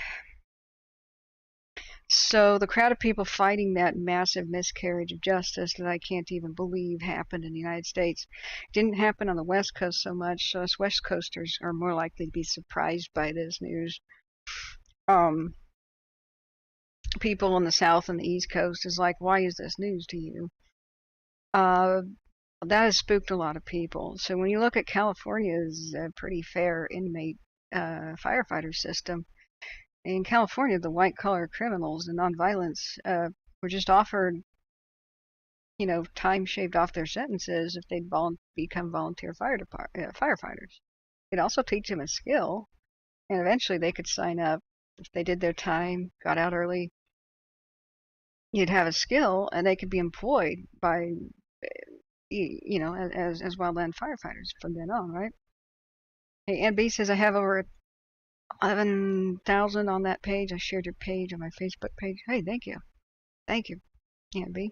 Did you share yours here? You did. Okay, cool. We'll look at that in a second. So the problem with the miscarriage of justice, virtual slavery stuff that happened in the South and the East Coast with that massive scandal, the problem is that it was a good system as far as I can tell that was fair, and none of that really existed. For California, I don't know that California has corporate. Hang on. Yeah, hey, just let you know, we're going to drive over and look at Tony's house, see how that's going. That's obvious. The problem with the injustice back east and in the South meant that people are scrutinizing any sort of work for time off your sentence deals, some of which seemed for the most part to be very good, such as California's thing. But there's a lot of people now that are just infuriated at that, and rightly so, at that miscarriage of justice. However, they're trying to attack California's inmate firefighter program and calling it slavery. It's completely volunteer for one. So, how the hell is that slavery, right? But go ahead.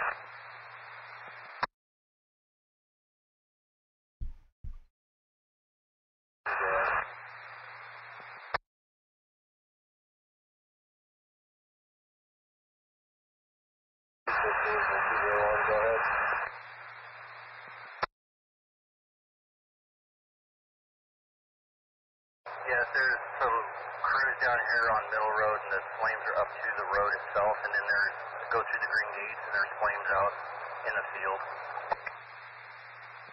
Copy that. That's all unburned through the Middle Road, correct? No container lines? There is a disc line through here.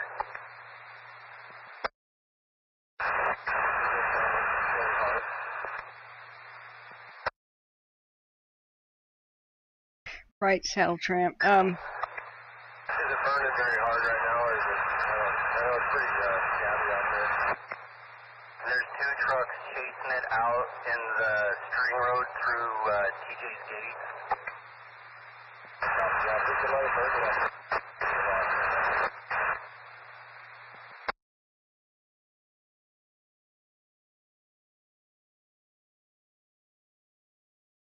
Okay, so the battle for Middle Road and the structures there is still raging. I'm out here at the end of Gatterberg Road. It's looking like it's in Squaw Creek down there to the south.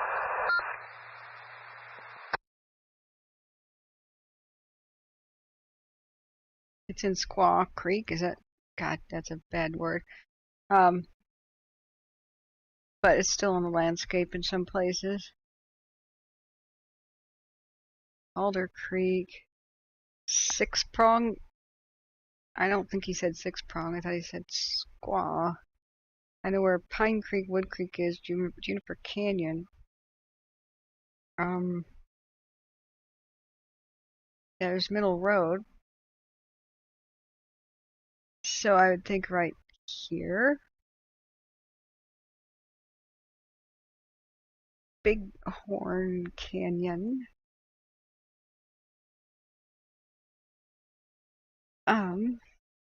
There's Shrentz Road, which they were trying to hold as a line at some point. Oh, somebody said I'm at Gatlinburg Road, and it's in Squaw Creek. Maybe two. Yes. Okay, Squaw Creek. Big red satellite hit from space 5 minutes ago. It got into the Squaw Creek drainage. It's bad. They don't have access to it down there. So the northwest flank of the fire is going to be expanding into the creeks and drainages where there's no roads. So look at this mess. This is bad news for the Newell fire. There's springs and there's some wet vegetation down by the creeks, but there's going to be plenty of dry stuff up on the plateaus. And you have sort of a crisscross. Who knows how badly or well maintained these roads are. I'm going to guess they're not well maintained. They look like they are dirt roads. You just can't travel fast on a dirt road. So the northwest flank of the fire might just kind of expand crazy out into, let's see, what kind of terrain is out there? Is that the foothills of the mountains? Yeah, see how this is the way Eastern Oregon and Washington works. It's high desert, and because of the Ice Age meltdown, I'm really literally talking about the Ice Age meltdown, you know, like 11,000 years ago. Just you have to understand this to understand the geology. There were massive glaciers out here in the Rockies, blah blah blah blah, Cascades, blah blah blah. And as the Ice Age glaciers started to melt, sometimes there were these natural dams of ice, where it's like gigantic icebergs, right? As they broke off in chunks and started drifting down these massively large rivers that were running hard and fast from a water source that's not even there today. So like the Columbia River used to be gigantically huge. We're talking, it looked more like the Amazon River basin in the terms of water flow.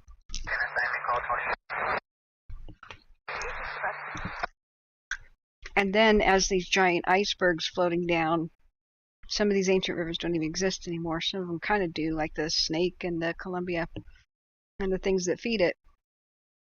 They bunch up together in canyons and get stuck, and they create a giant dam behind them. And then, you know, something's got to give. Boom, they give way, and a massive flood would just, of torrential, unimaginable proportions, would go cascading down the landscape. So every place, pretty much, Eastern Oregon was lush, and it had a lot of topsoil. Oh, that got destroyed. All the topsoil got ripped away from all of Eastern Oregon and Washington. That's why it's brown. Yeah,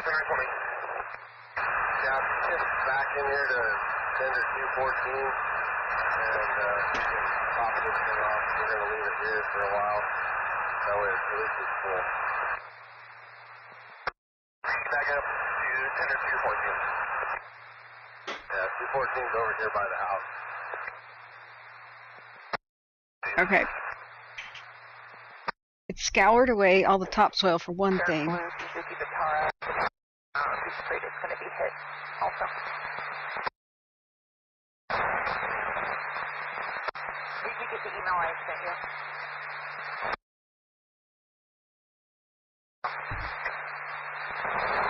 That someone call in for you to phone number and everything for the email.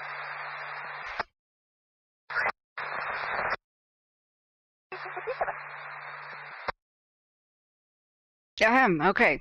So not only does topsoil leave the building like Elvis, but everywhere that there was a creek or a drainage or anything, the ice... Shut up, broadcastify for a second. Everywhere there was a little creek or a drainage, just got massively saturated. You could just see how it was a massive amount of water that scoured away and scoured deeper all of the channels.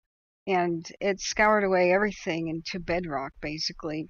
And where these massive canyons are, including the Columbia River, as a big-ass canyon, right? This is bedrock still. But you got to imagine the gigantic glaciers and rocks and boulders the size of houses that would have been carried away. Like water doesn't really cut, right? Water doesn't cut lava. This is straight up lava from millions and millions of years ago.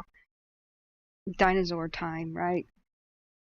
With hundreds of feet of topsoil, built up over the eons on top of it. Well, the topsoil gone, scoured it to bedrock, boom. Lava, basalt, hardest rock on earth pretty much. And it's still carved through. It's not because it's water, and water, gently washing away little bits of, the minerals at a time, because everywhere a water droplet goes, it picks up, a little bit of the minerals. Think of stalactites in a cave. No, this is house-sized boulders, gigantic, chunks of glaciers the size of the the glacier that struck the iceberg that struck the Titanic. Maybe rocks the size of the Titanic going down, being carried, and so it crunched away.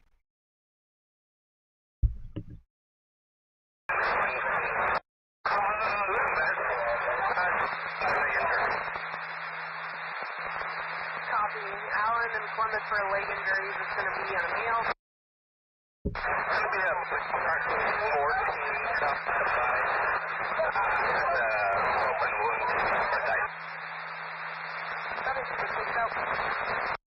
Chaos on the radio.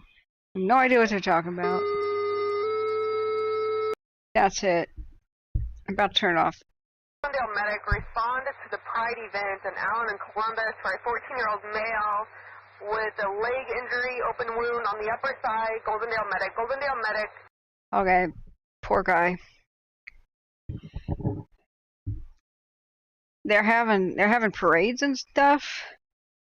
I guess they are. They're west of the crisis and west of the massive smoke plume. Okay, so the point is that it wasn't water that eroded this. This is straight up bedrock. This is some of the hardest rock on Earth. It's just straight up lava fields. And just imagine Titanic-sized icebergs going down and carving this as a crunch, carving it straight through basalt. It's an unimaginable series of floods that happen here. You can just Google up the Great Missoula floods. So the problem is what did that do? The damage on the ecosystem and landscape today is just still there. There's still not much topsoil anywhere in these flatlands of eastern Oregon and Washington, east of the Cascades.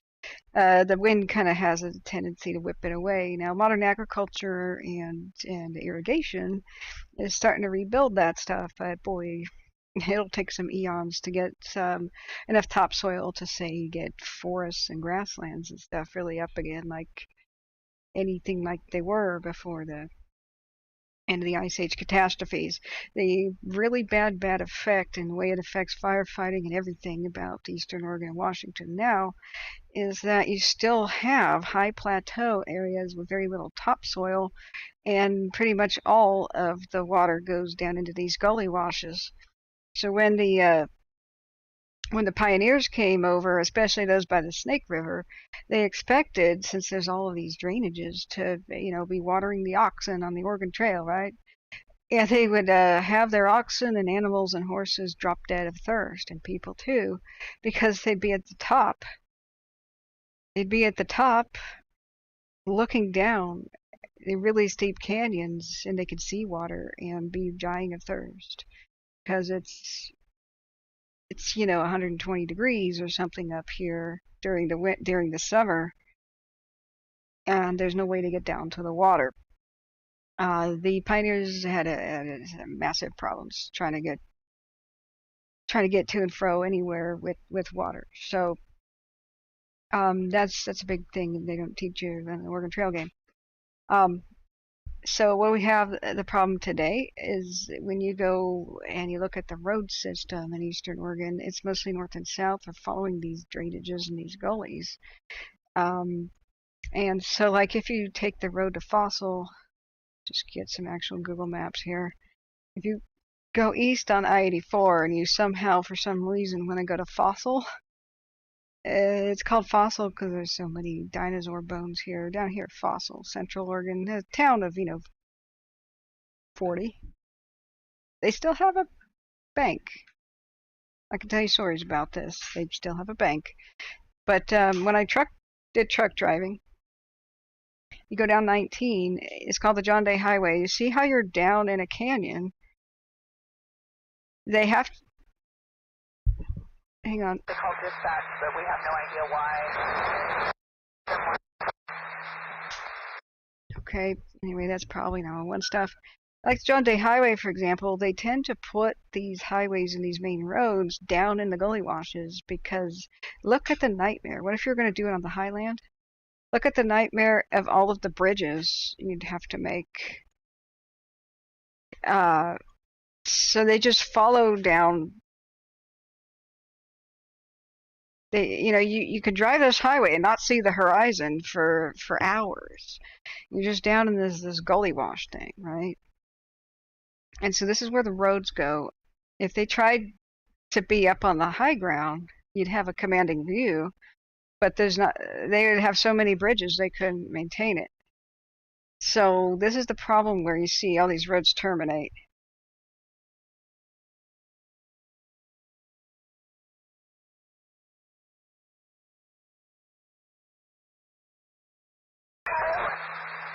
Copy. And are you guys going to the hospital? It seems like some child is injured. I'll pray for him.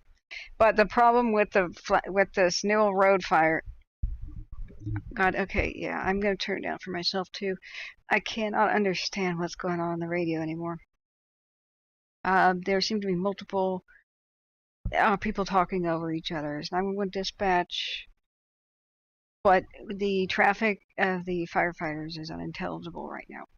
The problem, and why I'm explaining this to you guys, is that the fire just got over here, northwest of Dot, and into this, they called it Squaw Creek. They'll probably change that name. It's like the Indian word for a female N-word, right? I mean, is that bad, right? If it gets into the drainages, you see the problem with, no way to cross them. So there's a ton of dead-end roads, and roads that are up there on the toplands. This is where the fire can roar right across really quickly. And if you're stuck on the dead-end road here, the fire crews could get trapped. Fire crews are trained, don't enter a place you can't exit in a jiffy. Have more than one way out. It's a good lesson for us too.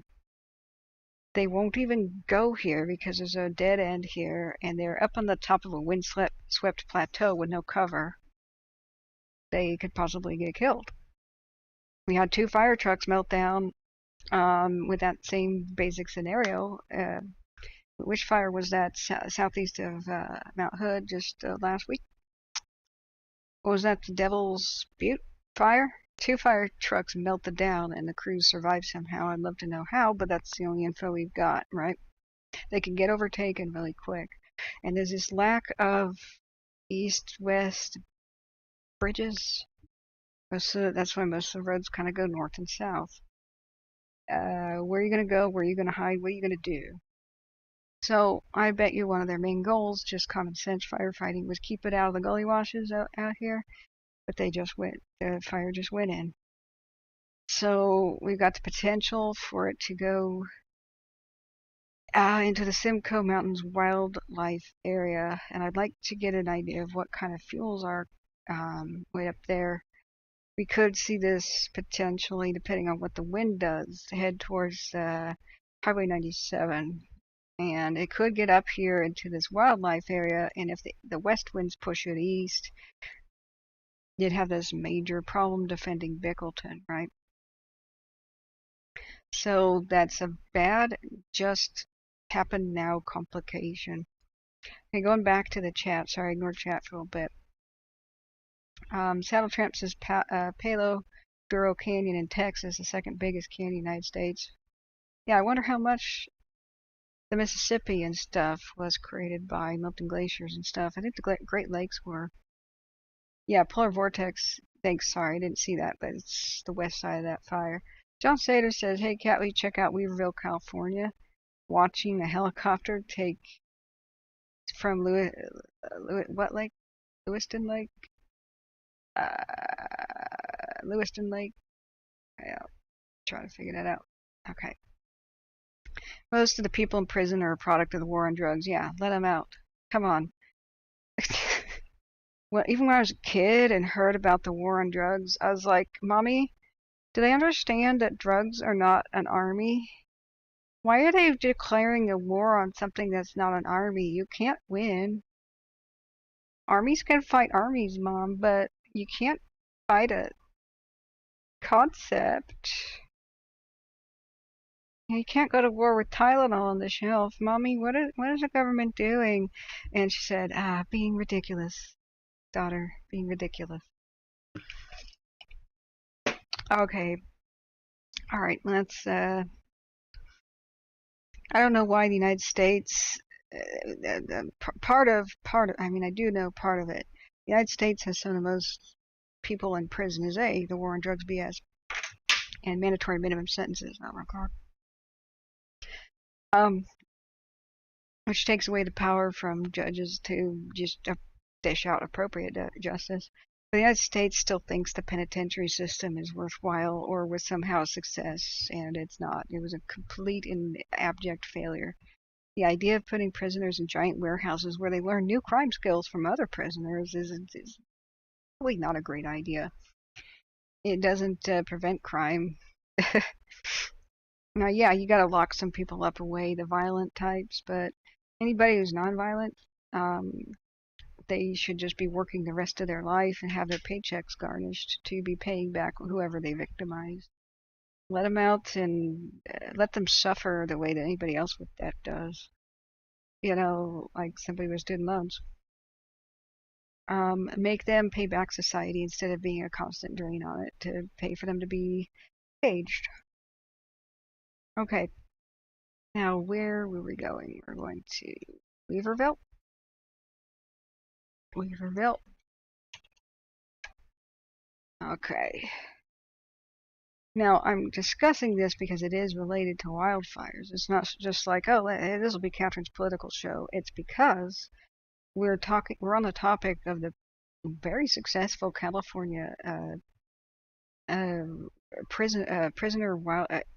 inmate volunteer firefighter system. It was very successful, but because of corruptions in other states where they turned prisoners into virtual slaves making t-shirts for corporations, that corruption threatens California's model plan, which really should be extended to the other states. That's a complication. It's hard for anybody to defend California's prisoner inmate wildfire fighting plan when somebody's going to say you're pro-slavery. That's a little bit of a loaded word these days in politics. Yeah. Weaverville. So I can't remember where that is in California. Okay, that's right, west of Shasta. Okay, so there's Weaverville. Okay, Shutter. Remember JB talking about the car fire? And I showed people how the car fire is primed and ready to burn as a bigger one. They didn't salvage long. Yeah. I don't see a heat signature anywhere by Weaverville. Is that like a small affair?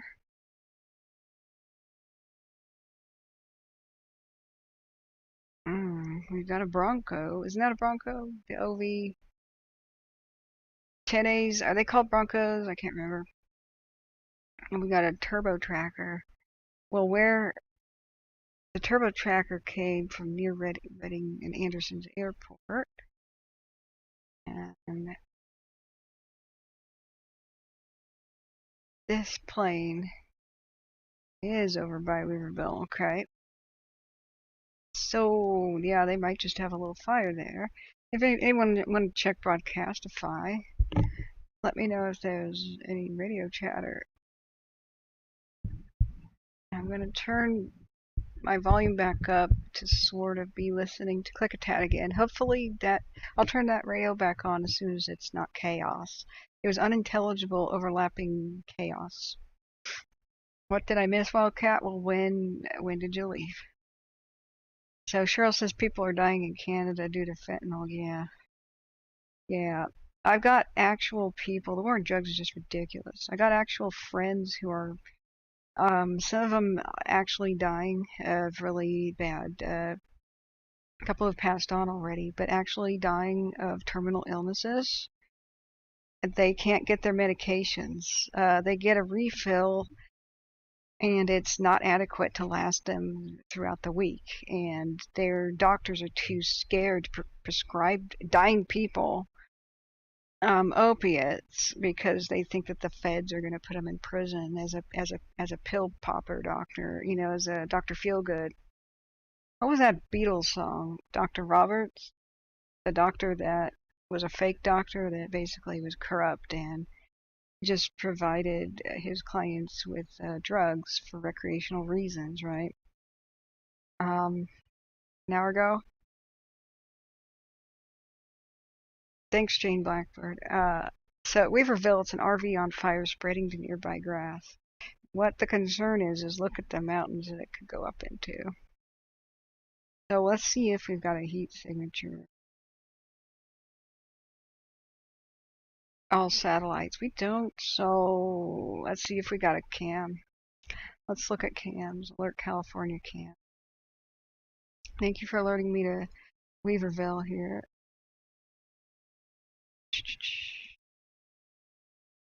But this is the kind of thing where we don't want the car fire 2.0 to start up because nobody salvage logged. It'll be worse than the first one. Okay, where's Weaverville? Excuse me. Where's Weaverville? There. There. There. We got Cam. Morgan Mountain. Do. Whoa. So we got some retardant stuff. Got some crews on the ground. This is a 15-minute time lapse. Let's do a 30-minute. Whoa. So, alright. Very ironic, isn't that a giant water reservoir? Water tank? Oh god, this camera's gonna make me car sick. That's our 1 hour time lapse. 3 hour time lapse. Look at all the dead trees!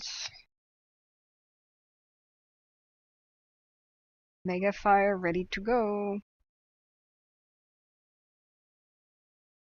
Bam. Okay, here's the link to the cam, friends.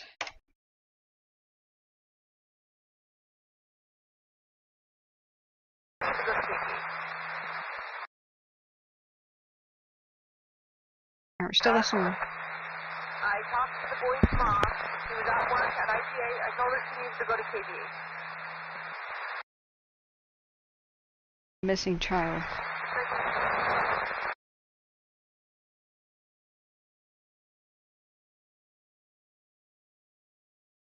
A child who was at work. 902 to 930.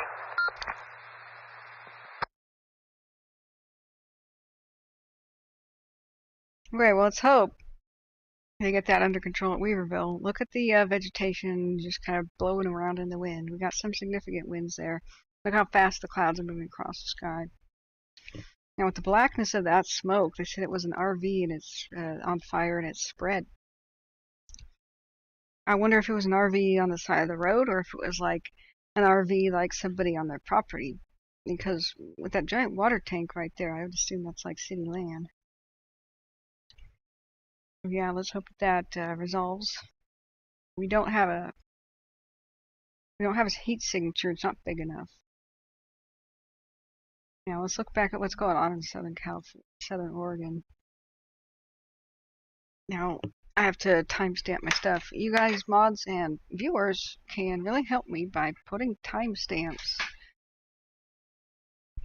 just on with a notebook. Every time we change topics, either discussion or looking at a different fire for a moment, put the timestamp. And if anything's funny, got a good joke cracked here or something, write down the time. Reported in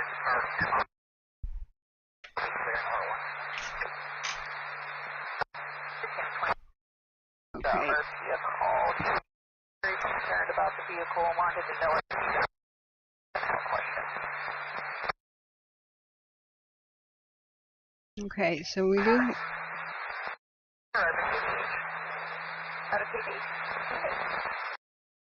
Cal Fire's busy down there. at 105 Shepherd Street. What was that? Around 7:15ish. Weaverville. Fire with a little video. Okay. And you can look at really what you need to timestamp. Oh my God, how long has it been like this? I'm sorry. Has it been like that since I used the bathroom? See, this is why I need a better cockpit. Okay, when the window size is messed up, do alert me. I'll fix it.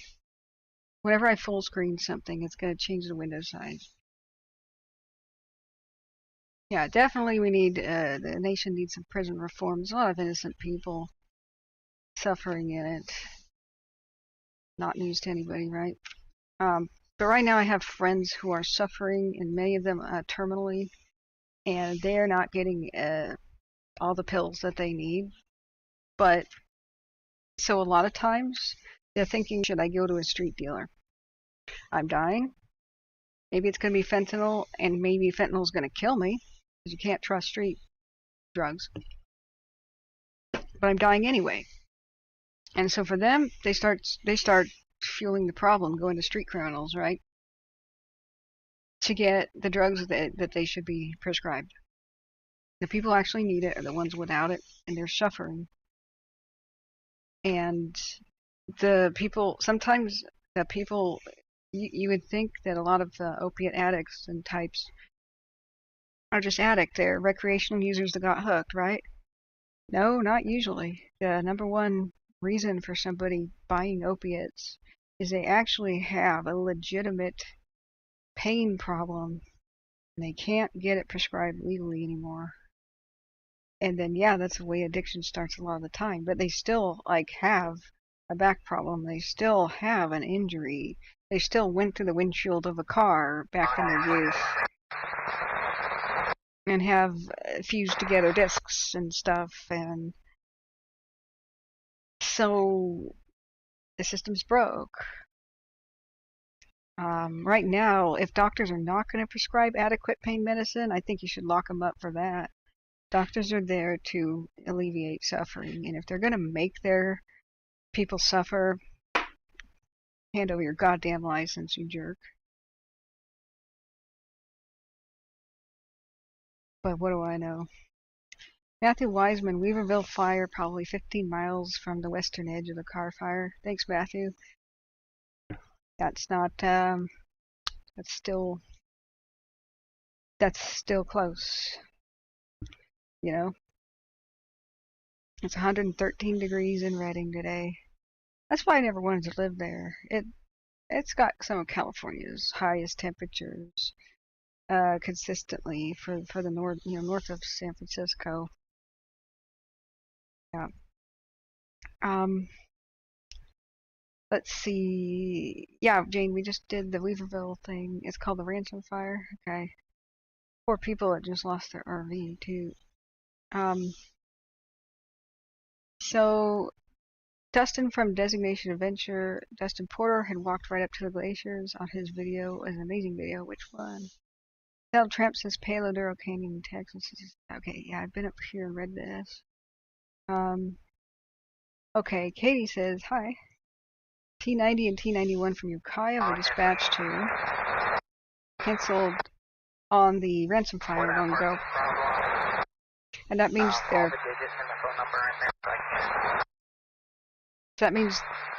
they're confident with the local resources. Sweet. Yeah, how are you, Katie? Yeah. Awesome. And so we can look back at what's going on. How much daylight we got.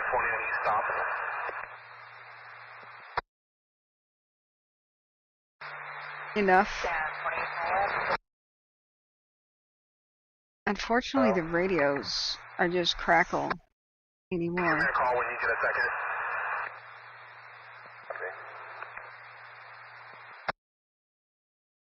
The Rock Creek viewpoint. Okay. See what the landscape looks like.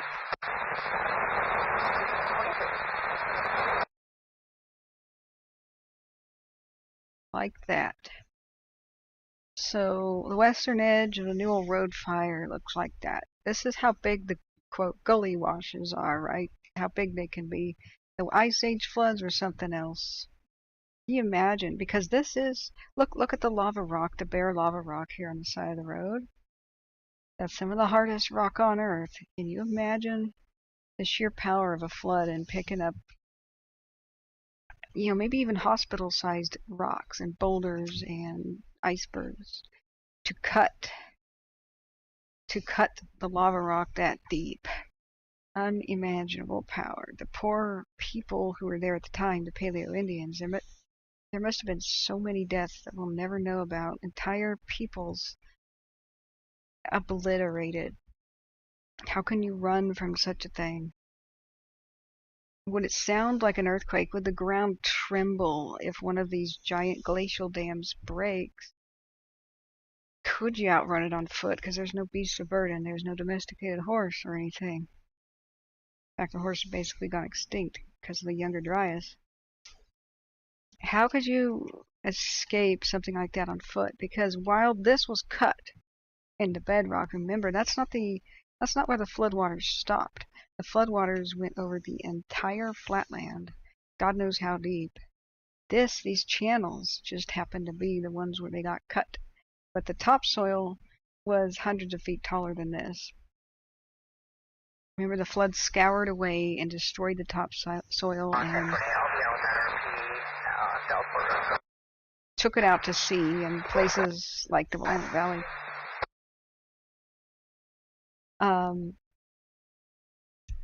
There's no way to escape this on foot. I have to assume that there were many thousands of people just killed over the next course of days after the greatest of the Missoula floods happened with the great breaking of the dam. Katie says, Weaverville and Ransom holding at 2 acres. Good. Ransom fire about 30 minutes ago. We're Maureen on watch duty. Organ Mountain 1 cam. I hardly see smoke anymore. Awesome. And Cheryl says the doctors are just as frustrated as the patients. Oh, I imagine so. But really,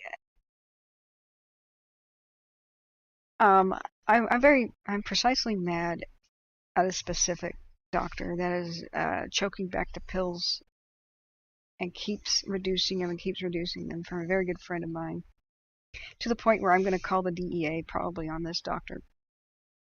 I think there's something going on. You know, this friend of mine is so bedridden and so much in pain and affected by a really bad illness that he can't get out of bed to fight for himself, and I'm wondering what I can do. But he tells me stories such as he goes to the pharmacy. First of all, most pharmacies can deliver. However, opiates can't be delivered by mail, which is ridiculous. So he has to get out of his sick bed. Doesn't have any friends or family to do this for him anymore. They mostly died. And he is an old, fragile old man who's mostly bedridden. Has to drive or ride a bus from his residence to go to the nearest pharmacy, which is like 20 miles away. stand in line at the damn store with his mask on, hoping that nobody with COVID walks by. And he has to swipe the debit card thing, and mostly his insurance doesn't cover it. So he has no money. He has like $25 left over at the end of the damn day, at the end of the month, because our sick people and our elderly are screwed. What are you guys doing down there? I'm going to head over here towards Ward Road to check this out. I haven't been over here at all, so we got 216 over here on this side. 206 is with me, as well as 204, and 215 and 210 are over there on Middle Road still. Well, if we got enough resources in there to try to get people home. Yeah, 10-4. I just wanted to come over here and check this out, and then are you coming down to get that tender? Yes. They have food at the school, too, if you want to come up and get some. Copy that. You coming down Dot Road or Middle Road? Coming down Dot. Copy that. I'll meet up with you over there and see it. I'm just coming around my own east driveway. Okay, we're just putting the ambulance back, so it'll be a few minutes. Copy. Oh dear. Oh dear. Out and follow my lock. Around Don Slater's house. Look. Cop, part of that, Mitchell. Are you in cell service? Look.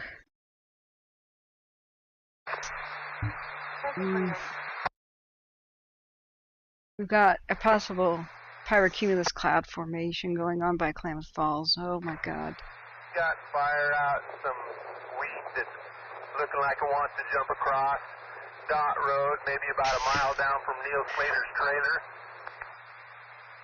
Copy that. I'm still in Pickleton, so I'm headed that way. 216, 201, I copied. We got 205, 206, and 204. We'll just head straight that way and take a look at it.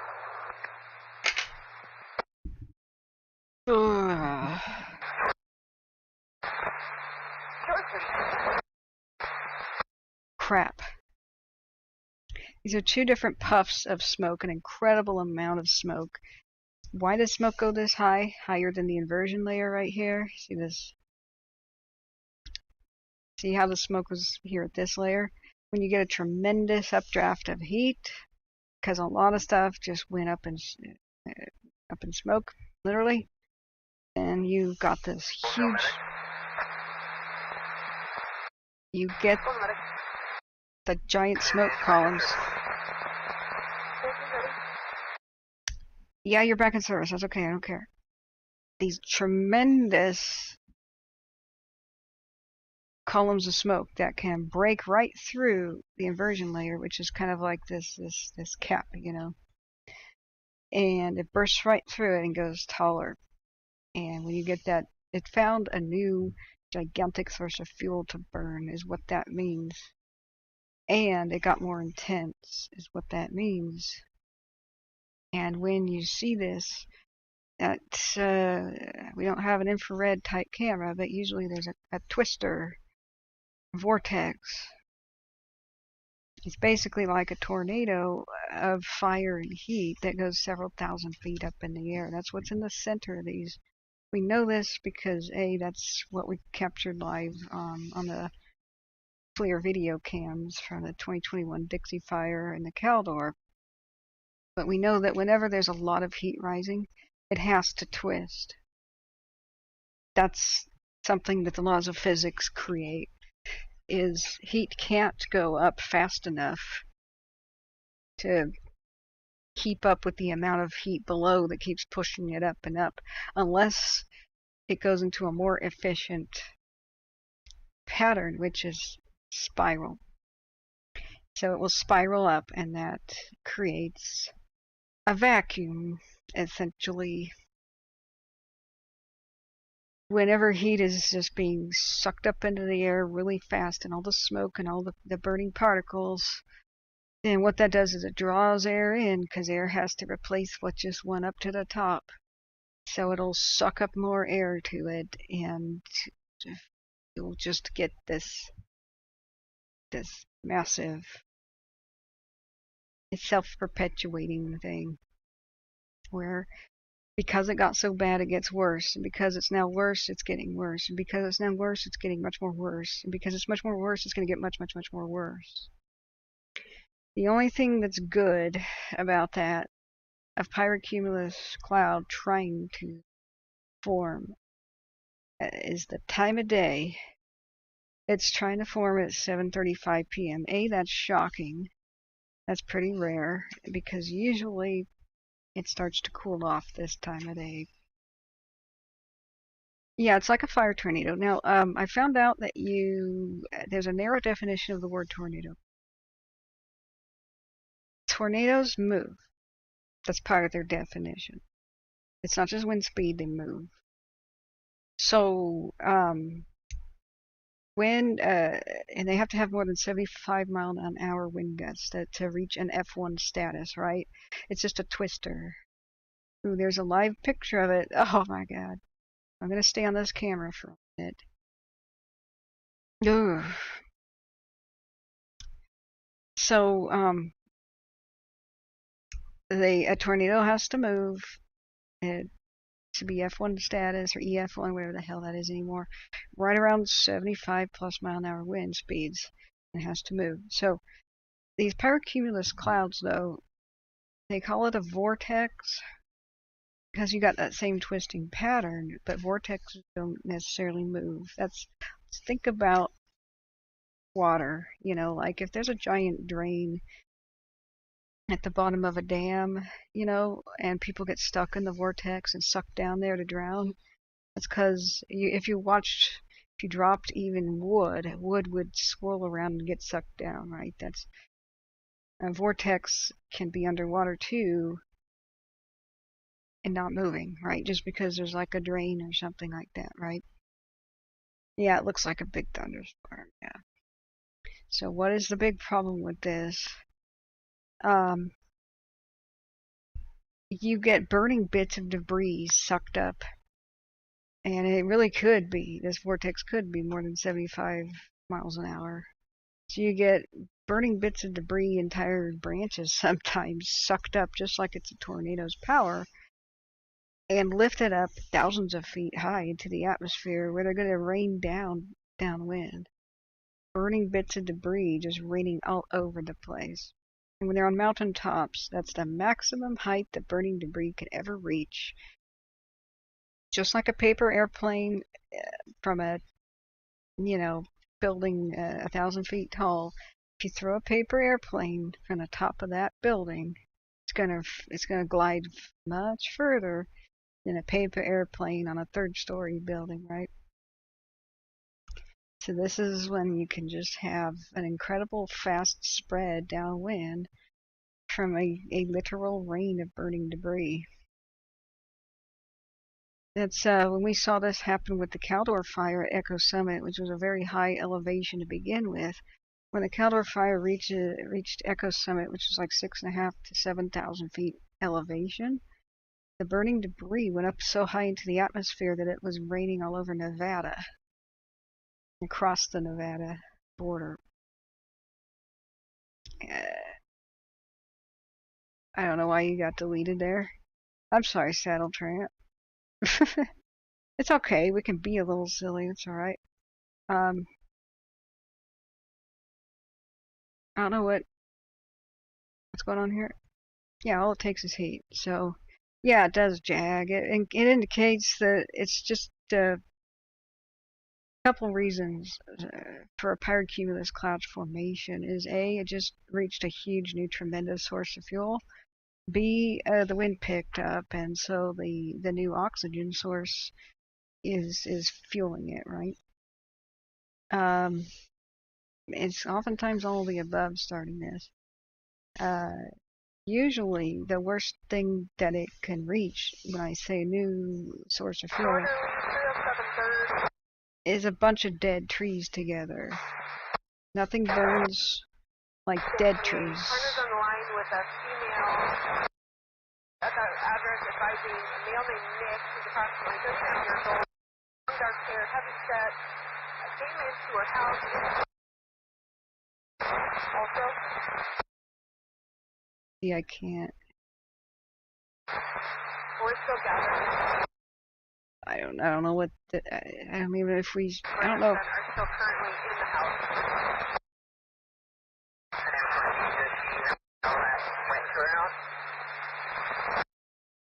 Unknown last. That may not be fire related at all. It just could be emergency dispatch stuff. Okay, 28. Riverside 1938 break. Second floor, 1028. Okay, we need to watch this cloud. I can head that way from Middle Road. See if they got anything connected.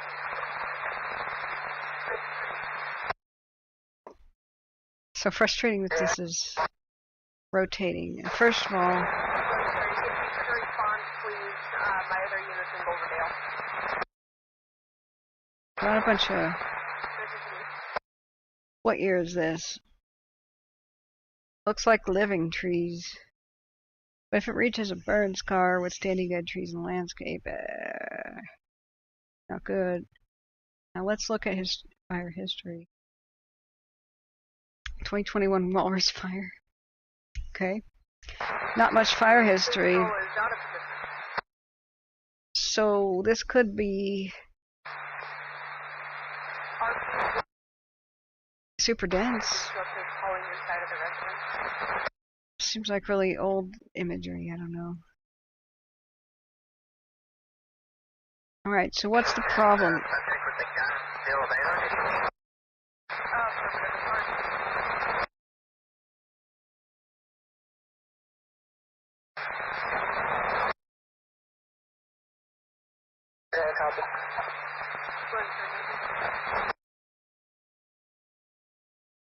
Okay, good. The fire's almost out at Weaverville. Awesome.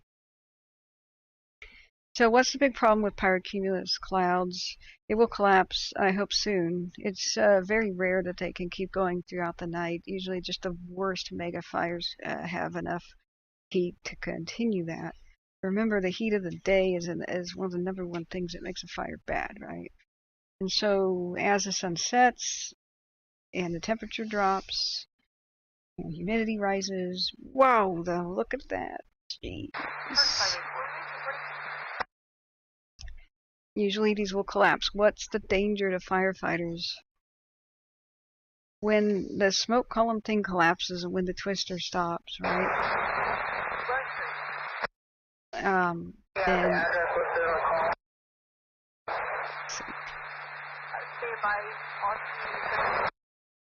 you see, I don't know if it's worthwhile to listen to that anymore. It's just broken. As soon as the column collapses, the flaming debris and this huge, tremendous gust of wind will go out in 360 degrees from the center of it. And so this can push regular fire doing its thing, you know, with mostly the heat and the smoke and the flames going up, right? Being pulled up by this tremendous updraft of wind, right? Well, you delete that, and now you have a downdraft of a huge amount of wind. You know, that would just spread the fire out, lay it down flat, push it out. And if fire crews are down there trying to hold a road or something, that's just going to be a nightmare. It can overtake them. So usually the weather service gets their weather people out as soon as one of these things is forecast. And the meteorologists are the best qualified to say, hey, the weather just changed. So the weather phenomenon, like the winds and whatever that are supporting this pyrocumulus cloud and the heat, just changed. Everybody run. Get away. We are predicting the collapse. That's why it's so dang important to have really good crystal clear communication lines with, you know, the cities and the weather forecasts and the dispatch. You do hear that sometimes over the radio, like everybody run, the column is going to collapse. So no, don't say the word chemtrail. That's not even allowed on my channel. You're talking about contrails, I hope. Chemtrails are the conspiracy nut theories. Tinfoil hat shit. Excuse me. Contrail is what is left across the sky by aircraft. A contrail. Remember, you guys remember high school chemistry class, right? One of the things that fire produces is moisture. That's just the what does combustion do? It produces CO2, a couple other gases, depending on what's on fire, right? And then it produces moisture.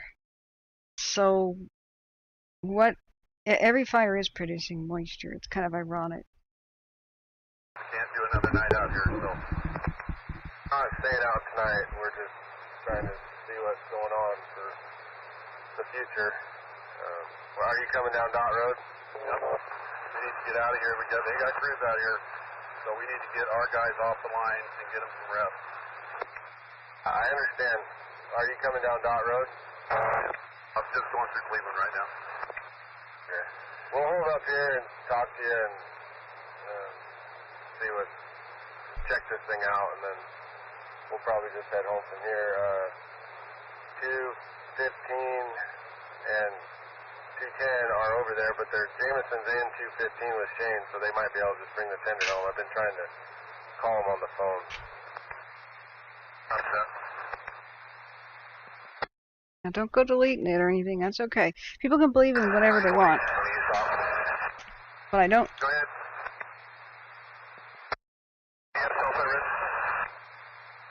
I think so.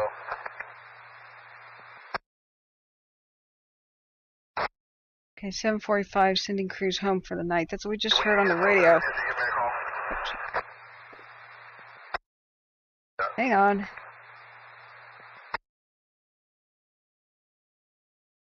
So a lot of these firefighters, they just can't fight fire all day and all night. They gotta go home to sleep. So they're leaving the Newell Road fire, and there's no sign of anybody coming to relieve them. And oh my God, the big pyrocumulus is still going. I think we could safely say that's what that is now, because when one is trying to form, then you see the puffs of smoke going above that flat layer, right?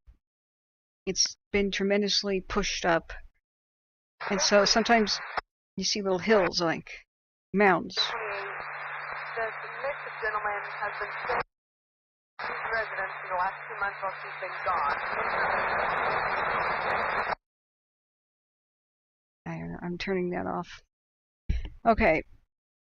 I still have it on my ear here. Now, if I'd say if I'll unmute it if there's some actual fire info that's new over there at Newell Road. I don't know. Only a weather person could tell me whether or not this has been established. It might technically be in the still trying to form phase, or maybe it is one that's just going to be a briefly formed pyrocumulus cloud. You'll see humps.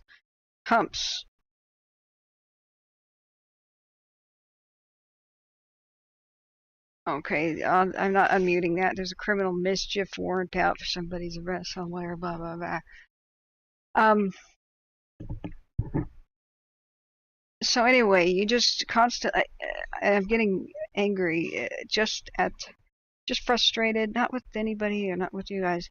I'm starting to melt down because I have been interrupted so many freaking times by the radio every time I'm trying to make a point, and that's just one of my peeves. And so I'm listening for fire info, and it's some crap about warrants and criminal mischief and stuff. There's a point where I have to take a break from that crap, so I'm gonna... Okay. And I hate struggling to hear through the static and all those horrible noises what the hell's going on. So the point was, first of all, I don't know if that is a true pyrocumulus, but if it hasn't successfully started, it's still trying. Now, what you'll see is the flat layer, and then you'll see a poof, as tremendous heat pushes through and breaks through, poof. So you see this humpy humpy kind of a thing in the landscape, right? If this would just stay in one spot, we'd be able to diagnose this better. But those are contrails.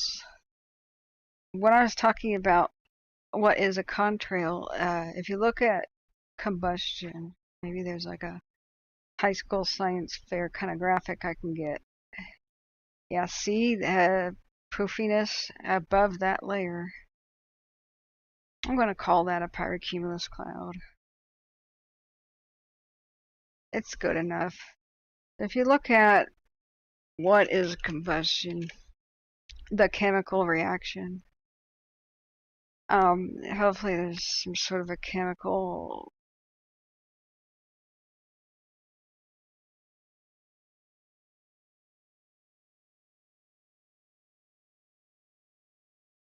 there, a true one. There's so much crap on the internet. Okay, combustion. You get a hydrocarbon and oxygen. Hang on a second.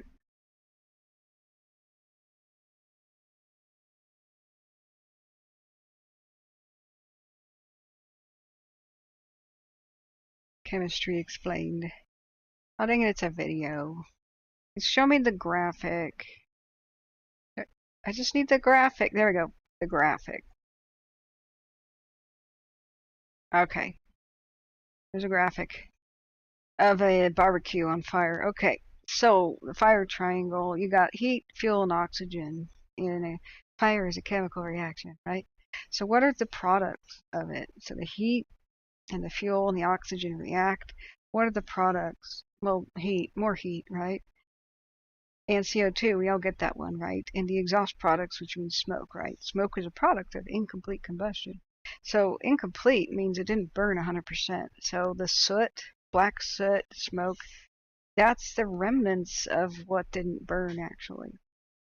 Now, it has to be a pretty high heat flame and what's known as a clean fuel, like such as high octane, well actually ethanol. Ethanol is a really clean burning fuel. So the race car drivers at the Indy 500 and stuff, the race cars are burning ethanol.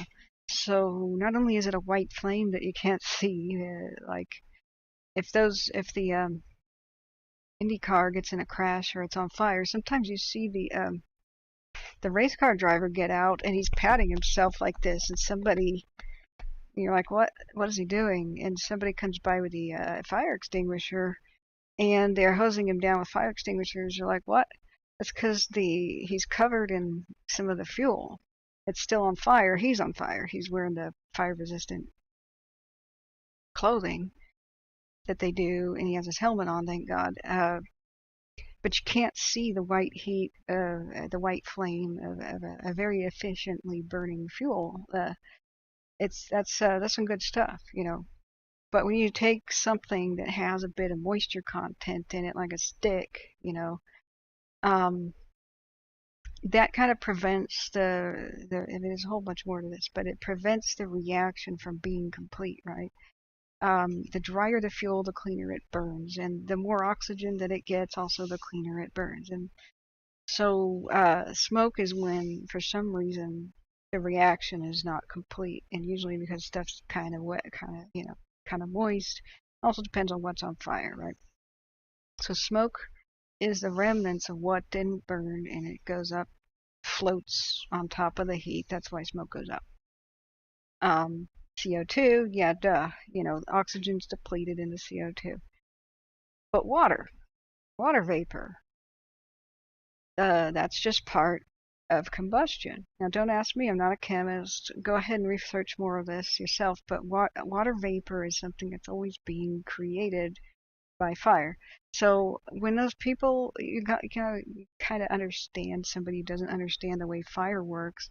When they're promoting candles in your home as a way to dehumidify,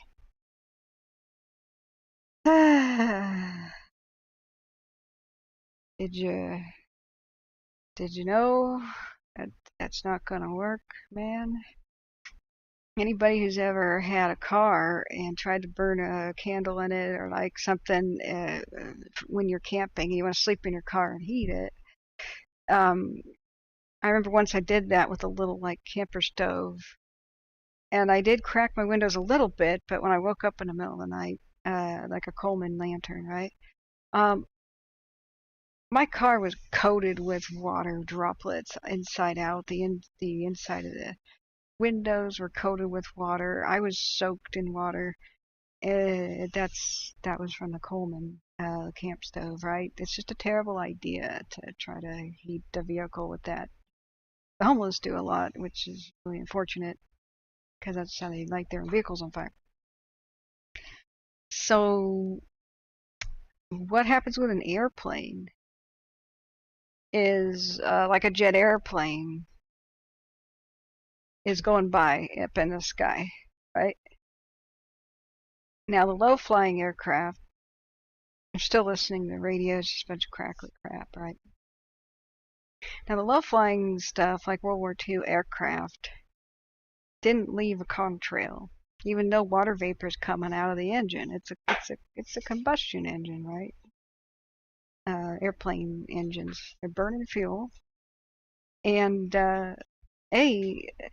fuel made for vehicles is it's refined to be really, really clean burning, so that you don't see much in the way of exhaust. It's like in the tailpipe of your car, you could kind of see it, but it's not like your car goes down the road smoking, right? I mean, really old vehicles used to, before catalytic converters and stuff, like you actually saw black soot coming out of the tailpipe and stuff, right? A lot of unclean burning fuels like coal, you're going to see that black smoke, right? But when you got stuff like aircraft fuel, it's at the oil refinery, they're going to make it real high octane, really, really, really clean burning stuff, right? So you don't see the old piston engine, World War II era kind of aircraft leaving behind a trail. You know why? But you never really see vapor in the air, right? It's at a lower altitude. These aircraft.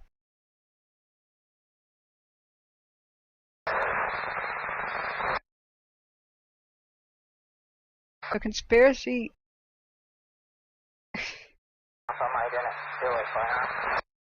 I can't make out any of that they're talking about. I still want to watch and see if this column collapses. I think that's what we're going to see as light fails here. I hope the camera will show that. So these aircraft that were on piston engines and stuff almost always flew below 11,000 feet. You need actual oxygen masks to go higher in a plane that's not pressurized, right? So if you look at the B-17 high-altitude bombers of World War II that left England and went to Germany, they've all got their oxygen masks on. They were trying to fly so high that German fighter planes couldn't go up there and get them, because the German fighter planes couldn't have a lot of oxygen on there for their pilots. That's part of the thing. Height was safety, right? And so, yeah, I'm just explaining this for the general public. I know you probably just misspoke, Ann. I'm not like trying to say, oh, I have to tell you about this. I'm telling the public, just so you had contrails with the high altitude B-17 bombers on the old World War II videos. Even, gosh, some of those were shot by Clark Gable. He joined the Air Force. And so he was there shooting video of the B-17 bombing runs a couple times. Listening. Guys, head back to the barn.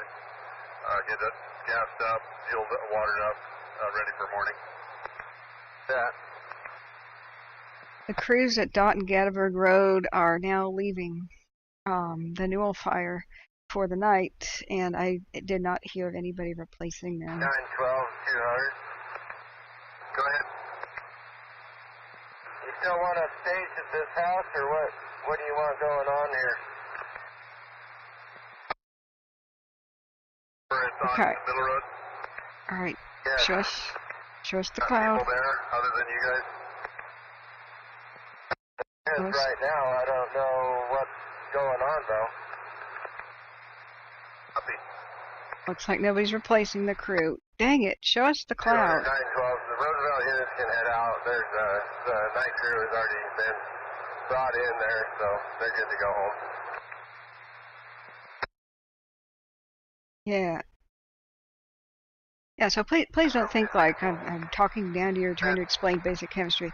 Not at all. I would come back down and check on them before we go to the barn, so I'm heading that way right now. Do that. Thank you.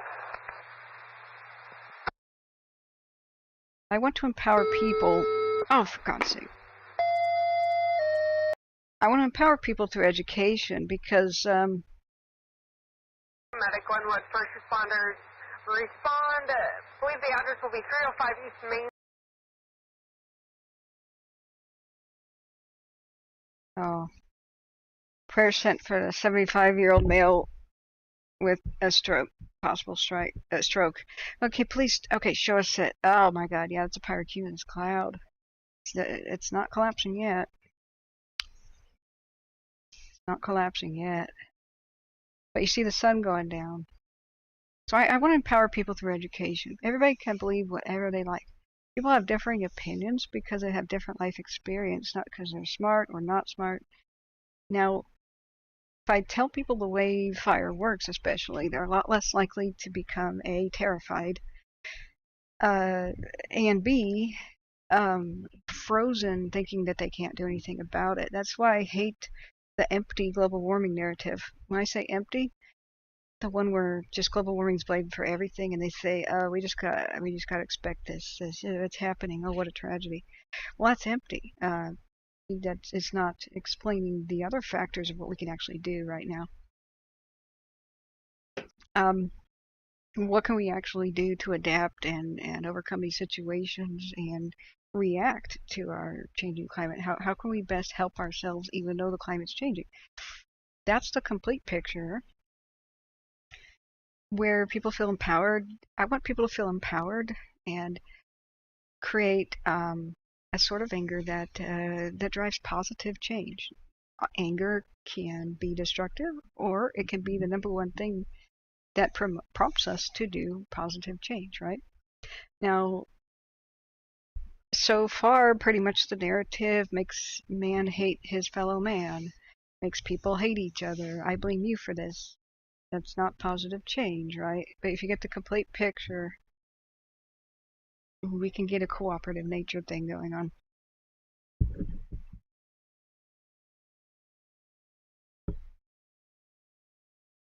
Yeah, that's the poor man who is having a stroke. Wow, it's still cooking there. So, a lot of people don't understand that conspiracy theorists are sometimes just trying to control you. Beware of anybody trying to make you mad, trying to make you hateful, or trying to make you scared. Usually they want to control you. That's the main idea. When people get mad, angry, and scared, and hateful, they turn off the brain. Those are the things that make people stop thinking and stop acting rational, right? Beware the message of anybody just trying to terrify you. They're trying to control you through anger and fear. They're trying to get you to turn your mind off, so you just listen to them and do what they say. And sometimes they're just there to laugh at you. There's a lot of sick people out there, and all they want to do is know that they affect other people negatively or positively. You can look up narcissistic personality disorder and a couple others. They're literally in the bat beep crazy kind of section of the mental illness index DSM book, right? A lot of these people do not have any kind of positive motivation. They just want to see how many people they can fool and feel powerful. They've got this crazy desire to feel powerful, and that's their only motivation. That's another thing that arsonists have in common with them. The arsonists that try to light big fires, one of their psychological profiles is they're trying to feel powerful, right? So if you can start a whole movement like flat earther crap and whatever, it makes them feel powerful. A lot of them are doing serious harm to the public and causing a lot of chaos. So what is the best way to resist this is educate the public so that they can just know when somebody's spouting BS. And the chemtrail thing is one of those. That's very, very harmful. And the only real motivation behind these people is they just want to feel powerful, right? So if you look at any plane that goes over a certain altitude, we're talking about all the planes with pressurized cabins, meaning almost every passenger plane on Earth now, where people don't need oxygen. The cabin is pressurized. Oxygen is generated by the engines. There's compressors. So as the air goes into the engine, the compressors compress the air, make it more dense, and the engine uses some of this oxygen, but some of it is piped into the cabin so that nobody has to put on an oxygen mask for the whole dang flight, right? So air is, people are comfortable in reading their magazines and whatever. Only if you lose cabin pressure is the oxygen mask going to drop thing, right? And the pilots will just make it their business to descend as fast as they can below 11,000 feet so that everybody doesn't die, right? So, yeah, I can't believe it's still going after sunset. But it's very, very high heat day down there. I'm waiting for it to collapse. It's going to complicate all the firefighting efforts over there at Bly Mountain, northeast of K Falls. Still listening to what the chatter. I've muted it for you guys. Night crew shift change happens around 8 p.m. for pretty much all fires. So this is when the day shift goes home and probably falls immediately asleep. And the night shift is supposed to come on. This is the transitionary period. Still cooking, look at it. This is live too. This is looking at, they call it the Golden Fire, northeast of K Falls. Oh my god. That's an actual true forest fire on a mountaintop.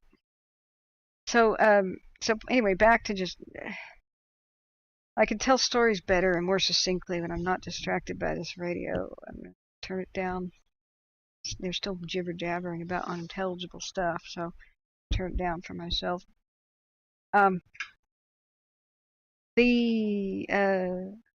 Whenever a plane, any kind of plane, goes high enough into the atmosphere where you have freezing temperatures, it gets really, really, really cold the higher you go. I mean, it's super cold. I remember getting in a plane with Sea Probe when we went to Tahoe, and we went up to like 10,000 feet, and we were sweating bullets because it was 114 degrees from the airport we took off of, kind of by the California Valley. By the time we got up to 10,000 feet and got near Tahoe, ooh, I'm putting on my coat. You know, it's a combination of altitude and being in the mountains, right? You don't have to go up too high when you actually get to freezing altitudes. See, Probe, how often?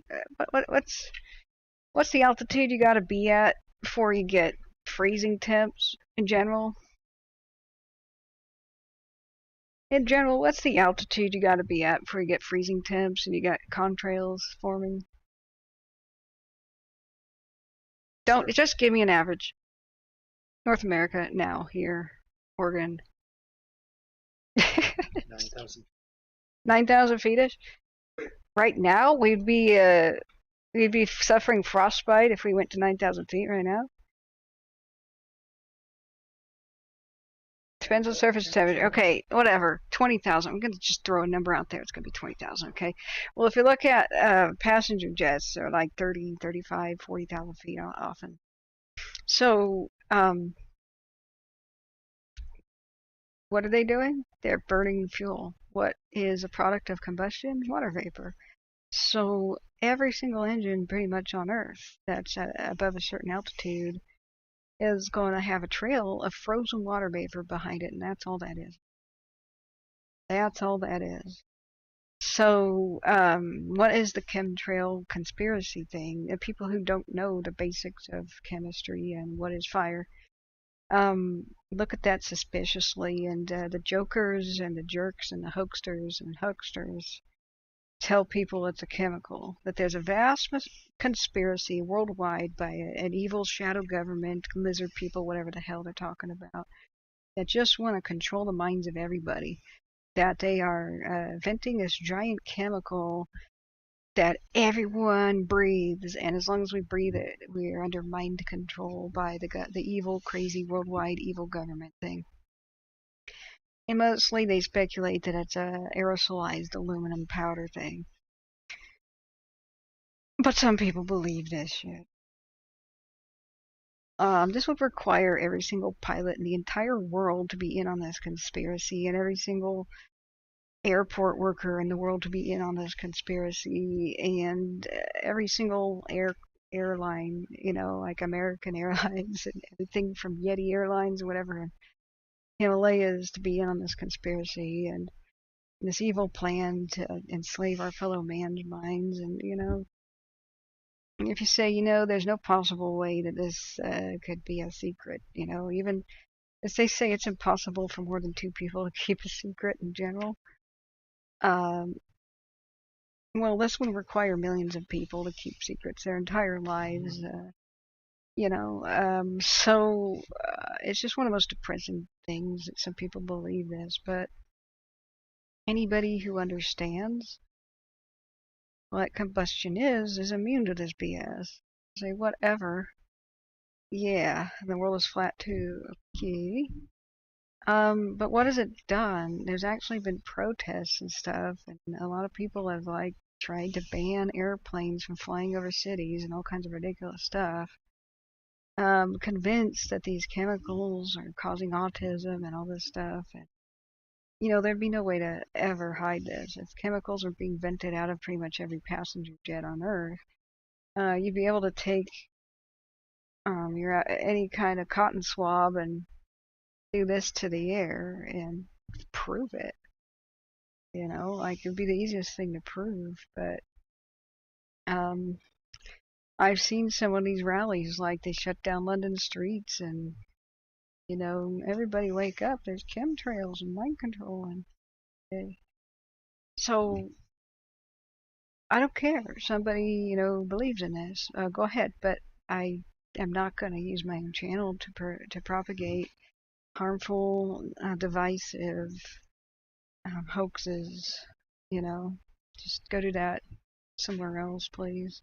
I'll just explain to people how the world works, and then hands off. Draw your own conclusions. Okay. Let's see.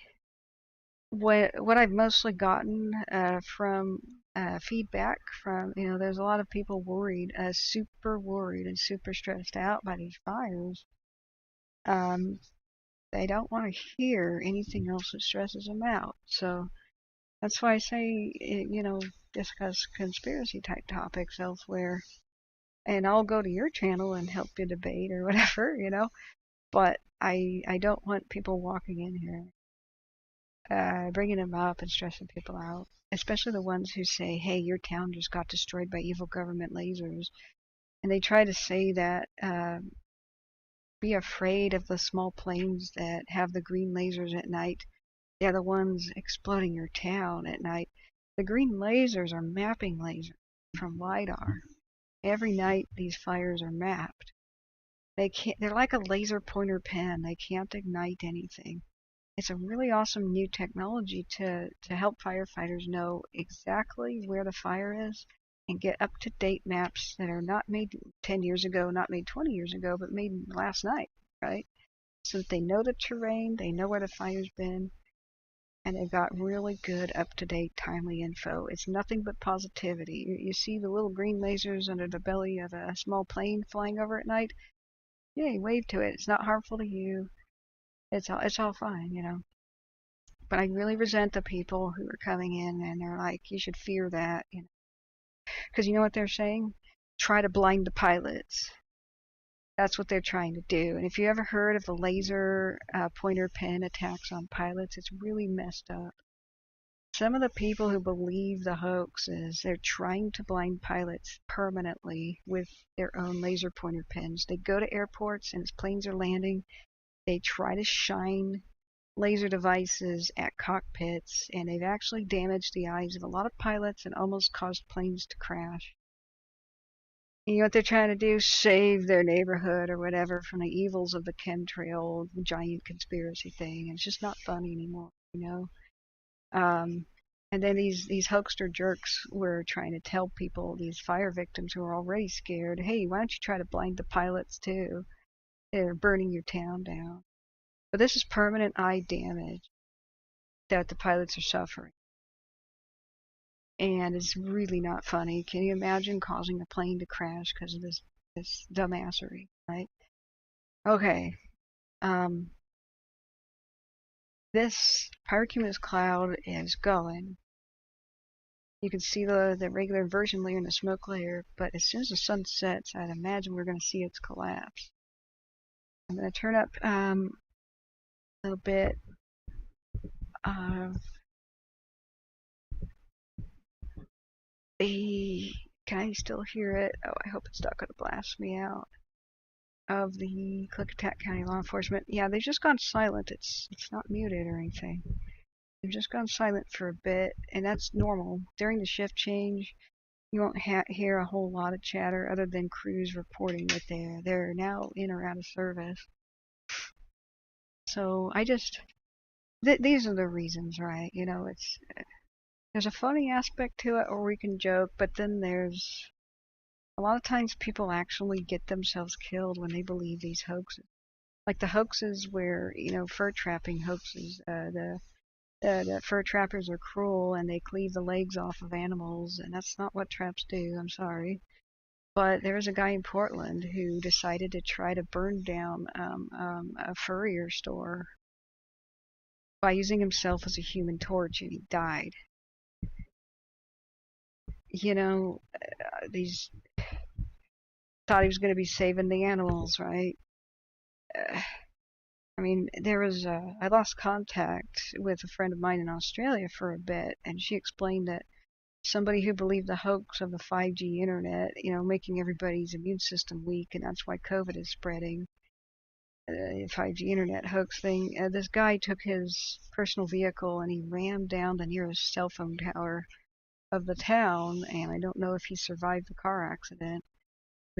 He knocked the cell phone tower offline and ended up hospitalized.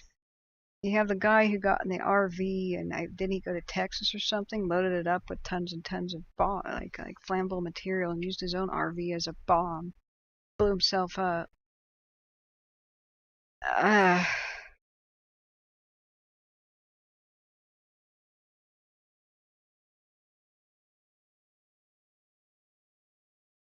There's always somebody mentally ill listening who's going to believe and think they need to sacrifice themselves to save others. I just can't stand that.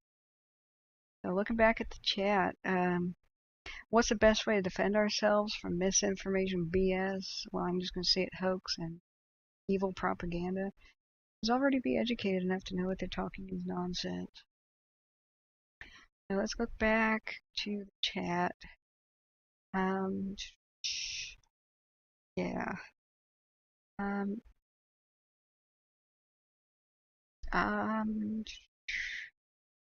Look back at chat. Clouds carry tremendous amounts of debris from all over the world, including water. Yeah. That pyrocumulus cloud is still going. My God.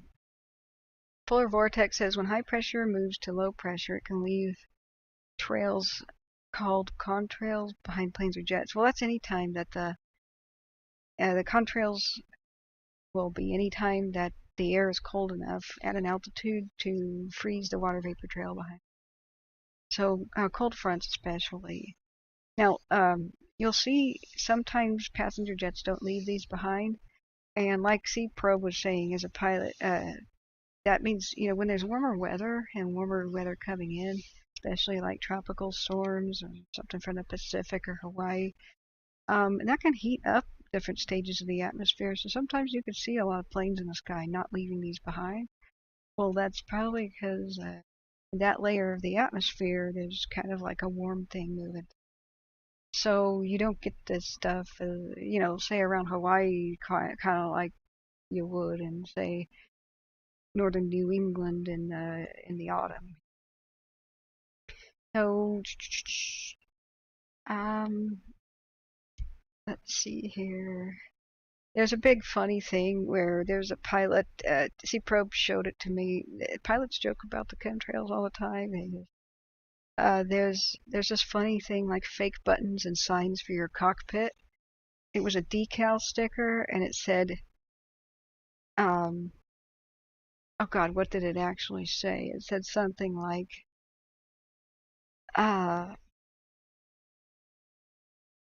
release the chemtrails or something like that, or dump aluminum spray or whatever the heck it said. And so you could take this sticker and put it in any cockpit right next to a button. And I was like, oh man, C-Probe, somebody found a way to make money off of that. I should. So yeah, that's the thing about hoaxes. It's the same concept as the evil people behind these challenges on TikTok that will get people killed. One of the first ones, and I don't want to say it's just TikTok, I mean YouTube and other social media, it went by the eating the Tide Pods challenge. If you watch Chubby Emu's channel, yes, Chubby EMU, he's never explained why his channel's called that. It's a doctor who explains recent mysterious Airport medic requesting launch the helicopter out of Skyline Hospital. Whoa, something just happened. We're listening to Klickitat County. Something just happened. They said launch a medical helicopter. Did somebody just get injured?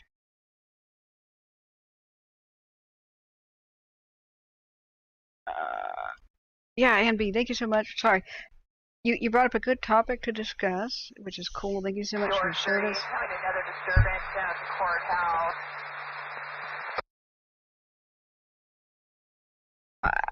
I don't know what emergency just happened. I'll see you here tomorrow, hopefully. What just happened at the Newell fire?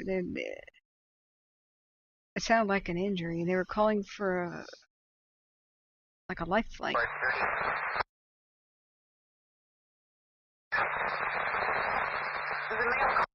get a whole lot of people are being rude and disrespectful. Get a name for me.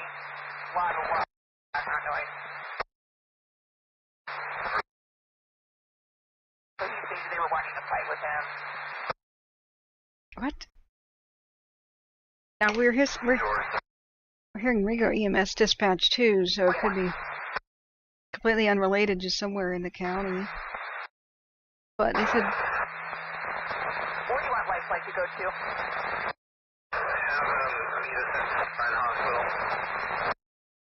On to the hospital, 2021.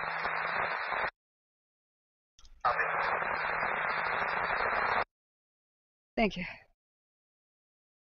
I don't know what happened there.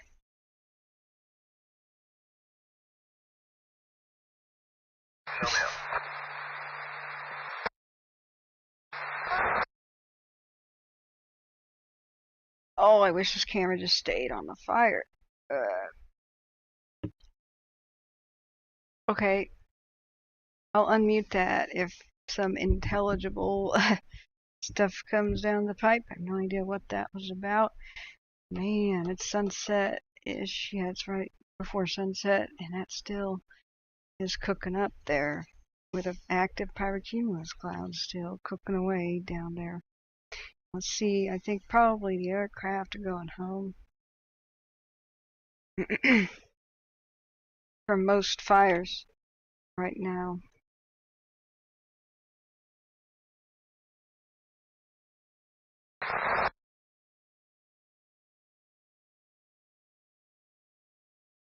Got a little plane monitoring that fire. Tinker 162 is on the ground at Klamath Falls. He was working the Fly Mountain Fire, the Golden, whatever they call that.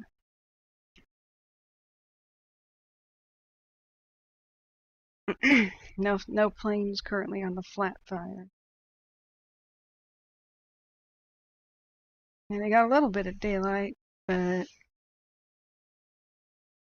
West Kodiak 100, I'm not sure what kind of plane that is. Something on the ground at Moses Lake. It's a little thing. Warm Springs no longer has. It's a B-17? It's a B-17? Woo! A B-17G, 79 years old, is flying into Oregon. Whoa! From Bellingham. Ah! Dudes, you don't see that every day. Now, there used to be a B-17 at Lake Elminor's Chester Airport that was turned into a water bomber. A lot of those were after World War II. Okay, I'm timestamping that. I wonder where they're going. So 8/24, the B-17 flew. Sweet. Not too many of those still flying. I saw the aluminum overcast at one of the air shows near Portland years ago, and I wanted to buy a ticket to fly in it for a 1 or 2 hour flight, and the ticket was, the cheapest one was around, I think, $3.80 per person, or for like half an hour or something. And then they did other flights, and it was like $700 or $800 for the 2 hour flights, depending on where you wanted to sit, you know. Yeah, the G was the latest model of B-17s. It's got the bubble turret on the top. That's how you can tell. It'll also have a tail gun. What a beauty. Whenever you see the bubble on top, you know it's a G, or any sort of a gun at the tail. Woohoo. How pretty is that?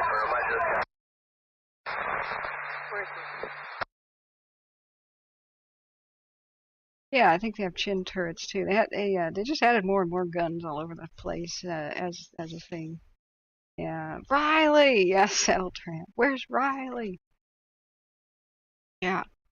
What was I doing before I saw plane? I'm like distractible. Squirrel. You know, I see warbird. Squirrel. By the way, that's not a helicopter. What the hell are you doing? They have little icons for ancient planes like warbirds.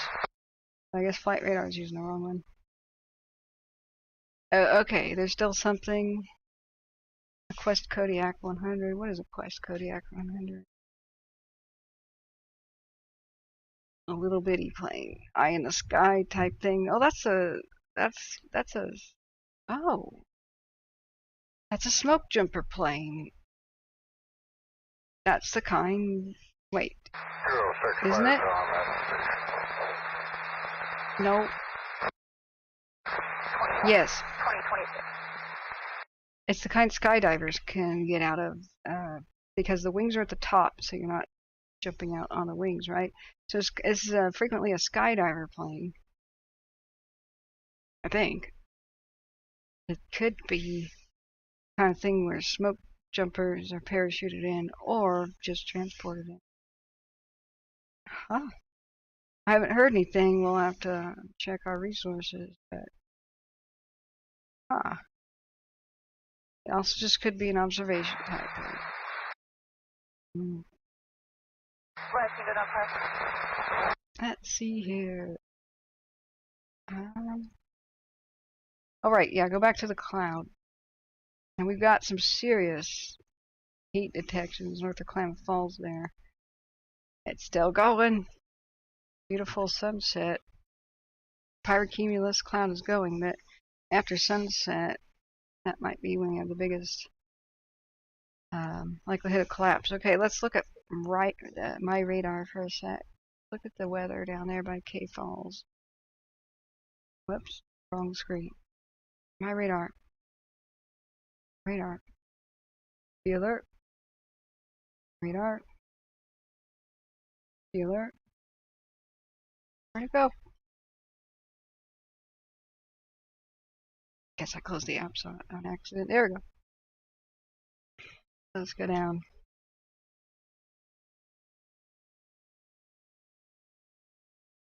Load.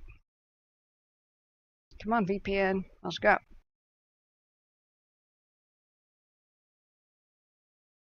Stop chugging. Feel bad after a time. Bonanza, Oregon's currently... Oh man, we had it. Where's Bonanza, Oregon? There. Currently around 80 degrees after today's high of 89-ish. It'll be a low of 54 tonight with no chance of rain tonight, but like a 10% chance of precip tomorrow. But tomorrow's going to be a high of 87-ish over there.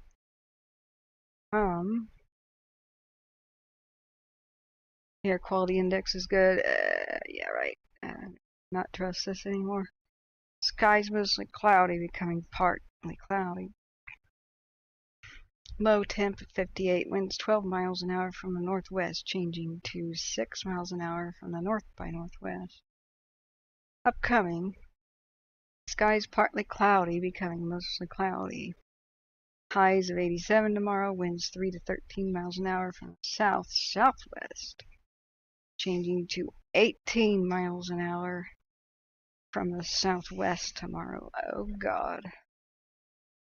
Wind picks up tomorrow, and the wind will change direction. What's that?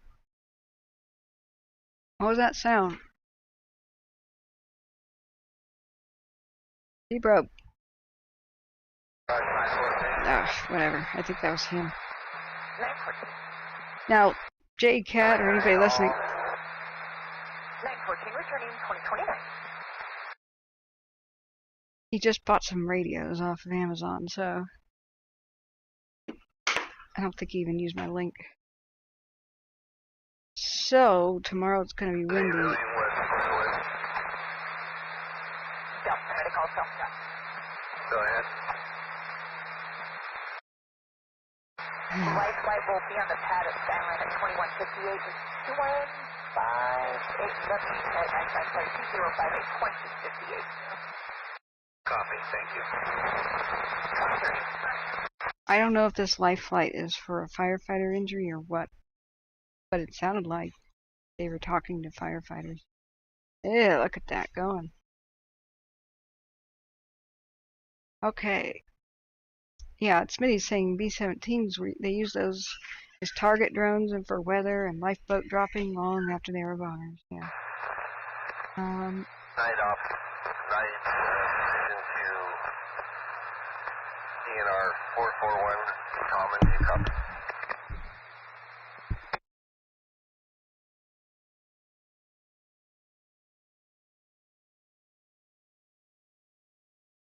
Now, my voice is starting to fail.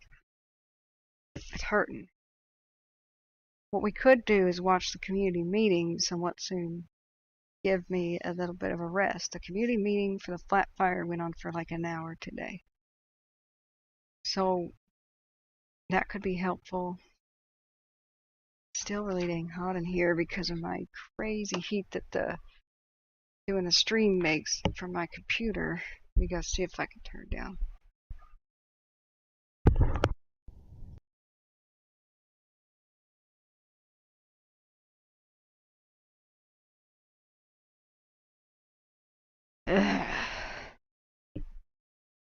Take this sweater thing off.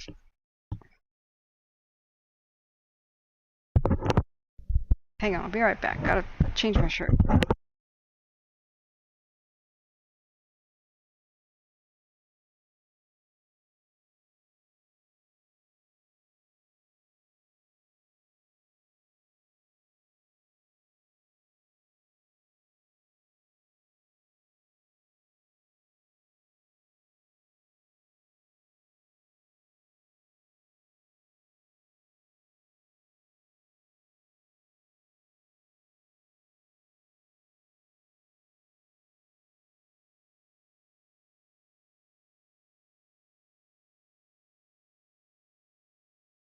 Alright, that's a little better.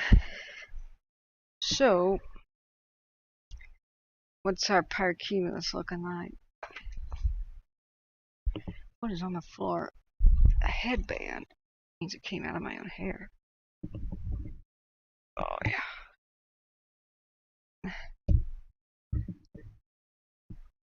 SCOTUS. What's SCOTUS again? Ruled that, oh god, law enforcement officers have no duty to protect or serve anyone. I don't know what that is. Was that the ruling or something when they put the cop on trial because he didn't do anything to stop that massacre at the school? I don't know. I don't want it to be a cop bashing channel, honestly, so let's not really go there. A lot of times they really do help in these situations. There's a cop who's helping me right now. Really, really well. I'm super grateful. He's one of those really good ones who actually gives a damn. And he's helping me in my trial. I'm suing somebody who wronged me, so this cop is the most useful person to me I've ever seen. It's totally awesome. But of course they're not all good, but my god, they're not all bad. Hey, Michael Jones, were you Sherlock Jones? Is that you, Sherlock Jones? Oh my god, good to see you. Yep, set the timer so the stream doesn't go over 12. Yeah. Is that you? How are ya? Man, guys, Sherlock was one of the first people to take me under their wing and just help me run the stream back in the early days of the 2020 stuff. Man, you're awesome. Where have you been? Missed you. But yeah, that's probably a good idea. Woo. That pyrocumulus is going like crazy. These will probably have infrared night cam vision stuff. You're good, lol. Well, I don't know if I have a way to contact you. Could you please give me your contact info to my email? Catherine.davidson.wildfires@gmail.com. So if we got a big problem, I can call in the mods, you know. Part of the being a mod requirement is I have to have your contact info so I can actually get in touch with people. And plus, I just want to say hi and express my gratitude. Sherlock Jones helped me set up in the very beginning, along with taking me under his wing, letting me, introducing me on how to stream, all this kind of stuff. So, yeah, I try to keep. Desi says we keep politics and religions out of things. Well, we have to mention the politics as they relate to fires, but just in a general way. Yeah, I don't. Right, yeah, SCOTUS, of course, Supreme Court. But what I'm talking about is like which ruling. The general idea is, yeah, we got to identify the problems of. Otherwise, we can't identify what to fix, right? And we could be righteously angry at really what should have already been fixed. I want to keep it the kind of anger that's positive, like the kind that motivates people to push for good change, right? So that's the general guideline. And I'm not perfect, you know, I will kind of say what's on my mind immediately. But that's why it's called Catherine's World. You know, originally it was supposed to be a variety show where I kind of talk about everything and how to fix it. You know, and just introduce people to a variety of topics and get people thinking about them. And that's what Catherine's World was originally supposed to be. And I was going to have different portions of it. So one of them was going to be animals. Like, I love animals, so I just want people to learn about animals. And I'd love to go to farms and interview people that raise rare kinds of livestock and just like, you know, kind of like Mr. Rogers used to have guests of all walks of life on a show. How are things done? You know, interview people that do everything from window washing in Portland, how they overcome, you know, fear of heights and that kind of thing. how do random people do their jobs, and how does it work, and how does the world work around us?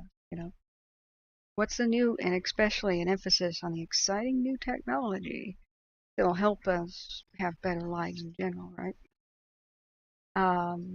Make it mostly hopeful. I was going to have another channel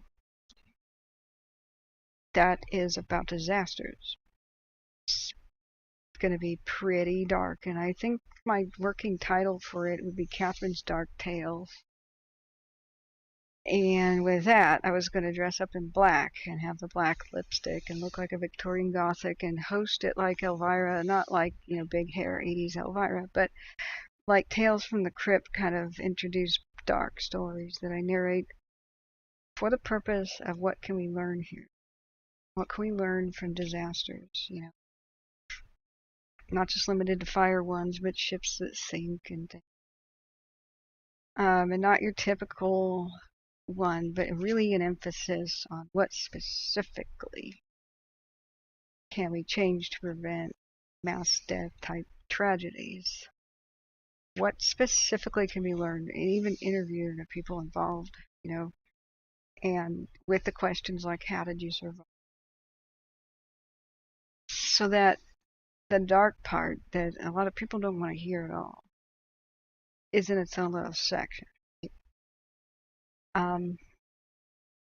But because it's a variety of topics, and history would be one of the main ones, and then preserving history on film before time and accidents and development and whatever takes it away from us, create a robust historic archive of the most endangered historical places in America, so at least they're on film before we lose them. That's what I was hoping to be doing for the last 5 years, but that's what Wildfire has interrupted. I'm supposed to be traveling around the United States, especially to ghost towns, like all the paranormal. I don't believe in paranormal stuff, but to be capturing history before we lose it, and that's why I get so upset when we lose it right in front of my eyes. I was going to go to the Gold Nugget Museum because my first history video was going to be interviewing the people at the Gold Nugget Museum in Paradise, because the Dogtown Nugget replica they had there, Dogtown Nugget was a 54-pound gold nugget that came out of that region in the 1800s. It got melted down, unfortunately, but that's what the Nugget Museum was about, and it had all this historical stuff from Paradise, which was a gold rush town. And oh my god, yeah. So, yeah, nobody's perfect here. Like, one of my themes is, if we violate our own rules or anything, or if any of us get mad at each other, that we just quickly, whoa, time out. Well, yeah, remember, we're all here to accomplish the same goal, to help. And the best thing we should do is not focus on who's good, who's bad, or who's right, who's wrong. Just say, whoops, both of us apologize immediately, let's drop it. All right, 1 second, C-Probe has interrupted me.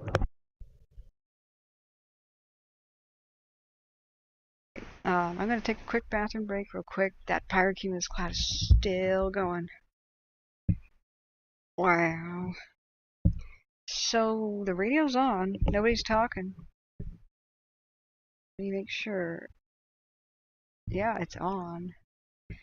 So let me use the bathroom real quick. Ah! I just turned the volume back. Be right back.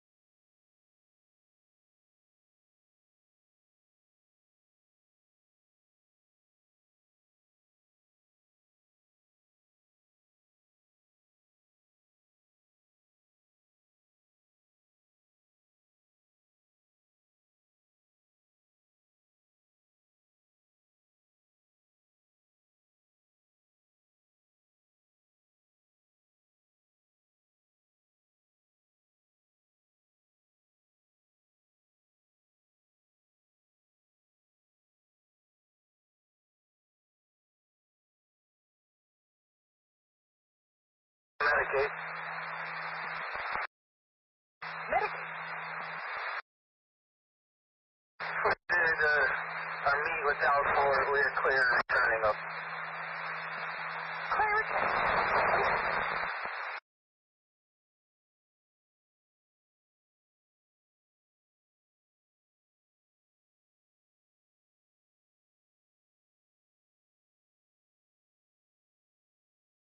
Dallas for medic.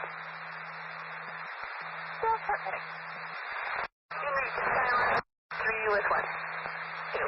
Skyline code 3 with 1. They're not falling off, so no left, no white lights, no left service.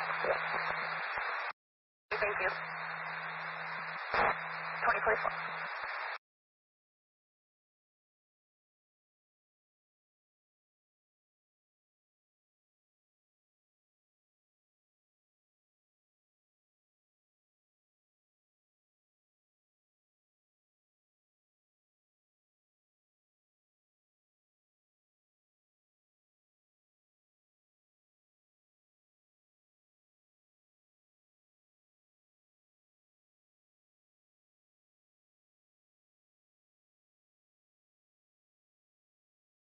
Dallas for medic.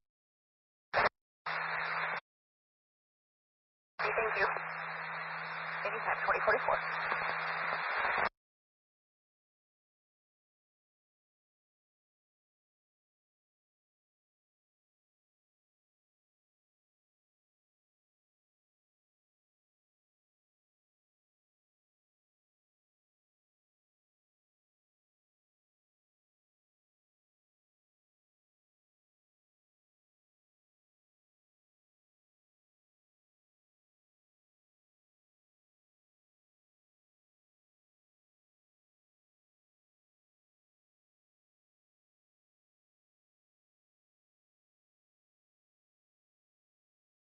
From 201.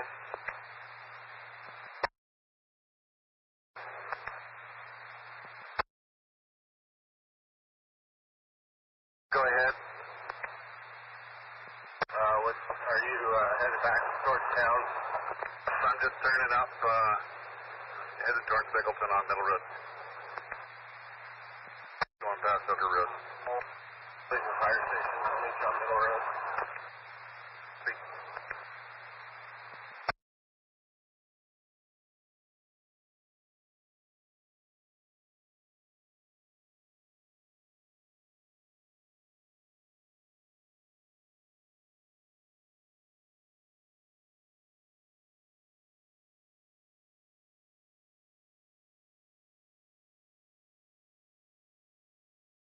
Okay, friends, I am refreshed. A different Catherine's World channel I was going to do was Catherine's World of Myth Busting. What? Center from 201, you said you were just turning on Middle Road where at? Almost there, because... Copy that. Night shift crew changes. I don't know who the heck got life flighted. That's never been clear. Thank you so much, Smitty, for putting those. Yeah, did we ever get what we wanted? Putting up those evacuations. I'm gonna let it rotate one more time. But did we ever get evacuation map finally out of Klamath County? Another thing I wanted to do is Catherine's World of Myth Busting, and I will blow your minds with a whole bunch of my own conclusions and research where, you know, I have a disciplined mind of a philosopher. Socratic philosophy to be specific. So I analyze things using Socratic method, including things that the general public just kind of believes. Returning, Rush Santana is returning to quarters. But it doesn't stand up to, you know, scrutiny and, you know, a lot of ways that a philosopher can examine a situation. So that that particular channel and string of videos was going to be there to just completely shatter complete nonsense that's in the mainstream thought right now. Everything from, oh yeah, North America was populated via a land bridge. That's been the dumbest theory I've ever heard. Land bridges never particularly existed the way that people think. It's never been crossable by human beings. And there's never been any evidence that it's ever been used by human beings. And there's been evidence of human beings arriving before it ever formed. So that should have been X'd off as a dumb theory quite a long time ago, but yet here we are. A lot of people still believing that BS. Things like all kinds of different dinosaur species like Triceratops existing, and they never did. There's all kinds of horned-faced dinosaurs, and if you look at deer, if you ever looked at the variety of deer antlers that can come about because of, say, genetic freaks, right? And antlers can be deformed by diseases, right? If people in the future found all these freak animals like that have like deer with cauliflower antler syndrome or whatever the heck that's called, they would just say, oh, that's a different species. And so all these horned-faced dinosaurs, they go through a transformation just like young deer do, where they have horns and neck frills shaped like this, and they get a few more years under their belt and they live longer, and their neck frills change in shape, and so do their horns on their face. And it's just as they age, they've got different horn designs. But you know, there's like millions of Triceratops-esque species that paleontologists are wrongly identifying as different species. They're just a couple, really. But their species exists over millions of years, and they just kind of change horn styles a lot like deer change antler style. You know, there's a lot of species that are supposedly extinct that never actually existed, including the quagga. Quagga never existed. Some sort of a weird half horse, half zebra looking thing of Africa. Well, genetic studies showed that it was just a plains zebra, but some of them got sundered from the rest of the population, separated from the population, so they had a different coat color. And today, some zebra are still born as genetic freaks or anomalies, just like, you know, albinos are born and whatever, and they look just like a quagga. So the genetic bottleneck just meant that almost all of them had that coat color. But the nice thing is, as well, if we want to get them back, we can anytime we want. You know, just breed a bunch of the plain zebras that have that particular recessive gene together, and boom, you get that quote species back. But let's not call it a species. That's ridiculous.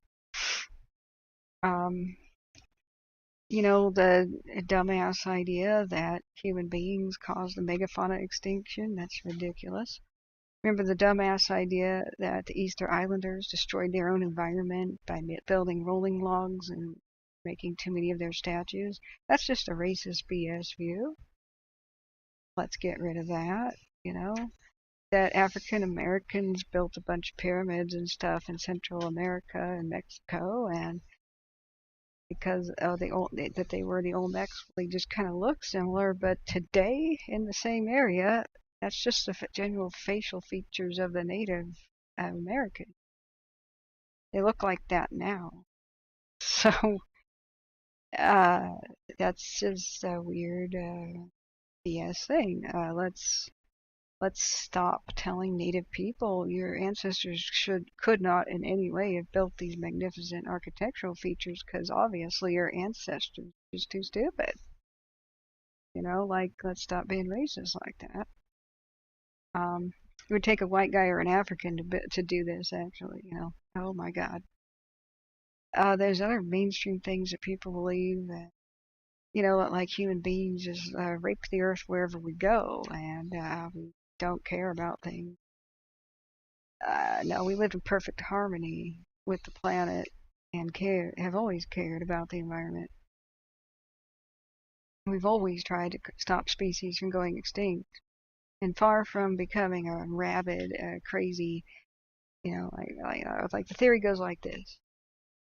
And mammoths and stuff died because, and they don't even explain it, because suddenly humans arrive and hunt everything to extinction. Well, why didn't they go extinct for the past 200,000 years when we were living side by side with them? Can you explain to me, were we supposed to evolve suddenly contracted rabies and decided we'd become killing machines? Does that make sense to anybody? No. It was a crazy climate change event, probably from a comet or an asteroid at the end of the Ice Age. The Ice Age came back with a vengeance. It was colder than ever before. Briefly, stare in the ice core samples. We know all about it. Nothing explains that except basically an asteroid strike, or some of the most tremendous volcanic activity that the planet's ever experienced. Well, the volcanic activity stuff has never been found.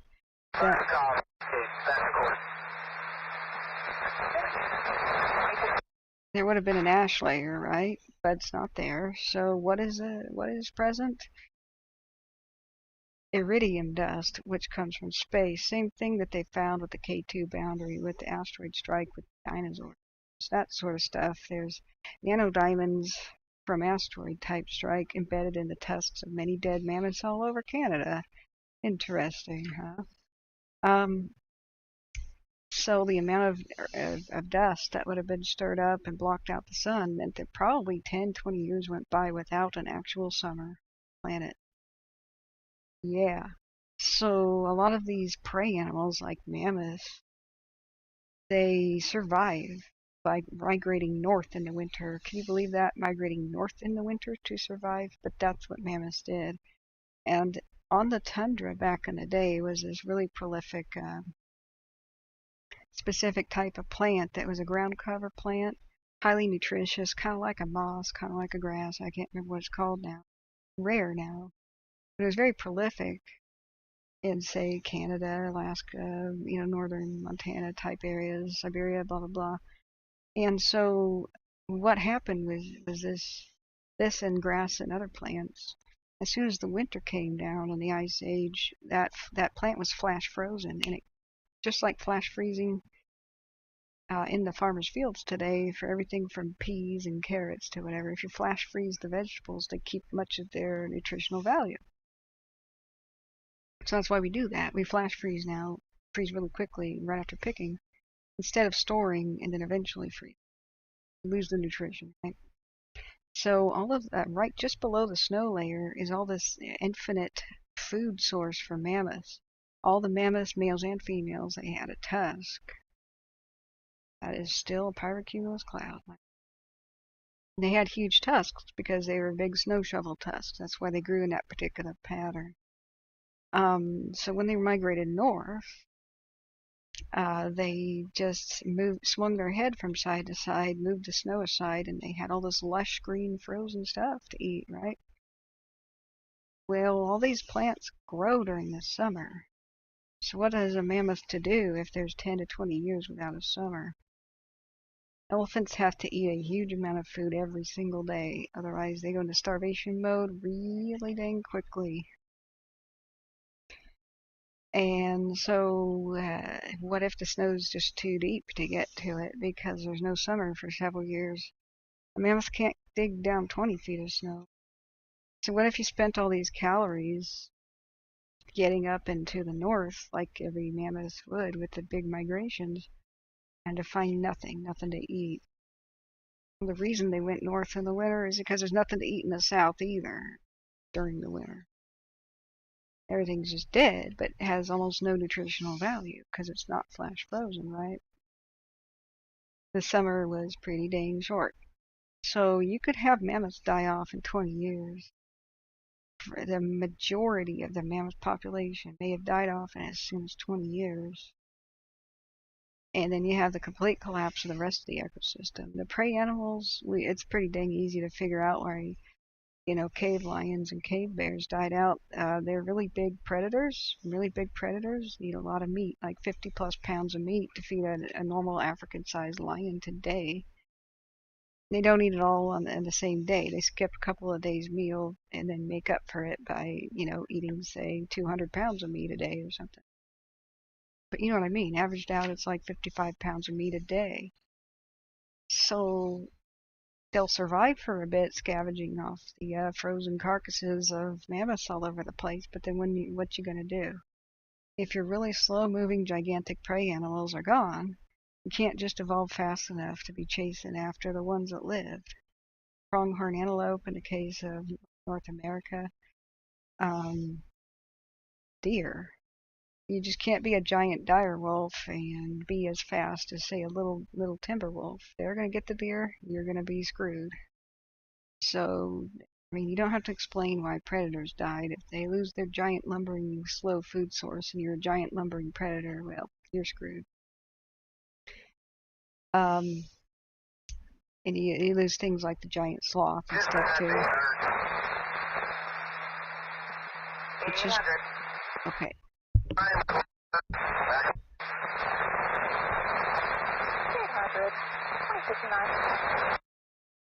So, contrary to what we've been taught, what I really don't like is people from a certain century looking back at the past and copy and pasting what today's society is doing onto the past, which bears no resemblance to today's society. So the evil, the stupidity of what the 20th century was about was looking at what capitalism and other factors were doing to, say, elephants. And you had the collapse of colonialism. The European powers kept elephants protected, right? Because they had the rule of law. They had mostly non-corrupt governments. Yeah, they oppressed brutally the natives. I'm not justifying that. It sucked.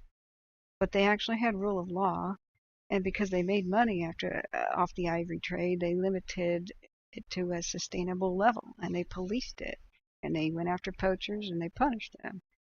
The ivory trade has been sustainable for centuries. What happened? Colonialism pulls out. You got this unstable governments and lawlessness and constant civil wars. You got the perfect opportunity for poachers to go in with the rule of law not even existing. Or you got these super ass weak governments in charge right now that don't have enough money to pay for anti-poaching things, and you got the rest of the world being stupid and just banning ivory. Well, what was funding the anti-poaching was ivory. And you got the completely stupid, even more stupid idea of every time we bust a bunch of poachers and confiscate ivory, let's burn it in a pile. Because we're so dumb, we don't know how basic economics works. If you burn ivory, that means the poachers that still have some ivory, you just increase the value of it via scarcity. Good job. Good job. Good job, morons.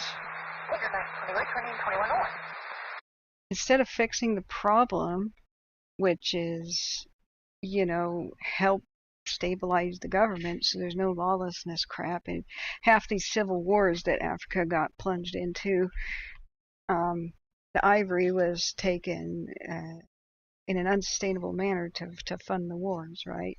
United Nations wants you to get off your ass and actually do something to, do stuff like prevent the Rwandan genocide. Good job there, huh? Yeah, whatever. Do something about the gigantic Congo Civil War where there's no law, so there's nobody protecting the forest elephant down there. Actually do something, right? No, we'll just burn a bunch of ivory and pretend like we're actually doing something. Let's just tell everybody to hate ivory, the legal ivory trade, and confuse that, which was a successful story of conservation, and just tell everybody that everybody that wants ivory is evil. Well, no. A lot of times that's churches. They're making ivory products to venerate God. A lot of times it's spiritual reasons. There's been a lot of ivory carving for, the Alaska Natives. It's spiritual, and it's a byproduct of hunting for food, and it's a byproduct of keeping the animals populations healthy, and sometimes doing mercy killings. In fact, the ivory trade was usually based on mercy killing. People don't know that elephants do not live past the age of 65, basically, 60, 65, because they run out of sets of teeth, and so they starve to death. So the sustainable ivory trade was based on finding the oldest elephants who are beginning to starve to death and taking them out. It's mercy. What are you going to do? Just watch them starve to death? It's the last set of molars that they get, and as they grind that down to a nub, they can chew all day. Chew, chew, chew, chew, chew, and they can't swallow. Can you imagine having food in your mouth and starving to death? It's just horrible. So if you ask the native tribes of Africa, how did they for centuries and centuries have sustainable ivory trade going back to medieval times, ancient times? Didn't lose too many African elephant species in ancient times, just the one in North Africa. Maybe related to the Romans doing their gladiator games, but probably not. It's probably the North African climate change when they deforested the area. But why were elephants just fine until like around 1950, and then they plunge? That's when colonialism stopped and chaos happened. Then the traditional way of life and doing that fell apart. Once there was no more legal ivory trade, then elephants, and most elephants today they're just destroyed as a crop pest, not actually for their ivory. The farmers, the places where elephants are abundant, the farmers are killing them because they destroy their crops and kill their kids and stuff.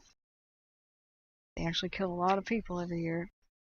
And since there's no value, no money value to the community, they're considered a crop pest, and mostly they're getting poisoned and electrocuted. Can you imagine elephants being treated as a dang crop pest? That's what they got turned into. Stupid, stupid policies. Back in the day, elephant herds were protected by the government because they were a huge part of their economy. And they wanted elephants to grow up big, tall, and strong so that by the time they lived out their normal lifespan, they had really big tusks. They were protected. And now there's no protection.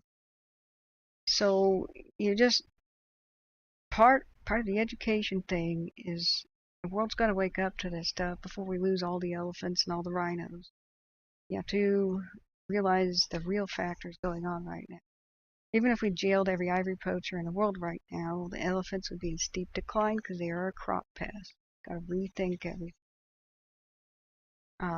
They saved the southern white rhino. It's no longer endangered. There was a deal made. Just follow what works. There was a deal made with the local landowners in South Africa, and they said, hey, you can't hunt rhinos anymore. They're too endangered. You know, back in the 1920s. And so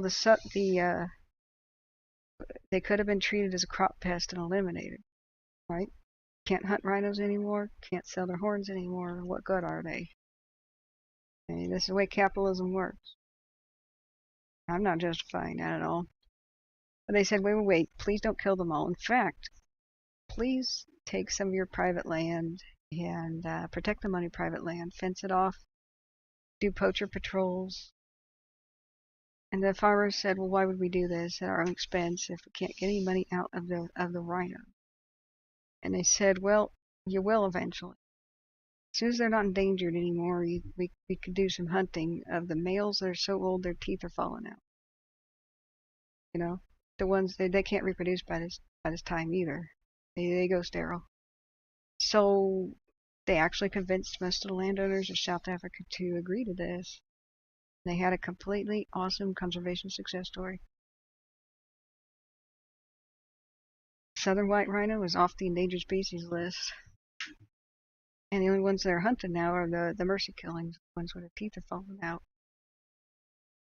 But the northern white rhino never had such a plan. They just did the bullheaded route of you can't kill any of them.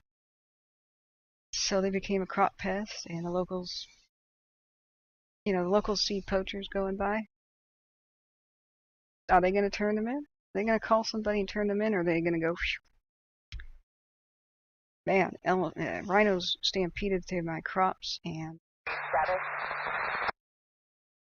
they 1028, all you here, 21. rhinos destroyed my crops. Last year, the year before they were okay, but the year before that, rhinos destroyed my crops, and then it plunged us deeper into poverty, and I lost one of my kids to starvation.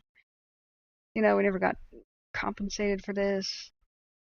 I don't think I'm going to turn the poacher. I'm just going to let them walk on by because maybe my crops are safe this year. Maybe I won't starve. Maybe I could send my kids to college if I have enough harvest. You know what I'm saying?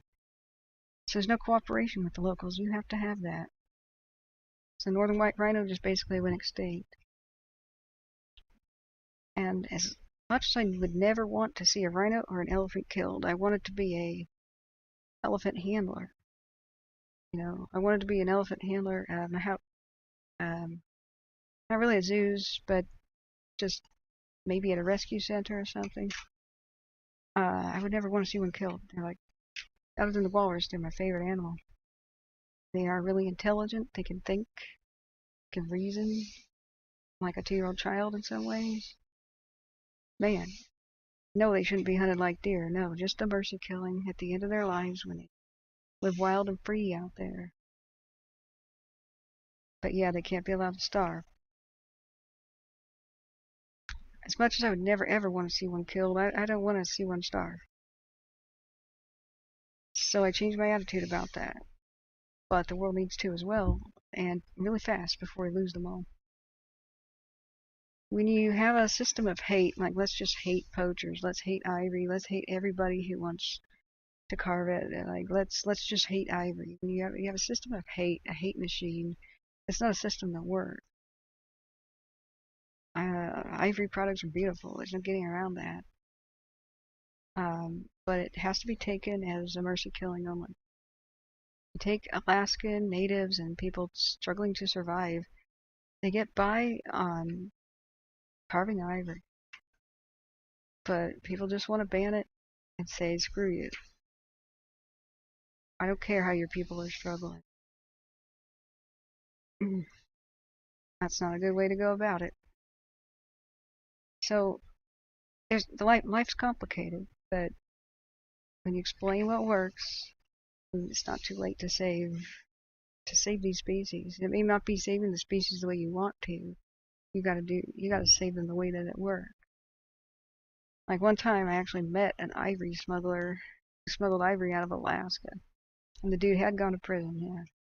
It was a shock of my life. And here I am just talking to him about his life spent in Alaska. He had been firefighting up there and doing all sorts of stuff. And then he said, oh yeah, I smuggled ivory. And I went, what? What the hell? I thought you were a good person, man. And he just sat down there and talked to me. He goes, you haven't asked me why I smuggled ivory. I'm like, yeah, you did it to get rich, man. That's what you did. You're an asshole. Excuse my language, man. It's after 9 o'clock, so I reserve the right to cuss occasionally. You want to hurt walruses, man. And he goes, he rolled his eyes. He goes, nope, that's not why I did it. He goes, look, all these walruses got eaten. I did it to help the natives. Because they're struggling. And they've lost a legal way to sell the carved ivory to the tourists. The tourists can buy it all they want. They can't bring it back to lower 48 states. So nobody buys it up there, and what are you going to do? That was the number one way that these communities above the Arctic Circle and such had a way to actually make extra money. Because they don't simply just self-sustain. It's like fantasy. They have to put gas in their snowmobile. They have to feed their sled dogs. Like everybody else, they got to have new axes. They gotta have computers. They gotta have books in their library. They gotta have boats. They've got to have things that they replace. They have to have vegetables. You know, it's not $5 a pound for tomatoes in Alaska. It's $15 per tomato in Alaska. So he goes, I was very sympathetic to these people. So when the rich people came by, they wanted to buy ivory, but they didn't want to have it in their luggage and go back to the 48 states. I said, hey, rich people, go ahead and pay the natives for the ivory and pay me to bring it back and take all the risk. In my private plane or whatever he was. I was like, holy crap. Blew my mind. He goes, yeah. And so some Alaska Native kids are going to college now. Even though I went to prison. Blew my mind. This kind of people I want to interview, it's a totally different perspective on what mainstream things are out there. And the whole point of talking about ivory is there was no ivory trade really in the capitalism. And yeah, capitalism has a lot to do with it as an unsustainable thing. Capitalism has, unless it's regulated really, really tightly, just completely destroys, really just completely destroys the earth and destroys species. It's really super police. Gotta police those bad actors who don't give a damn about extinction or nothing. Yeah, Jag, we're watching that cloud. Let's see if it gets close to collapsing.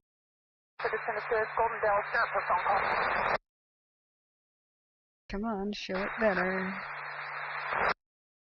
He's calling from 100 block of Woodland Road. She's observing her neighbor at 144. Not quite. Still going. I'll put her over to you. Not yet, guys.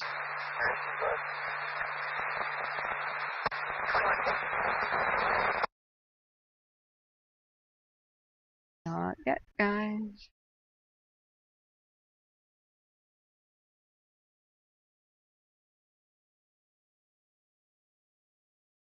So the whole point was this. When people say from the 20th century, the reason why the ivory trade got out of control is it was unregulated. So you got healthy and young animals being taken and just tragically killed. Healthy and young, still have to grow up elephants being killed long before they reach any sort of end of their lives. Just rampant, horrific slaughter. That's what happened in the 20th century, but mostly because of the collapse of colonialism. The collapse of the ability to police it. And this 20th century lens. 914 back at the hall in service. 2160. 920. Number. 920 back at the hall. 2160. Okay, just regular chatter. No news is good news sometimes when we're listening to the stuff live here.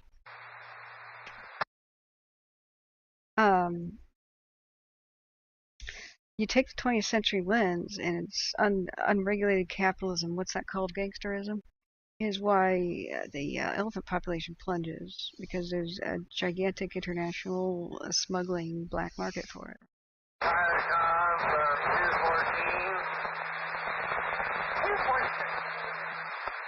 Fueled by capitalism and war.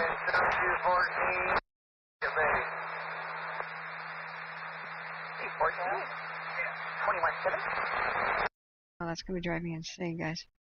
And so these very, very uniquely 20th century factors.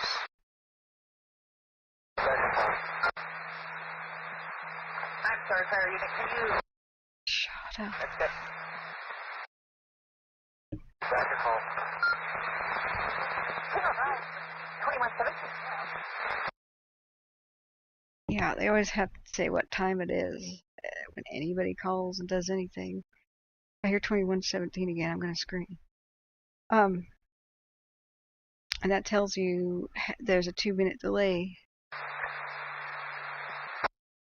They're calling out the time 2117. It's...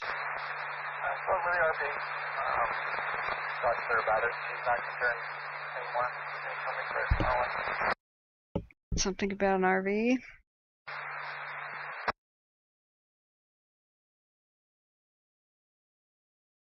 It might be collapsing, I don't know.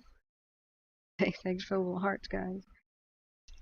Anyway, you can't put the 20th century very specific factors of completely unregulated, destructive capitalism and a gigantic black market to globalism stuff that emerged, plus the need to fund a bunch of genocidal civil wars in Africa happening at the same time.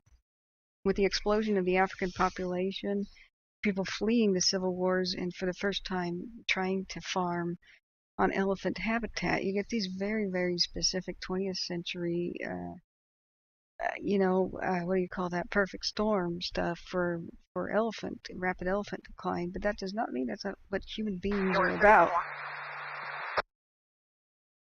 Human beings have never really... Where the burnt trailer is. Burnt trailer. With a red vehicle, I'm still getting more. A red vehicle. Over by where the burnt trailer is. I have no idea if this is fire related to the actual wildfire at Newell Road or not. Anyway, the whole point is people looking at that, instead of looking at the actual factors of why did the elephant population crash, the ones I just listed, they just thought, oh, humans are bad. And so this really stupid anti-human hate train, where people just decided to propaganda everybody and say, oh, our species is bad, we're a virus on the planet, we're a destructive force, is complete BS. We lived in perfect harmony with the world for 250,000 years until this crazy ecosystem collapsed at the end of the Ice Age. And human beings did not suddenly become infected with rabies. We did not suddenly become capitalists. We did not suddenly have civil wars and stuff and try to eliminate every mammoth on the planet to kill it off. That is not. Human beings are not responsible for the mass extinction event. I'm sorry, that's just a dumb way to look at it. They've never been able to explain it. Like, why would human beings suddenly want to behave like this? Why would everyone just want to kill everything in sight? Secondly, how in the hell were we supposed to have done that with sticks and sharpened rocks? Are you kidding me? There's no bow and arrow at the time the mammoths went extinct even. There's just sticks and sharpened rocks. Like manually thrust spears. Like, how in the hell were we supposed to have suddenly just tracked down every mammoth and killed it off, and for no reason?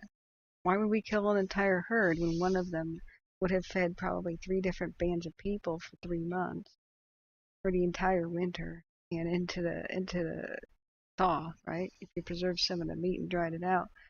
Like, we're talking like 10,000 pounds of meat plus from a single butchered mammoth. Why the hell would we kill more than one? And there's not even much evidence that a lot of mammoths were ever hunted very much ever. So where's the giant mass graves with all the, human broken off flint pieces in their carcasses? Bueller, where the hell? Where is that? Where's the evidence of the mass killing? Whatever. There isn't any. What human beings did instead, and there is evidence, is we freaked out and we got scared that all the animals that we depended on and lived with in harmony for 250,000 years plus were suddenly disappearing and dying off. We went out of our way to save them.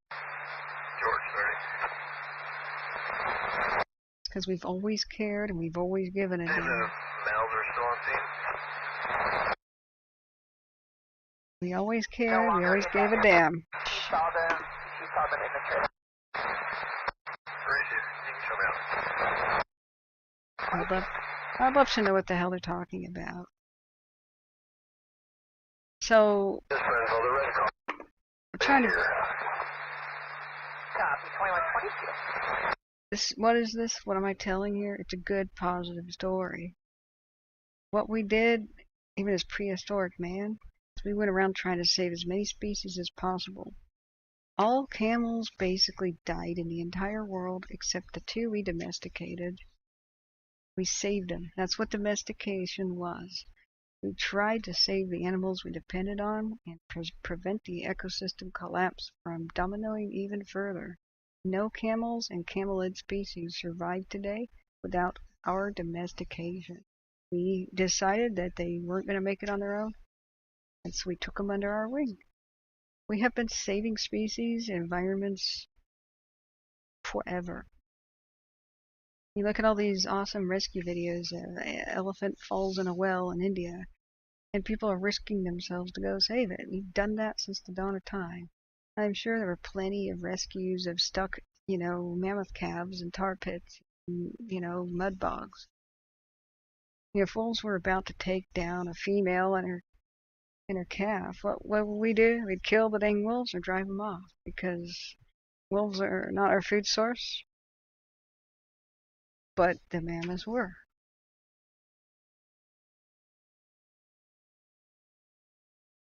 They keep chattering about a person's trailer that got burned out, but they're not saying whether or not it was a person, like an arson or like an accident, that the trailer just burned out.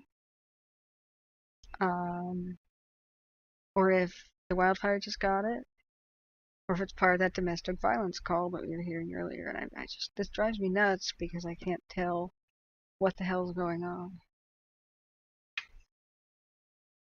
Fire crews are responding to it, but why and how and what the hell's going on, I don't know. So just take a look at the species that survived. If domestication was, if an entire group, a family group of animals, the only ones that survived were the ones we domesticated. Bing, bing, bing. That gives you a huge clue. Cattle, most of the wild cattle went extinct. They struggled and struggled on, but they survived because we domesticated them. Same thing with the water buffalo. A lot of the megafauna went down. Wild asses, for the most part, went extinct, except for the ones we domesticated. Look at Sumeria, right?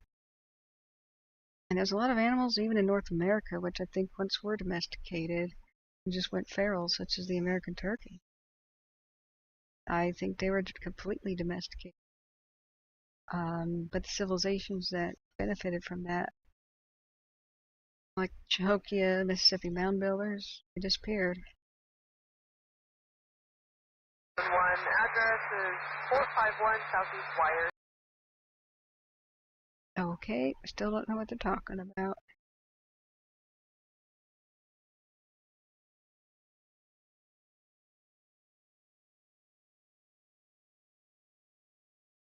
Doesn't sound like anything too concerning. One party was asking if they had towels.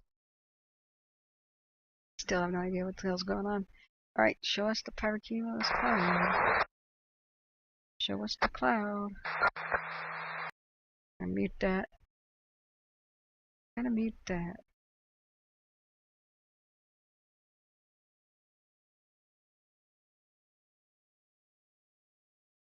Show us the cloud. Still going. It may be starting to collapse. It's so hard to tell now. But this is the time of night when the crew shift change happens. So I imagine that there's nobody in danger there because the approaching night shift crew, if there is one on this Fly Mountain fire northeast of Clam Falls, the incoming ones probably won't go up there to danger zones anyway. If there are any showing up. So the point is that the hate message, hate humans, we're a bad species, whatever.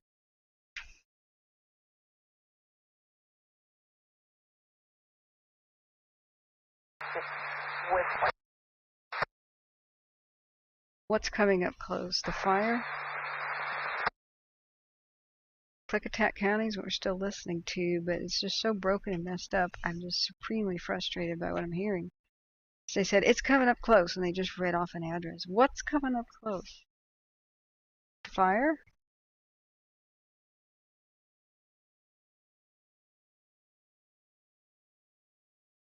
Dunno. Let's look back at the camera, the one that's looking at the whole point, though, of different Captain's World channels will be about the issues. I put out the actual facts. Rethink the hate.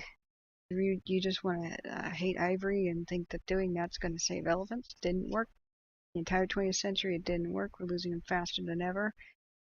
Rethink that. Work together with people instead of hating them. Don't tell locals, hey, even though elephants stampeded through your village and because they were driven mad by hunger, they're old starving ones, they killed a bunch of people, why don't you just live with them? Why don't you just let them eat all your crops? Don't do that. Don't expect. You need the cooperation of locals. You need to actually give a damn about them. You need to reimburse them for their losses and don't just say, they're majestic animals. Aren't you willing to take losses? Sorry about your firstborn kid and everything, but aren't you willing to take losses for the majestic animals? No. Pay them. Work with them for a solution. If that's elephant migration route, pay them, buy their land, buy them out, help them settle, relocate, but that's not going to happen. You know, work with them, help them. They're looking to us for help, and too much, instead of looking like caring people from across the Atlantic, we look like a bunch of assholes, honestly. We look like a bunch of jerks. We show up with all this money and all these funds, and they say, oh, what's that for? We're going to get clean drinking water? No.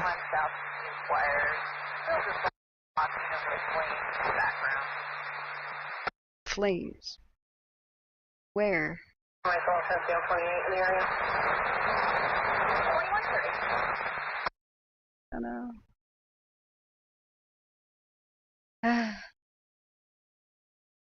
No. All this money and all this stuff that people donated, it's just to protect the elephants over there. Yeah. Oh, you're starving? You don't have clean drinking water? That sounds rough.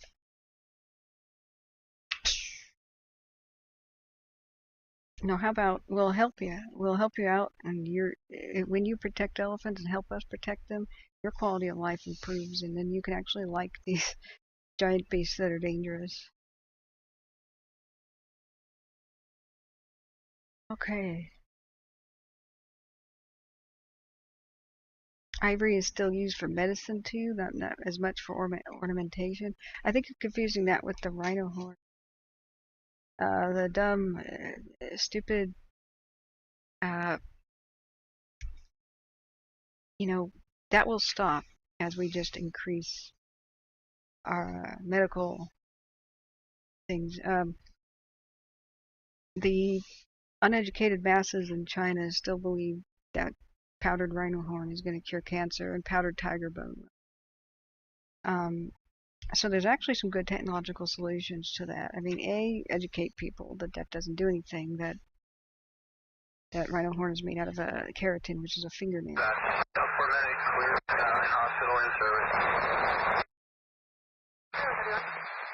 So we can't make China educate their people, right? Can't make them do anything, actually. What can we do? We can actually grow rhino horns in the laboratory. Let's just grow a bunch of tiger skins in the laboratory. And then flood the market with it.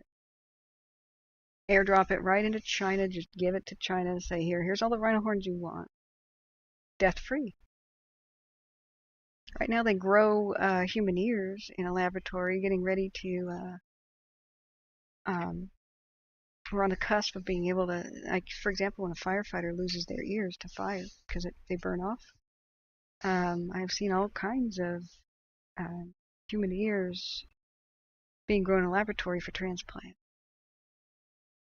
So instead of changing everybody's way of thinking, it's really hard to combat thousands of years. Why don't you do this? Flood the market with laboratory-grown ivory so that it's so cheap and it's so abundant and so much everywhere that ivory prices crash worldwide, and there's no incentive for poaching. less ivory is not the solution. The more rare ivory becomes, the more people want it because it's rare and it's prestigious. It's hard to get, and everything that's rare, prestigious, and hard to get is what some rich person out there is gonna want to have. So you flood the market with it. Like right now, the best way to, ironically, if you wanted to shut down a lot of the marijuana grow operations in the United States, you do just what just happened. Right now, illegal marijuana has no value. Like people that are just growing it at home, just give it away in giant bags. Anybody who wants it, and they just stop growing. They just stop growing it. There's no way to make any money. There's so much legal marijuana that even legal weed is so cheap that they're going out of business. Drug war made marijuana artificially expensive, but it's an easy plant to grow. It'll grow just about anywhere. Pretty hardy. Anything from attics to backyards to forests to anything in large areas. So ironically, The call's still connected. Something about a wet phone. He was with her talking about some kind of program that he was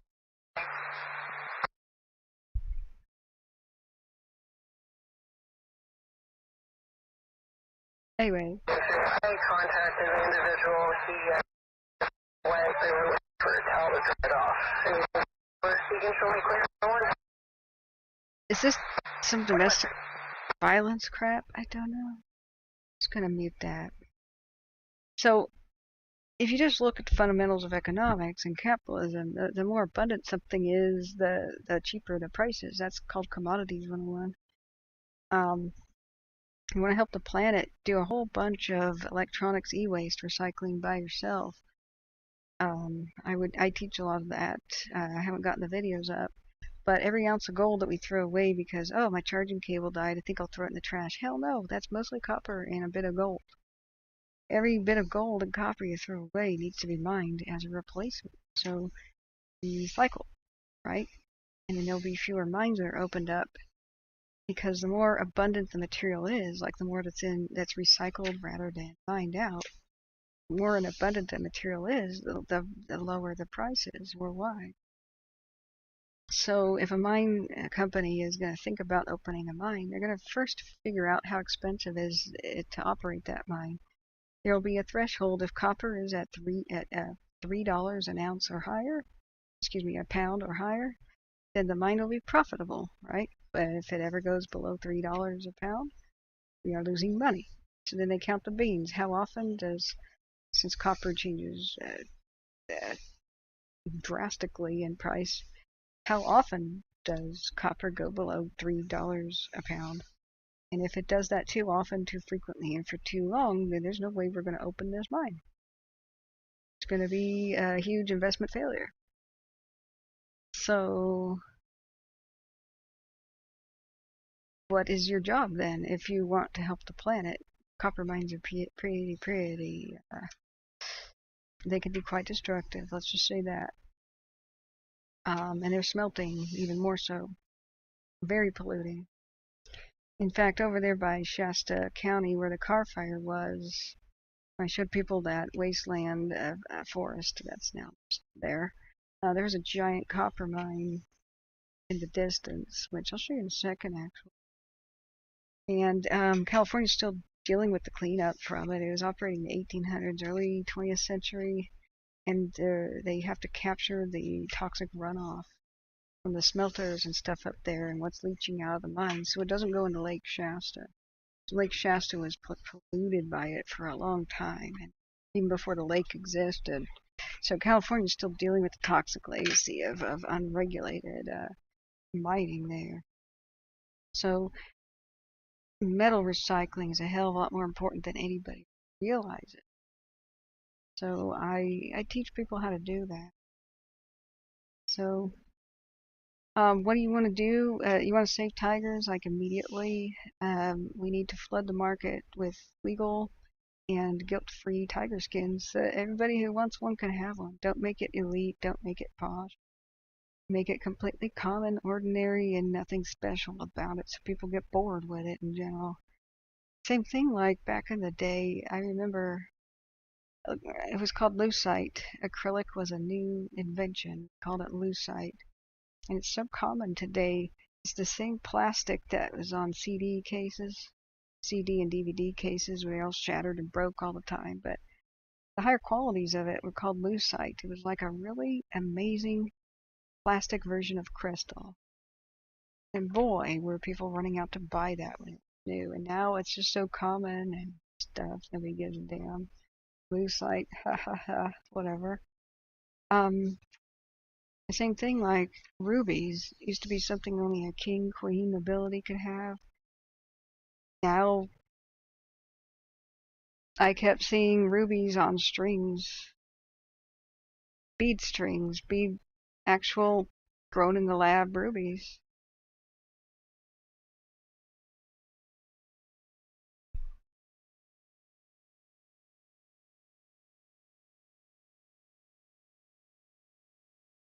Okay, 23-year-old male feeling faint, dizzy, feeling faint. Poor guy. So, do it the smart way. Do it the smart way. Instead of the hard way, and it's going to take too long, would be let's try to educate all the poorly educated people in China real quick that rhino horn ain't going to do nothing. And the problem is you've got the complication of the desperation factor of people with cancer. Remember, the more scared a person is, the more their brain turns off, the more they're unable to reason. People in a panic can't reason at all. They're driven by blind instinct and do stupid things. Panic is associated with supreme stupidity, right? You get the most intelligent person in the world in a panic, and they do the dumbest thing in the world, right? So, yeah, just keep it, Angelina. Just keep it. It is a treasure. Don't let anybody else tell you it's something bad. In fact, any ivory pieces around today could be the way that we clone elephants back into existence. When they burned ivory, what they did is they destroyed a huge DNA sample. They destroyed a giant pile of diverse DNA that we would have needed to clone elephants back into a healthy genetic population. That's ridiculously stupid.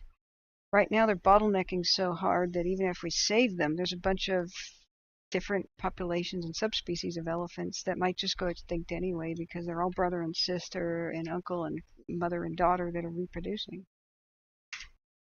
So people actually have ivory right now that they own for antique reasons. My God, don't get rid of it. Your sample, preserve it. It might be part of how they clone and return species to genetic diversity. But anyway, you think about panic and fear. When somebody has cancer and they get told there's nothing we can do, you're dead. Here's the expiration date on your life.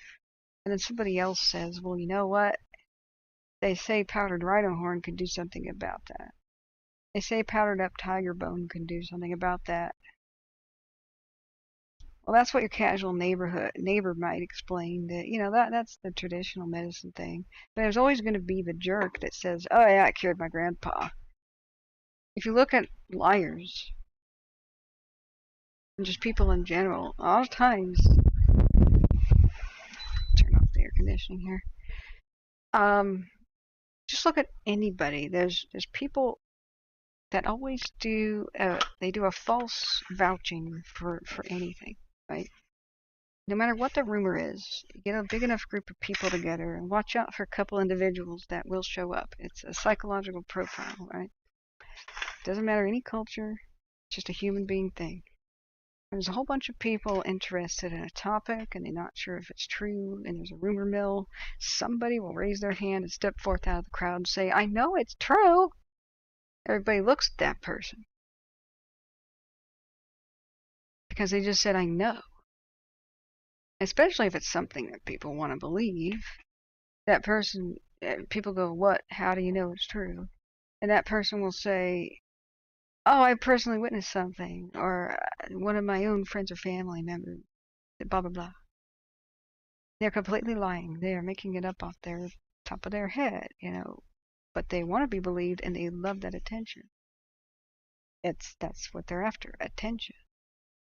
They're getting this high. They're actually getting dopamine. They're getting this high of, wow, I influenced, right? I'm important because I influenced people. The people that don't feel important, people that want to, people that don't get a lot of attention but want it, that's their profile. So everybody will, no matter what the topic, somebody will come out and say, I personally witnessed something, even though it's BS.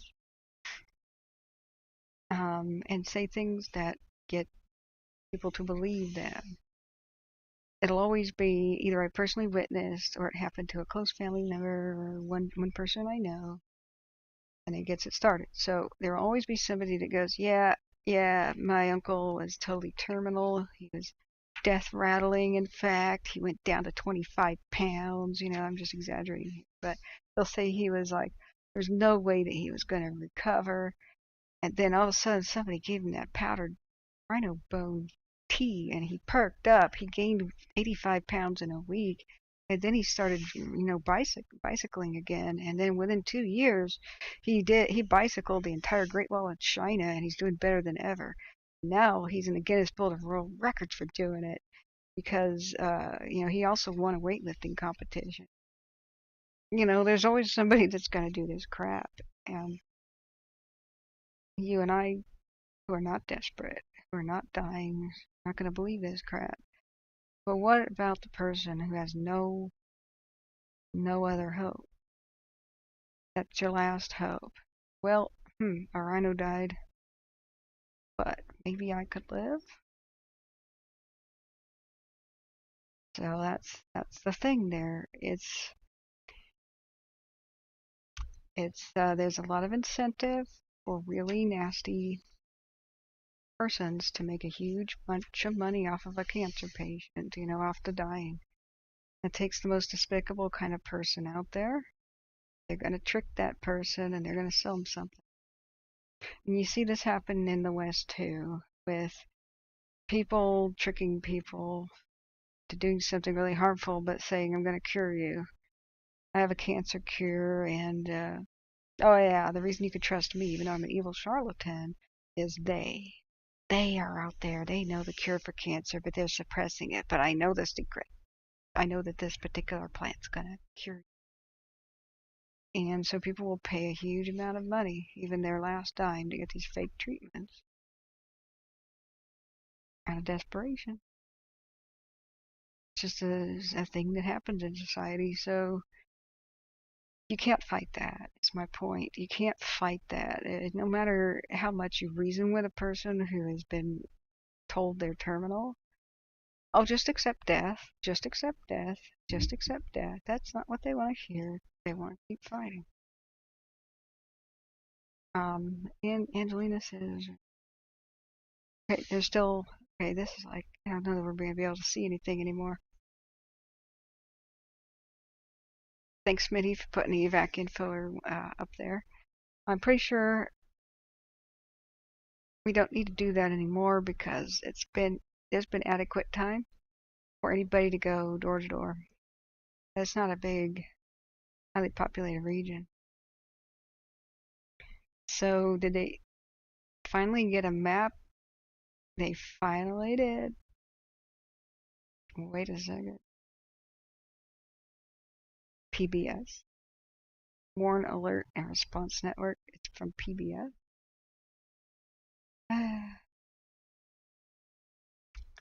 Klamath County. The hell.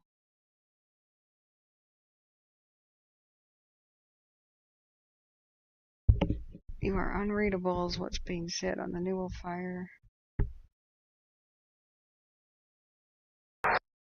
214 is back in station. Okay. Now why is it in blue? Oh wait. Haha, it's actually in red. It was my own fault, guys. We finally got it, guys. Warn.pbs.org. That's interesting. Here's the evacuation map for the Golden Fire. We finally have one. So like I said, think outside the box. New technology just make ivory so cheap and so plentiful, and they, that nobody bats an eye over it. It's not even considered special. What is interesting, if we could grow ivory in a lab, which I'm pretty sure we can if we just put a little more money into it, could it replace a lot of plastics? Right now it's plastic, it's petroleum, that's earth raping stuff.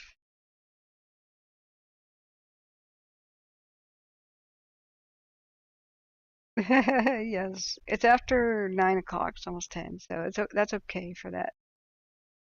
It's okay, saddle trap. Pretty funny.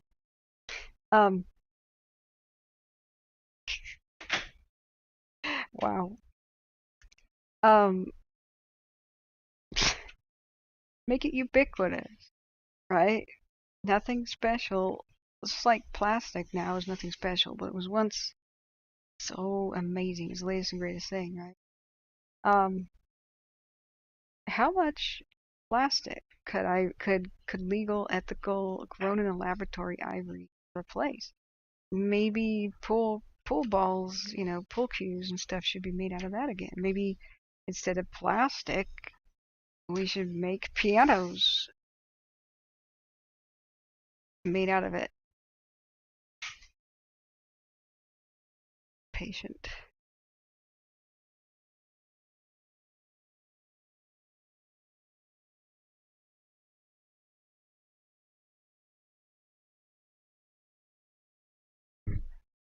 Okay, 23-year-old male not feeling well and faint. So it's that same call. I'm going to turn that way down. It's bothering me. As the night winds down, I just don't want to hear a bunch of... Wait a second. I just said it's okay for him to say that. Cheryl, don't delete that. I was laughing at it. It's after 9. Anyway, that was funny. But saddle, don't time him out. God, guys. Look, who's in charge here? That's not good to say in the middle of the day. It's almost 10 o'clock now, though. But it was a good comment. It was not to mention that powdered bear penis could give you a boner, right? That was what his comment was. And that's facetiously commenting on, the whole, it's not just, you can't just blame China. It's an old way of thinking about medicine. It's super ancient. In a way we can understand our ancestors, because there's a way of thinking about medicine way back in the day it's called animism. All of our ancestors practiced animism. It's the world's oldest form of spiritual belief, where everything has a spirit. So some spirits are stronger than others. Like spirit of a volcano is way stronger than the spirit of, say, an ordinary mountain, right? Looking at the destructive nature of wildfires, the fire spirit is like a real strong one, right? And even today we got remnants of this idea where we call storms and stuff angry. If it's just a storm, it's not mad at you. You know what I mean? Volcanoes are angry. No, they're not. They're not mad at you. But it's still with us today in the way that we think a little bit about nature, forces of nature. Some forces of nature are associated with strong spirits, and some are weak, right? So when you look at animals, some animal spirits are strong and some are weak. Like my zodiac sign is the cock, right? Don't get sick on me. We're talking about the animal. It's considered a bit of a strong spirit because they have they have a brave, courageous, fighting nature, right? The male rooster is going to kick every other male rooster out of town, protect his females, right? And male roosters don't just fight with each other. They will attack, dogs and stuff, messing with the hens. They'll attack owls. And they're protective, right? But it's still somewhat weak when you compare the, Chinese zodiac animals to the tiger. The tiger is the most strong one, and the dragon is the very strongest. So different spirits Like each species has one collective spirit, one single spirit. So like there's no such thing as like an individual crow having an individual soul. It's just the crow spirit, right? And whenever a crow dies, it joins the rest of its spirit, and the spirit has got a human face on it, kind of a personality, right? And so like if you hunted and you shot a deer and you maimed it, and because you took a shot at you couldn't see its vitals, you couldn't see the front of it, you couldn't make a head shot or a heart shot, you only saw its butt sticking out. Well, did you just shoot it in the butt? Like the deer would take that tail to the afterlife and say to the deer spirit, this person shot my butt and maimed me. And then that spirit would be mad at you. Like there was a system of cosmic justice sort of thing where, you know, I could put a curse on somebody so that, you know, they could shoot an elk and approach it, and the elk could thrash in its death throes and gore a person to death. Like, you know, it's like a cosmic karma type thing, just beliefs in things, where the spirit had a power. So if you think about medicine back in the day, bad spirits were supposed to be what caused disease, and curses and black magic, but mostly bad spirits, right? This is what Native Americans still believed in by the time Europeans show up, and there's still a lot of Europeans that believed it too. But microbe theory being it was theoretical for a long time. Mediterranean Europe came and went as a theory, couldn't be proven until microscope. So in general, black magic, sorcery got blamed, not just for illness, you know, ill intent, the evil eye, people cursing. In fact, witches, women were blamed for what happened in those things. Women were there's supposed to be these evil, giant collections of evil witch women, and Jews especially were supposed to be practicing black magic. And so everything bad that happened in Europe was blamed on one of the two. And so they'd round up local women and local Jews and say, why did you conjure that storm that just sank a whole bunch of our fishing fleet, you know? Torture them until they said, oh yeah, we did that. Well, why did you do it? Oh yeah, we're evil. And burn some people at the stake and say, aha, we protected the community. Like, this way of thinking dominated much of human existence until extremely very recently.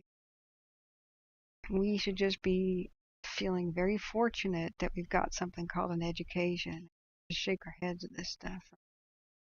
We shouldn't call other people stupid. This is the human being's modus operandi since the time of prehistory, right? We shouldn't call them the uneducated stupid. It's not their fault. We should go out of our way to educate them if you want positive change, you know. So what does this have to do with price tea in China? The point is that these animal spirits, some of the most strong, they could impart parts of their bodies are still embedded with the spirit strength even after the animal's deceased, right? Plus, there's a different way that you could please that spirit to make it give you a blessing. So if somebody wanted a good hunt and the family's starving, you know, you'd pray to the animal spirit, good God, the family is starving. Would you please take one of your members and have it walk up to me and die so I can eat? Right? And if your prayer was heard, success of your hunt, after you made the kill, you just be grateful and make a prayer and say thanks.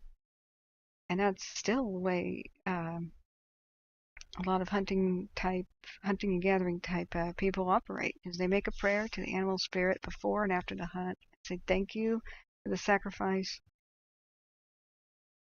of one of your individuals, and they wonder if the spirit is going to report their conduct to the greater spirit in the afterlife. And hopefully, if you did right by the animal, try to use all of it, then you'll continue to be blessed if that occurs. So there's that component to it, is not only would consuming the rhino horn or whatever potentially, cure your cancer because the rhino spirit, some of it was still in the carcass of the animal or the animal remains, but there's an element of different kind of spirituality, a deeper one.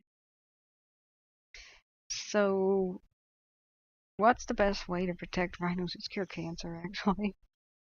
Not just, that's not one thing. Cancer is a plural word already. There's more than 58,000 types of cancer. There's not one thing cures all.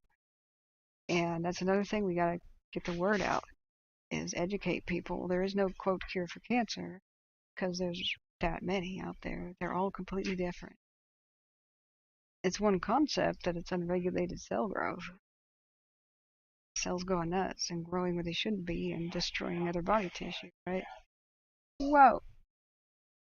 Looks like C-Probes scared me. One of those radios working. Okay, please flip into night vision.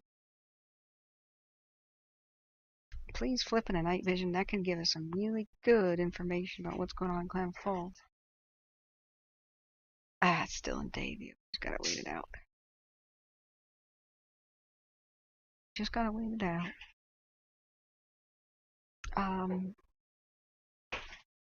Let's see. Yeah, saddle trap. That's pretty funny. Now things, and mods, the thing that we want to police are the really out of line people, I do appreciate you trying to police. Hang on.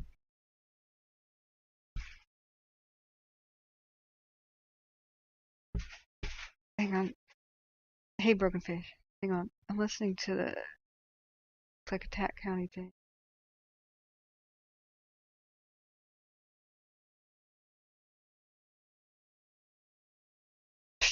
Of course, they just went silent. I just unmuted it.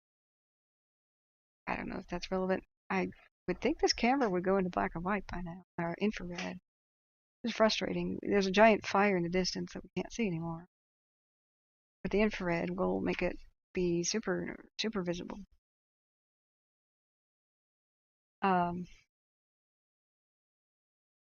yeah, it's a family-friendly stream thing. So anytime below, before 9 and stuff, shouldn't be cursing or talking about adult topics and stuff. But man, we're trying to kick back and relax after 9-10 p.m. That's all right. If somebody's kid is listening after 9, that's their parents' fault, and I'm not gonna put, that's their parents' responsibility to do something about that.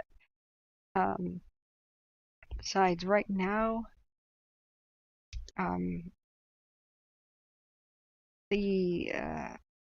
if there's a huge crisis and there's a lot of people tuned in, and I'm saying, guys, keep this on all night, because we have to listen to the radio all night. Things are changing. There's huge communities in the way, and so families are running the stream all night and listening and sleeping in shifts and stuff, like happened in Dixie and the Caldor. That's a different situation. But for now, I would assume that everybody who needed to be evacuated they went door to door in these situations. They're at the shelter or they're at somewhere else. They really don't need to be listening to the stream all night. Hey, Broken Fish. What is the good news? Nothing. Nothing good happened today. It was a bad day. So there's still a little bit of sunset glinting off that pyrocumulus cloud. That's what we're looking at right there. We're hoping that this is Blind Mountain. You may be familiar with it. 18 miles northeast of Klamath Falls. That thing exploded today with a new fire. Peeled away the aircraft from not only the crazy thing that happened in Klickitat County yesterday, which was a hayfield grass fire, exploded to 30,000+ acres in less than 24 hours. So aircraft got sucked away from the flat fire to go to that thing, and just as the aircraft was arriving to help out with the Newell Road fire in Klickitat County by the DALLES, a new fire started on the Warm Springs Indian Reservation right next to Simnat. What was that called? Simnasho? See, that's a pyrocumulus cloud, right? which we haven't been able to track too well. Chaos happened all day. There's been a constant struggle to save structures all day with almost no help from any other counties or the rest of Washington state. It's been the most crazy, horrifying, botched response I've ever seen in Washington state. Not that I track it too much, but they still are struggling to have enough simple water tenders. It's been more than 24 hours to put more than a 38,000 acre fire under control, which should be easy to control. It's crisscrossed and dotted with tons of different paved roads. Ugh. You had Ladies Show today and missed a lot. I'm not sure what that is. Apparently, this is a blur of light, as this is a rotating camera down there by Klamath Falls.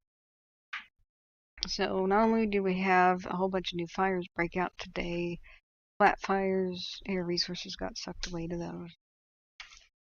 That's what we were worried about. And we have had structures lost, and perhaps even like the Grange and the one-room schoolhouse, the only thing left of the ghost town dot in Klickitat County, may have just been lost. But it was just so freaking frustrating. It happened yesterday when it first started at 1 p.m. It didn't look concerning to me. I didn't even cover it.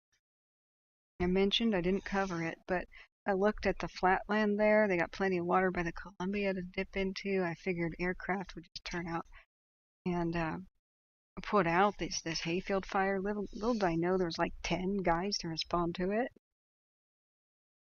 They did not approve a statewide response, even though it exploded, started racing across the landscape.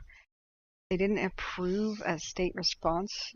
They didn't even ask for one until 5 p.m., 4 hours later. Didn't even get approval for state response 2 hours later, 7 p.m. We've been listening for hours now as they were just desperately calling, saying, we need to save this house. We need to get out this civilian. We have missing people. It's going to jump this road. It's going to jump this road. The valiant crew did such good with little they had. They didn't get any food. They had to go home at the end of the day because they had no food. They were never given food. All these different towns nearby, the Dalles, White Salmon, Hermiston, everything nearby, Kennewick, Portland, nobody came to help them except very late in the evening Benton County shows up. They were just at the point of getting the fire stopped many different times when they said, okay, give us more water, and they ran out of water. This has been the craziest thing, and the fire up there, bigger than Mount Hood. If I put on a different map here, you can see plainly that it's bigger than Mount Hood. Not the Forest Service. Good man.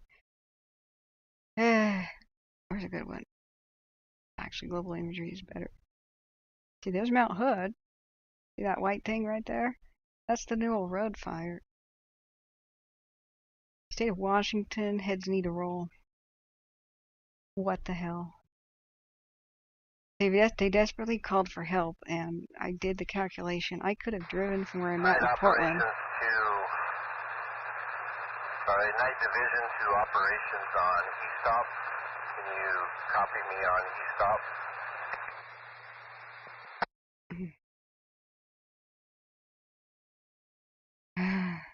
E-stop? Vote me for Empress. I wouldn't let this happen.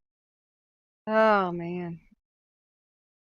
Yeah, broken fish. We take a little break and boom, blows up. So, they reported in the morning operational update for the flat fire down there by Agnes Roll Beach that they're really super happy with the area that defends Agnes, and so they're just figuring out how to contain the rest of it. Now there was a community meeting that took place over the course of an hour, and I think I'm just going to turn it on to give my voice a rest. I have to talk about random topics. People tune out.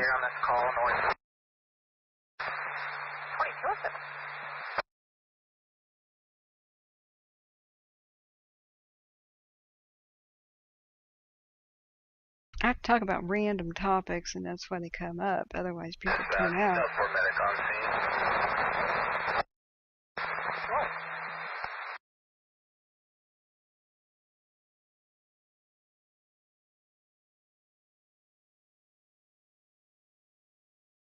All right, let's go back to that random rotating cam. Firecom 1001. That, I don't know, looking at that, 1014, and don't know if 1010 called in, but we're all back to quarters, back to service. 1001, so is that pretty much going to clear all Mulder down? Yes, for the, I believe everything is cleared out. Copy. I'll take all Alderdale units off the board. Thank you, 2209. Thank you. Good night.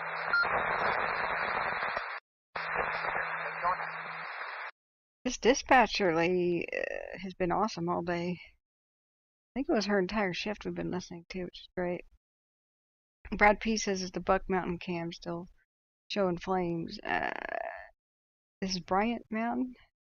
What, but, oh yeah, we'll look at the other one. See that red glow? Part of that's the fire. Part of it's the sunset, part of it's the fire. Look at the red glow on the clouds above. That's not the sunset. See up the top of the screen? Shoot. I'm going to do a 15-minute time lapse just so I can pause. This thing won't stop rotating. This is this tremendous red glow thing from the massive pyrocumulus cloud, and this massive fire is keeping the camera from going into night mode. Still thinks it's daytime because there's so much light coming from it. So if you see the sunset is in the horizon, right?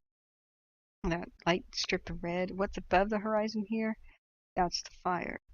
It's a giant eerie red glow in the sky, and the fire's own light is up here at the top of the clouds being reflected off the bottom of the clouds. See this? That's the fire. It's got to be super scary for the locals to be looking at. Seeing a huge red monster, big red glow. So, yeah. Now let's look at the cam. I don't know about Buck Mountain. Were we supposed to be looking at it? What's the Buck Mountain? This is the one, the Anderson cam was over on the Newell Road fire. It's out of focus. You need to just put these cams in infinite focus, but they don't. That's a bird flying away from that cam earlier. So we lost the ability to see the fire over Newell Road. Not much you could see anyway with the smoke.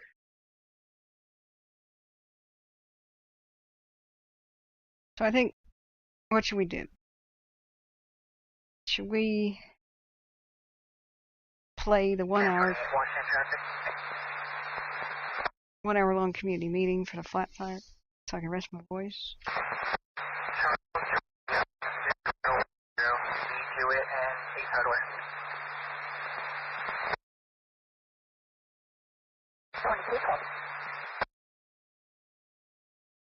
Yeah, let's do rain dances, man. Do more of them. Let's see, I'm going up to chat. The Stab by K Falls. Flat fire. Got some heat, but that's probably firing ops. Continue to do that. Down here, don't know if that's firing ops or what, but oh, I'm pretty fatigued. Now, I'm not going to do the stream overnight because I don't think there's anything to listen to anymore, and there's no emergency stuff going on. It's still a hard fight, but we haven't heard enough stuff on the radio to think that structures right at this moment are risk of loss, right? In fact, I'm just kind of thinking about ending the stream now so I can just rest in general. I was supposed to be productive today. I was supposed to make a bunch of calls. I was supposed to pay a bunch of bills and do a bunch of stuff. And I don't have that long until I've got to go to sleep myself. And you guys did an awesome job keeping the stream open and up all last night. Thank you, friends. You did awesome. So I may try to upload the part of the stream that I'm sure got cut off by the 12-hour mark, because we had a 20-hour stream technically after I went to bed. So if I look at my last live, let's see, how long does it go to? Wait a second. It says that it's 22 hours long. What? Oh, this live stream recording is not available. Yeah, that's because it was 22 hours. Okay, so I gotta upload the entire thing. That's why I record these.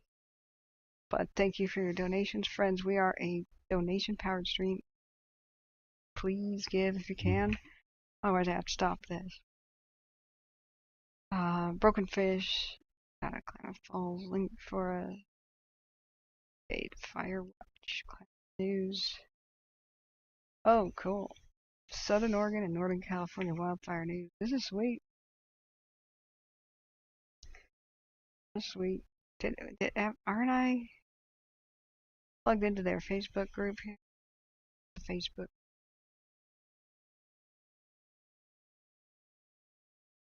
Don't have anything updated.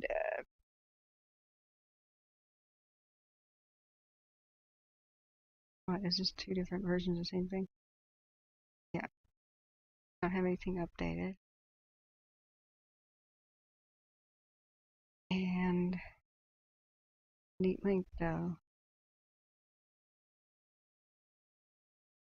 Oh.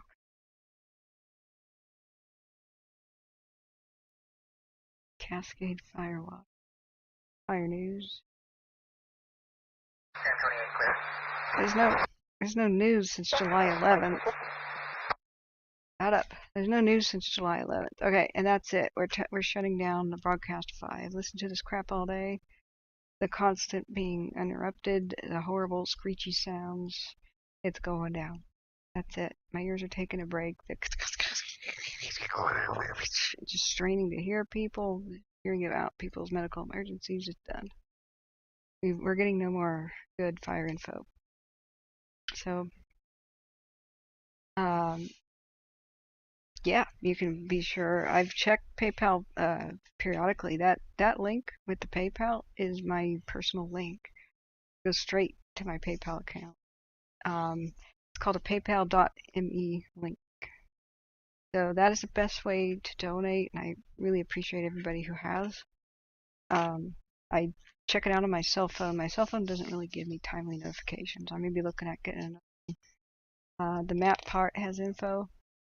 Or why doesn't the news part have info? You know what I'm saying?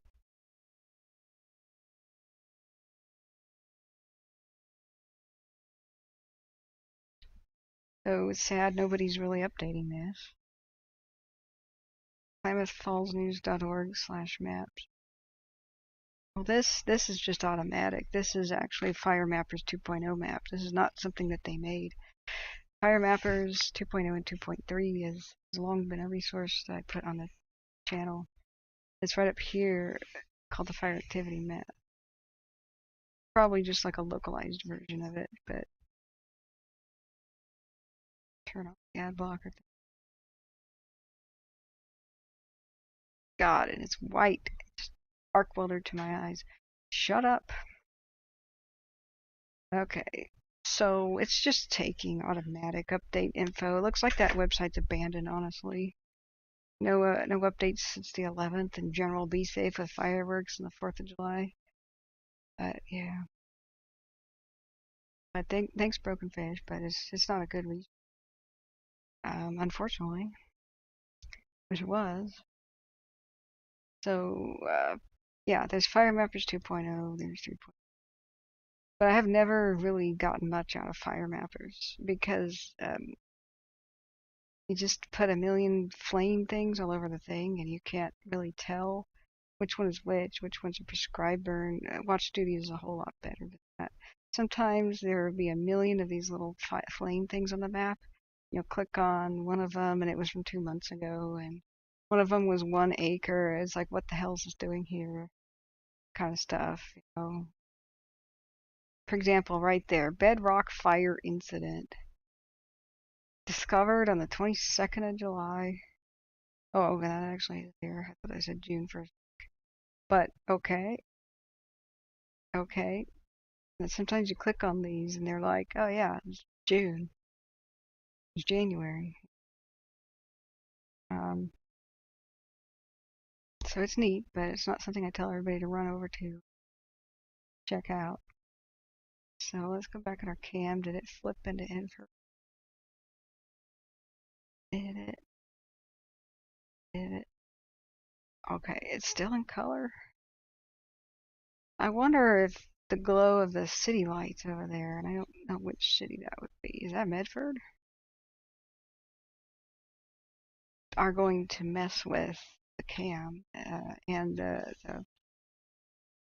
fire zone. Giant red glow is going to make it colored. So, but yeah, sending good thoughts to everyone in Canada. Yeah, me too. So what do we want to do here? Do you want to talk live to the people? Broken Fish? I'm thinking of just ending the stream. We could do this community meeting or something tomorrow, and just kind of trying to get something done before I have to go to bed. I'm hungry again as well. In fact, that's what I'm going to do. Broken Fish, if you're awake, about 11:15, I can meet you on Discord, okay? But right now, I'm going to save my voice. It's in danger of failing. My throat's been hurting pretty bad. So everybody, we are donation based, and thanks for everybody who has donated, especially people on PayPal. You know, I can check it anytime.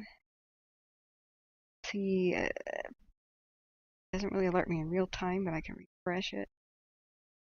Put my fingerprint on there. So, yeah, I did get some money today, which is great. Thank you so much, friends. Gonna keep us on air. Brad P says Cave Falls is northwest of Bryant Mountain. Let's see.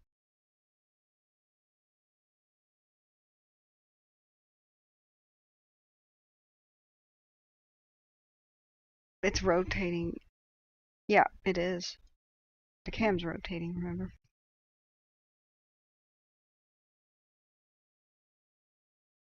So that's probably Cave Falls' city lights, actually. Not that it's a big town. Not that it's a big town. Okay. The link won't let me use my Venmo. I'm sorry, Desi. Yeah, just walk me through how to do Venmo tomorrow or sometime. I sort of tried setting it up and it got stuck. So you're wonderful, Desi. I appreciate it. So you can use the super chat, super thanks, to donate as well. But what YouTube does is takes 30%. I mean, taking a quarter, 25% would have been monstrous, but they do even more than that. They don't differentiate between a makeup guide stream or some little kid having fun with a cell phone and first responder hero helper stuff that we're doing. So there's no such thing as a charity stream, to YouTube. They want their gigantic slice of your pie, no matter what you're doing. And I looked into this new thing that YouTube was going to do, and I got excited. Look at the red glow of the fire that's on. I'm not sure, friends, that the pyrocumulus cloud is gone yet. It looks like it's perhaps still going. Anyway, YouTube has a new program it's an affiliate program where you can talk about a product, and there's a direct link for people to buy it without making a whole bunch yourself, like with Amazon. It kind of pops up as you talk about a product, and then people can go buy it. And that would be kind of cool as a way to fundraise without people directly donating, like just taking a small percentage off of what you buy. And we can recommend things like that would help people survive a fire, like everything from wool blankets to fire blankets to extinguishers to radios, all sorts of things. And so I got excited about it, but you have to have 20 or 25,000 subscribers. Whoops. So it's not that accessible yet. So mods have zero control over what. But anyway, thank you for any sort of help. Really appreciate it. Scroll down and check out Buck Mountain. Okay.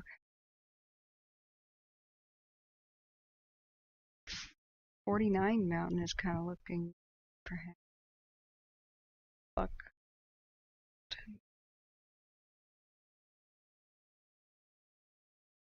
Tanker. Buck Mountain. Oregon. That's completely a different area, Brad. And what is it looking at? What the hell?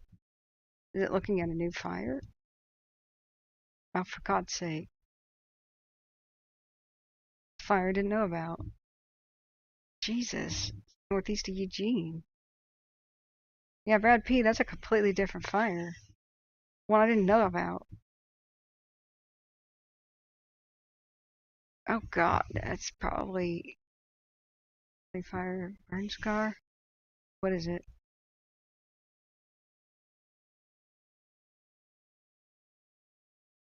What the hell's going on?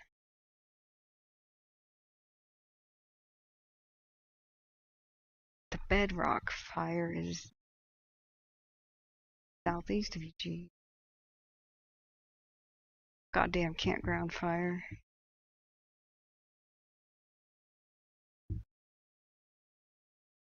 Oh my God. Smoke may be visible from the towns of Lowell and Jack. Yeah, I had no idea this was around. This afternoon, a fire was reported near Bedrock Campground on the Middle Fork Ranger District. Estimated 80 to 100 acres. Fire behavior is active in timber. Oh dear God. Oregon Department of Forestry and U.S. Forest Service fires are engaged in suppression efforts and point protections on buildings and on private land. Type 2 team is ordered and expected to arrive tomorrow. Bedrock Campground and roads in the facility, the fire closed. Yeah, 'cause some dumbass. For the safety of the firefighters, the public visitors are asked to avoid the area. Great. I mean, I kind of understood it. It was in existence. I didn't know there was anything bigger than that. Okay, what's going on? God, I'm really frustrated, guys.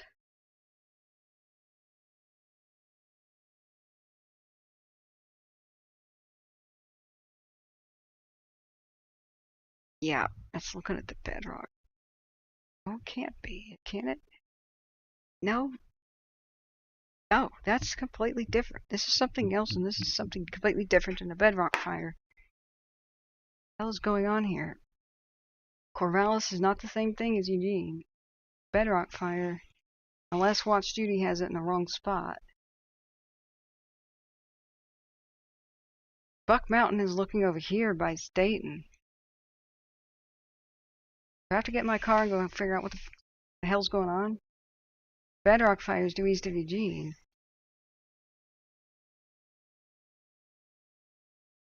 They'd probably be there in about an hour and a half.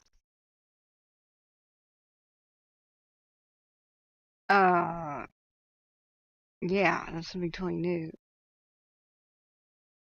Hey, Big Al, how you doing? The pyrocloud is dissipating. He went from 17,000 feet to not registering on my weather app over the last hour. What's your weather app? Well, thanks, Brad P, for alerting me to a brand new fire. What the hell is going on east of Eugene? East of... What the hell is this supposed to be? Excuse me. I'm back. What's the 6-hour time lapse? Yeah, 6 hours ago was not happening. It's northeast of Eugene, east of Corvallis.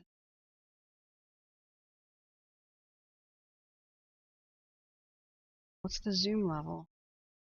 I have to look up for the heat signature. It's gonna make me dizzy.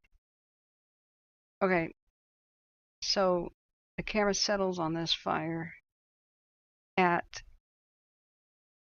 God, what's 1900? 20 is 8. Is this C-probe? What's 1900 hours again? 7? 7:30. I know. It's 7:30 on this clock. Thank you. Well, that means it's 7:30. This broke out at 7:30. Where the hell is Lowell? I'm pretty tired.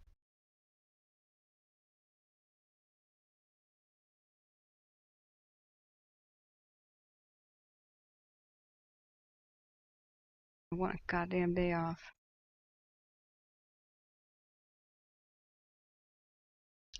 Yeah, see that signature, that heat signature is deep in the Cascades, east southeast of Eugene. But that camera is not looking there. This camera, this is accurate. It's north of Eugene, looking southeast of Corvallis.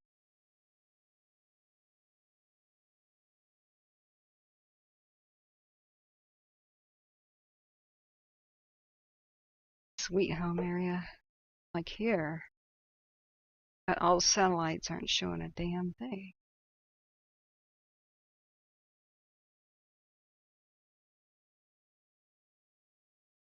Okay, what if it's looking in a different direction? And the aim thingy is wrong. That's confused the crap out of us before. What if it's looking in the wrong... What if this is not accurate? What if it's actually looking to the southeast?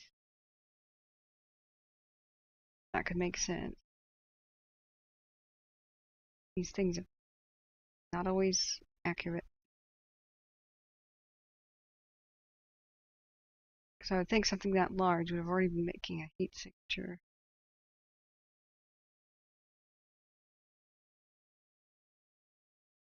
Yeah, it may be that the camera's not actually looking that direction. It's looking southeast. But the Crestview doesn't have it. Crestview's supposed to be looking east. It's in rotate. See it. Hey Big Al, how you doing? I use radar scope on my iPhone. It has options for echo tops, which is the height of the clouds. Oh, that's awesome. C-probe, try to get that on your iPhone. I'll write down Big Al. Big Al. It's a weather app called Radar Scope. He's the iPhone guy. He's waiting for me patiently to see him out. C-probe's come over for like 3 days in a row now to help me move furniture, and there's been no moving of furniture. So it's echo tops feature height of clouds. Okay, height clouds. All right, thanks. That's cool. Okay, I just wanted to figure out if that's a very brand new fire that none of us have known about.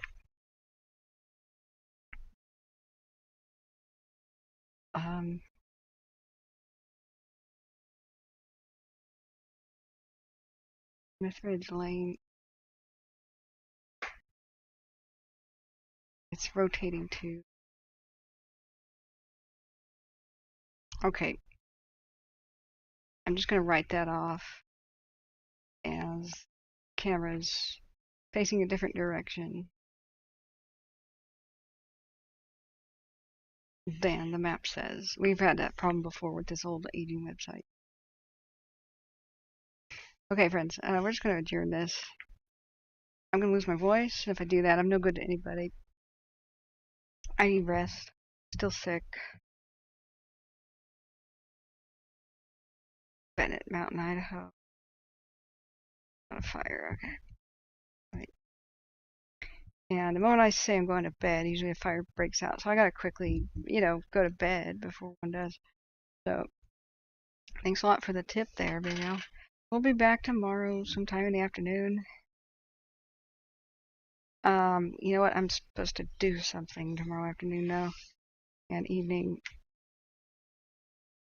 I might just be more of a roundup tomorrow afternoon. I hope I can just do a roundup because I'm supposed to actually go somewhere for the evening. But we'll see.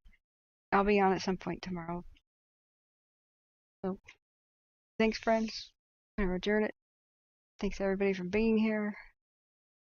And boy, what a crazy 24 hours. Especially thanks all the mods who took shifts last night. Smitty manned the station all by himself for a while. You're amazing, Smitty. You're an animal. Go get some good deserved rest. There's nothing to hear on the radios for any of these fires anymore. So there's no like crazy immediate threat to property. So there's no reason to go 24 hours. Yeah. Well, I'll get rest here. Thank you so much. Hit the like button on your way out. Share the stream with anybody who can benefit from it. Just, what can really help gather people here is share the stream. Share the stream. Like on your own social media, like your own Facebook page. Thank you so much, friends. It's been one heck of a stressful day, but with you guys and your support, we'll get through it. We'll all get through it together. Thanks, everybody. Have a great night. Good night and good luck.